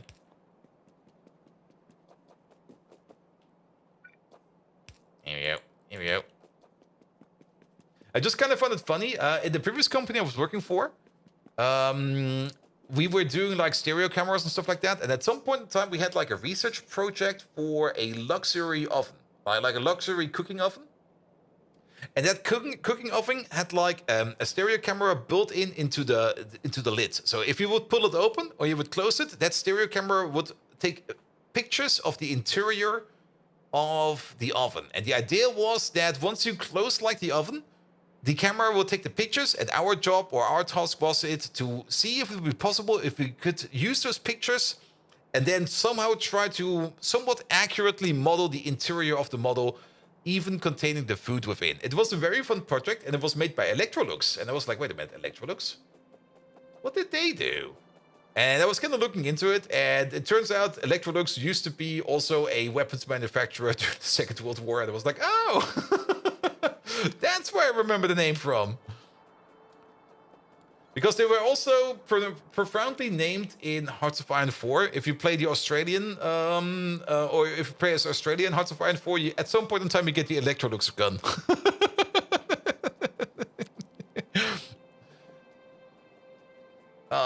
It was, yeah. And now they make ovens. And most companies were doing weapons during World War II. It was pretty lucrative. I mean, a business is a business, after all. All right, there's a power pole missing over here. There we go. Actually, better now. All right. So that's going to there. That's going to there. We got the parts that we need over here, and now we need to make over here the butanol. How much in an electrolyzer? Really? And most were also forced? Yep. I mean, they were forced, of course, but also there wasn't really much of a market for anything else.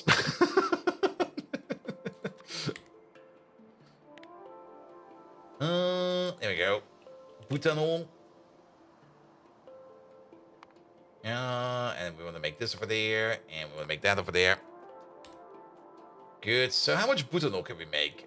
We do make wow, that butanol is going fast. 0.5 crafting seconds crafting time. That is super fast. And how much butanol do we need? We need a 10 per second over here, and we make it at the rate of, what is that, 100 per second? 100 per second. All right. Yeah, that's definitely going to be a build. Butanol, what else do we need it for? Yeah, I'm not even quite sure if I'm going to be beaconing this. Sure, let's make some butanol.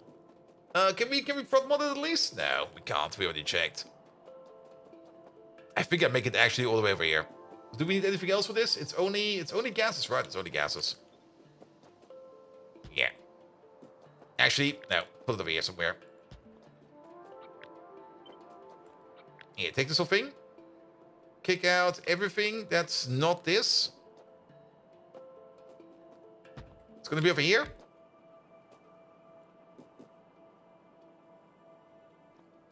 Good. And then we're gonna need some... Wait, we don't need composters. We already got compost. We need to make some carbon dioxide. Pom, pom, pom. Pom, pom, pom, pom, pom, pom, pom, pom. There. There. I'm actually not quite sure if we can prod mod carbon dioxide, but then again, we need 50 carbon dioxide per second per machine. Carbon dioxide can be made from biomass at a rate of 150 per second. Yeah, we're gonna be putting down 2 of these. That's gonna be fine. Like one over there, and one over there. Also, upgrade these please to Mark II. There you go. Famous quote from Admiral Yamato about the US referred to the fact that the companies in the 30s making automobiles, refrigerators, and other large appliances would instead make tanks, warships, and weapons during wartime. Yep. That's probably also one of the reasons why utensils from like that period are just so damn sturdy, because they were just made out of tank steel. Like if you have a refrigerator from like the 1940s, that's made out of tank steel. Yeah, they still had it lying around, so they were like more like, okay, what do we do with this stuff? Turn it into a fridge? Turn it into an oven? Make a wall out of it? What the fuck do we do with all this extra tank steel we have lying around?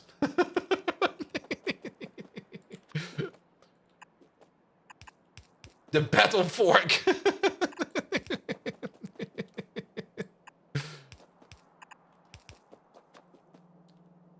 There we go. There we go.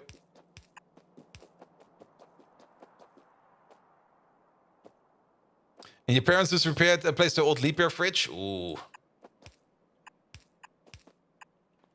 Yeah, but that thing, how energy efficient was that thing? Because my dad also replaced a very old fridge we had in the house not too long ago. Because he kind of realized that that fridge was eating, what was it? It was a lot. It was definitely a lot of power per day. Oh, like about like 20% of the almost the entire household it was. Because it was just so old and so ineffective, but it was just still going at super speed.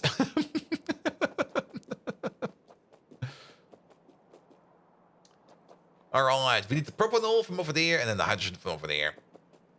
So let's do hydrogen over here first. Here we go. Here we go. And that fridge was also at least, I think, 45 years old at least.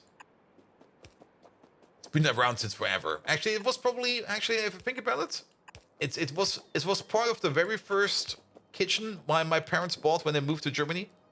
So, yeah, it was 45 years old at least. At least. No, it's still off by 1. Or, no, let's go over here. Yeah, you over there. You over there. And we can actually have 2 output pumps over here. It doesn't really matter too much. The power was okay, but the new one only uses 20% of the old one. Yeah.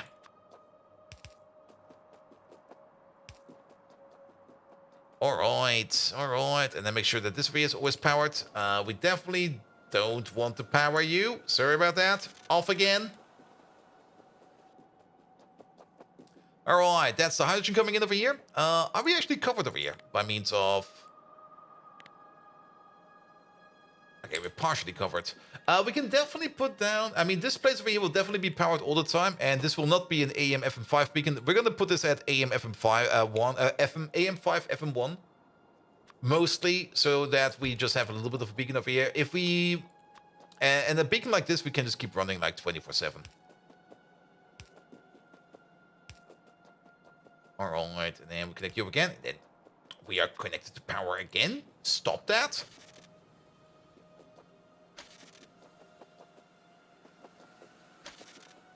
There we go. And the electronics were just old school electronics, not just an IC chip. Yeah. Like actual analog chips. Probably even with physical switches in there. Well, like things that probably reacted on thermics and stuff like that. Where you just have like a switch in there that if it gets hot enough, it just goes up. Like actual physical connectors.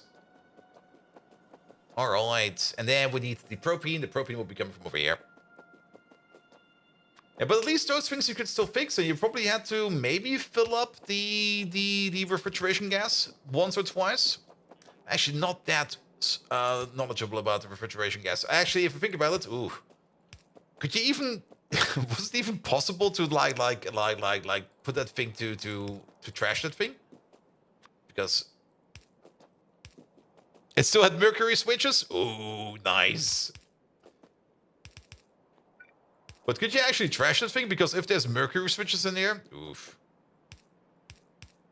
Or did you just go to like the trash deposit? You were like, yeah, we're gonna trash this fridge over here. Please take it away.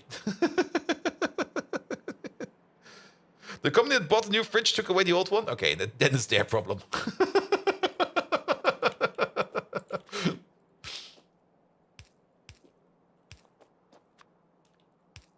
Here we go. Here we go. Alright, alright. And this over here is gonna be the butanol. There we go. Which you do need for other things, so we're gonna be exporting it.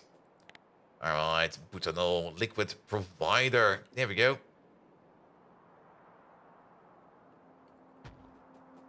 Off you go. We got this request over here. That's for the biomass, I remember.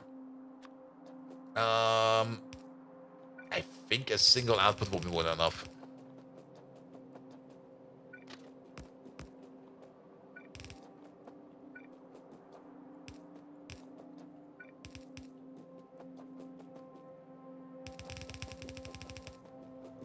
There we go. I do remember in college where I was living in that student place, there was also like a community soldering iron. And that thing had basically... You basically plugged it straight into the wall power tap. And it just had this massive, massive, massive tip that has been abused so much. It was more a torture instrument than actually a soldering iron. But you could solder with it. And everything around it. It was more like a big heating coil, if you think about it. Alright, we can put prod mods on these. Ah, good to know. Okay, you need 5 biomass per second. That's 10, that's 20 over there at this speed. If we speed it up, we do need more biomass. So you know what? We're getting a second belt over here.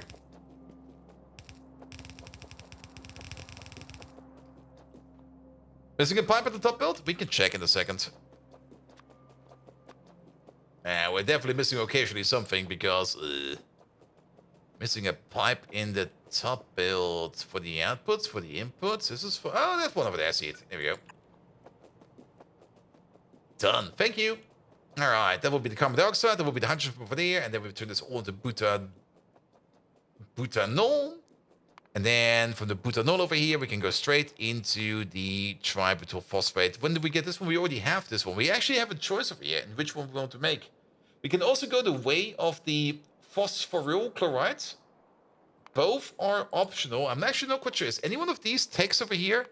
This is definitely the later tech, in my opinion. So the phosphoryl chloride, that's something we get from phosphorus trichloride and oxygen. That's something we get from powdered phosphate rock and chlorine gas. Is this somehow better? How is this different? I mean, in both cases, we still need to make the... In both cases, we would still need to make the pyridine and the butanol. So both of these require that. This one is more expensive on the butanol and more expensive on the pyridine. So overall, this is definitely a recipe that's possible, but this seems just better. And this over here only requires an extra of phosphoric acid and benzene, whereas this thing over here requires us to make phosphor, this thingamabob. And the only reason to make this is to make this recipe, or we go for this recipe. Yeah. Alright. So that'll be fine then. Good. So then the pyridine. This is the more complicated part. So we need ammonia, alkaline, hot air, cobalt extract, hot air. Wait a minute. We got it over there. Perfect. Cobalt extract is not over here, alkaline is not over here, and then the acetaldehyde, which requires ethanol. The ethanol we are making over there, but we definitely do not have ethanol over here. So we need an ethanol train. We need the cobalt extract train, alkaline train, and the ammonia train. So we need 4 stations over here, so that we can make the pyridine. That's 3 liquid stations and 1 physical station to get it all in. The acetyl stuff over there, we're not going to be exporting. It's straight going to pyridine. And then over here, we need 2 more liquid stations and 1 physical station. So we're going to make the barrels inside. Alright, that was a bit complicated. So we're going to start with you. So what was that? 1, 2, 3 liquids and 1 physical. You can't wait for the station priority? Same. Station priority is going to be amazing. And I think they actually also kind of solved it in the way that I suspected that they would solve it. I mean, I was always talking about that it would be great if we could just adjust the weight of a station. And now we got this massive slider for the priority where you can just set the priority. I guess it's still going to be affected by the weight of the station, but now we have like a dynamic value we can use over there. And not only that, I think we can also set the priority via cable as well, if I remember it correctly. Which makes it even better. It's gonna be amazing. Alright, not over there. Liquid requester. Liquid requester. Liquid requester, and then we need some landfill. Also, this over here is just escalating in just more train stations over here.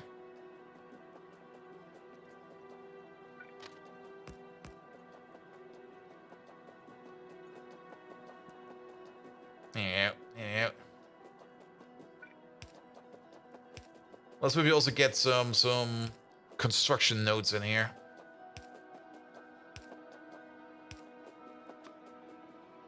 Yeah, let's place you like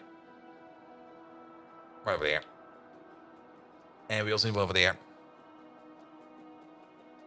You mind it's different layers? So you got 1 station on layer 2. It could also be layers.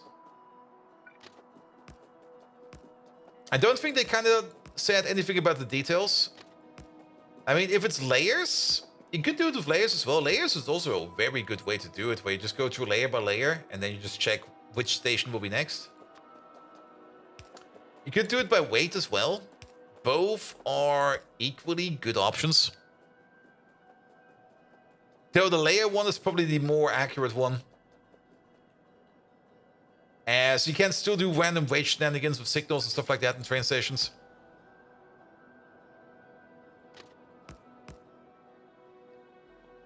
There we go. But you can easily test it later on. There was one paragraph and there was the conclusion. Oh, okay. I probably didn't read it that accurately. There we go. There we go. We need you over there. And we also some power over there. And also you got normal pathfinding on top that uses weight. Yeah. Yeah, if they go layer by layer, then you basically just go from top to bottom. First train station that's open. So that's just like a depth first search. That should go really, really fast if you go layer by layer. And then you just do like weight calculation, and then you're fine. All right. And look at these things. Did we actually get our chlorine gas over here now?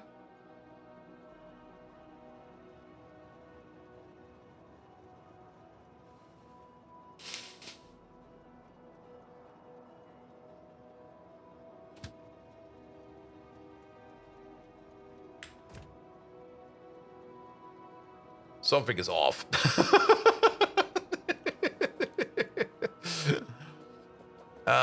Did we mess up the train station over here somehow? You should be on. Disabled by control behavior. I don't think the train is over here anymore. As it is. Ah, there we go. Reach stop train. There we go. Why was it off? Oh, did we override the train station? Maybe. Alright, but there's the chlorine gas that we need. And then we need a bit of a power gate in here. So we got everything we need over there. We got everything we need over there. We got everything behind over there. We can already start this up. So let's get in. Let's get the power gate in. So let's put you somewhere over there. I can already see that this is working. That's fine. Sorry, we're gonna unpower you one more time. Time for that power gate. So we need a power switch. And I think they built all the other planets on other threads as well. At least you hope. I'm pretty sure that all the other... It will most likely be on another thread, in my opinion, because every plane needs its own simulation context, if I get it correctly together. Or let's put it differently. Nothing on two different surfaces should be directly interacting with each other. So you can definitely calculate each surface independently. And if you can calculate them independently, you can just calculate them in like different threads, which is most likely something they're going to be doing.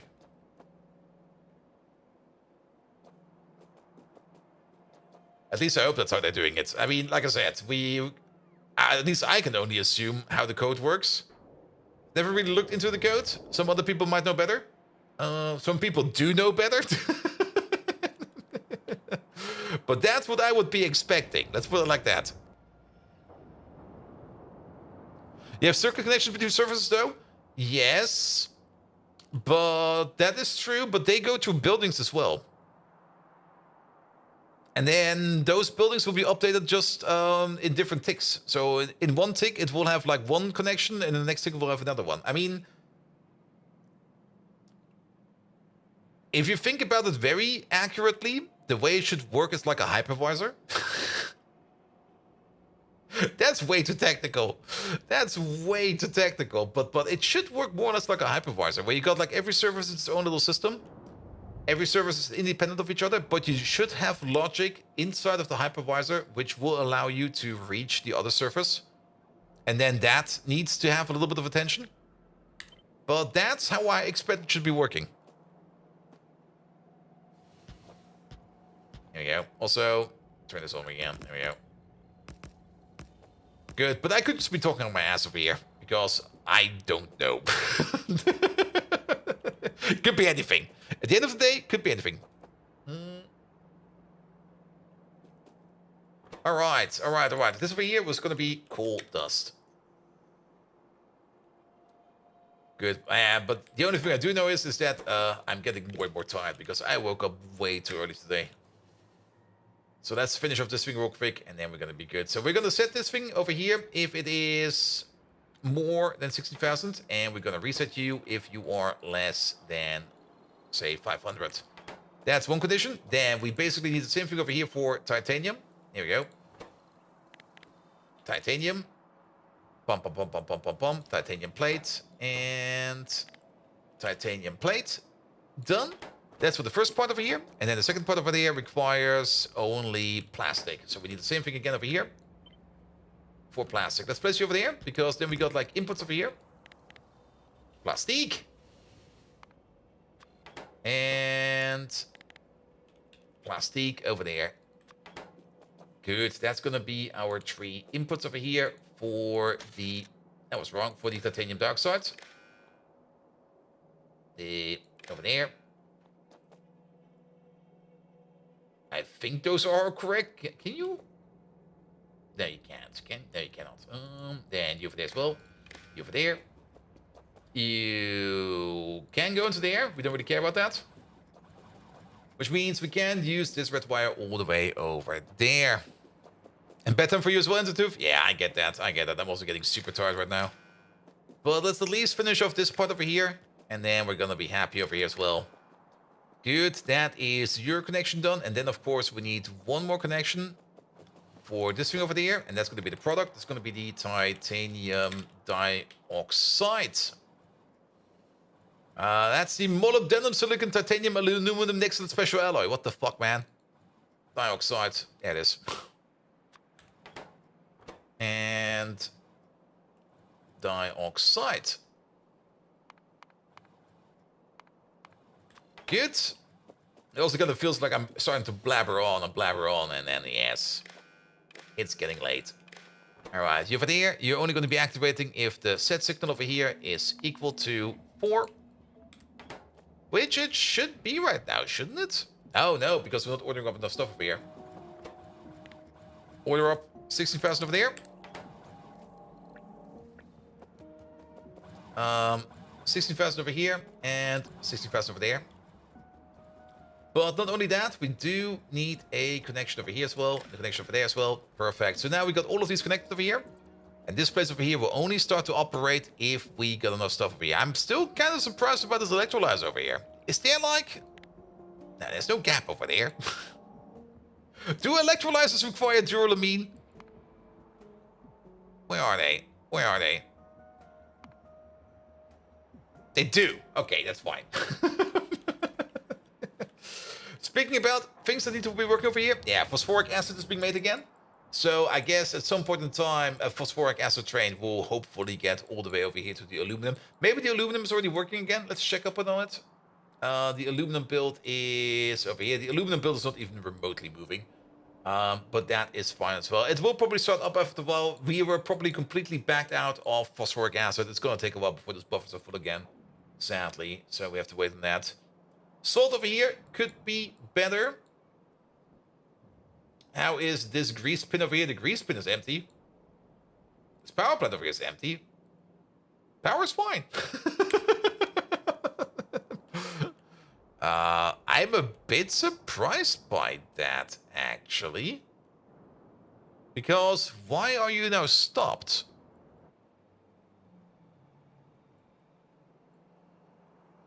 You've got space over here for gasoline. Are you maybe just missing inputs? No, you're fine over here. Why are you stopped? Output full of condensates. Condensates are going into here. Output full on tailings? Output full on tailings? Oh, backed up on tailings.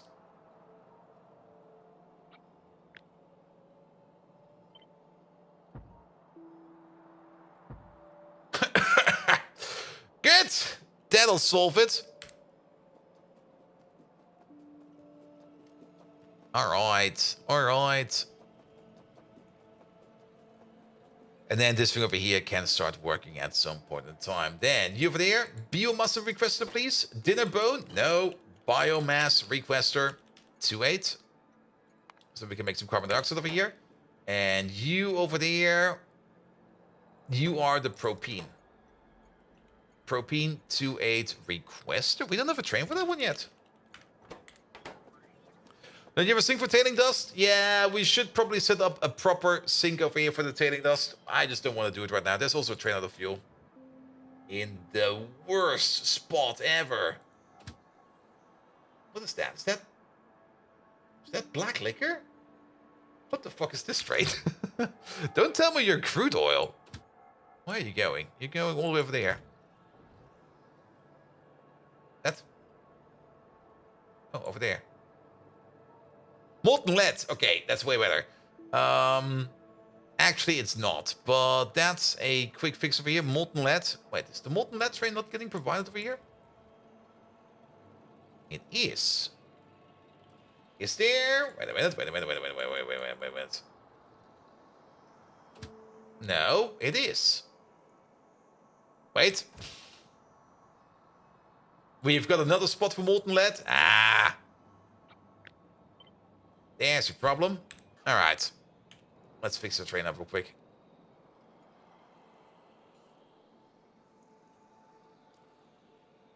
There we go. There we go. But yeah, overall, we're doing good over here. We should definitely try to get this thing done ASAP. I do want to be done with Pi Science 3 by the end of the week. So I will probably have to find some time. Well, on Thursday, I got like a whole day of time to just put in some extra time over here and just to try to beeline as much as possible over here. Because we definitely do want to get to Pi Science 3 because we are running out of science over here. And the only science that's left is the very, very, very expensive science over here. Good, good, good. And I do also have quite a bit of time tomorrow because I'm going to be calling it early tomorrow at work. Because who works on Friday, right? Here we go. Here we go. Yeah, have this, have that, and I think that will also be that for us today. Yeah, I'll be fine. I'm good. I'm good. I'm also tired. Good. Last objective for today. Who are we going to raid? Have we raided Mike this week yet? Who did we raid yesterday? CD we raided yesterday. There's also Flanker over here. Wait a minute. I did kind of promise Flanker we would be doing some All right. ready or not sooner or later. Let's raid Flanker. Flanker is fine. Flanker is great, actually. Flanker is amazing. Unless he's raiding me right now. Let me just double check real quick. Nah, he's doing some inventory management. Nah, we can raid Mike another time. Not CD yesterday, but the one before? I'm pretty sure we raided CD yesterday. Actually, if I scroll down through my activity list over here, I can see over here, CD gave you a shout out to you yesterday. I'm pretty sure we raided CD yesterday.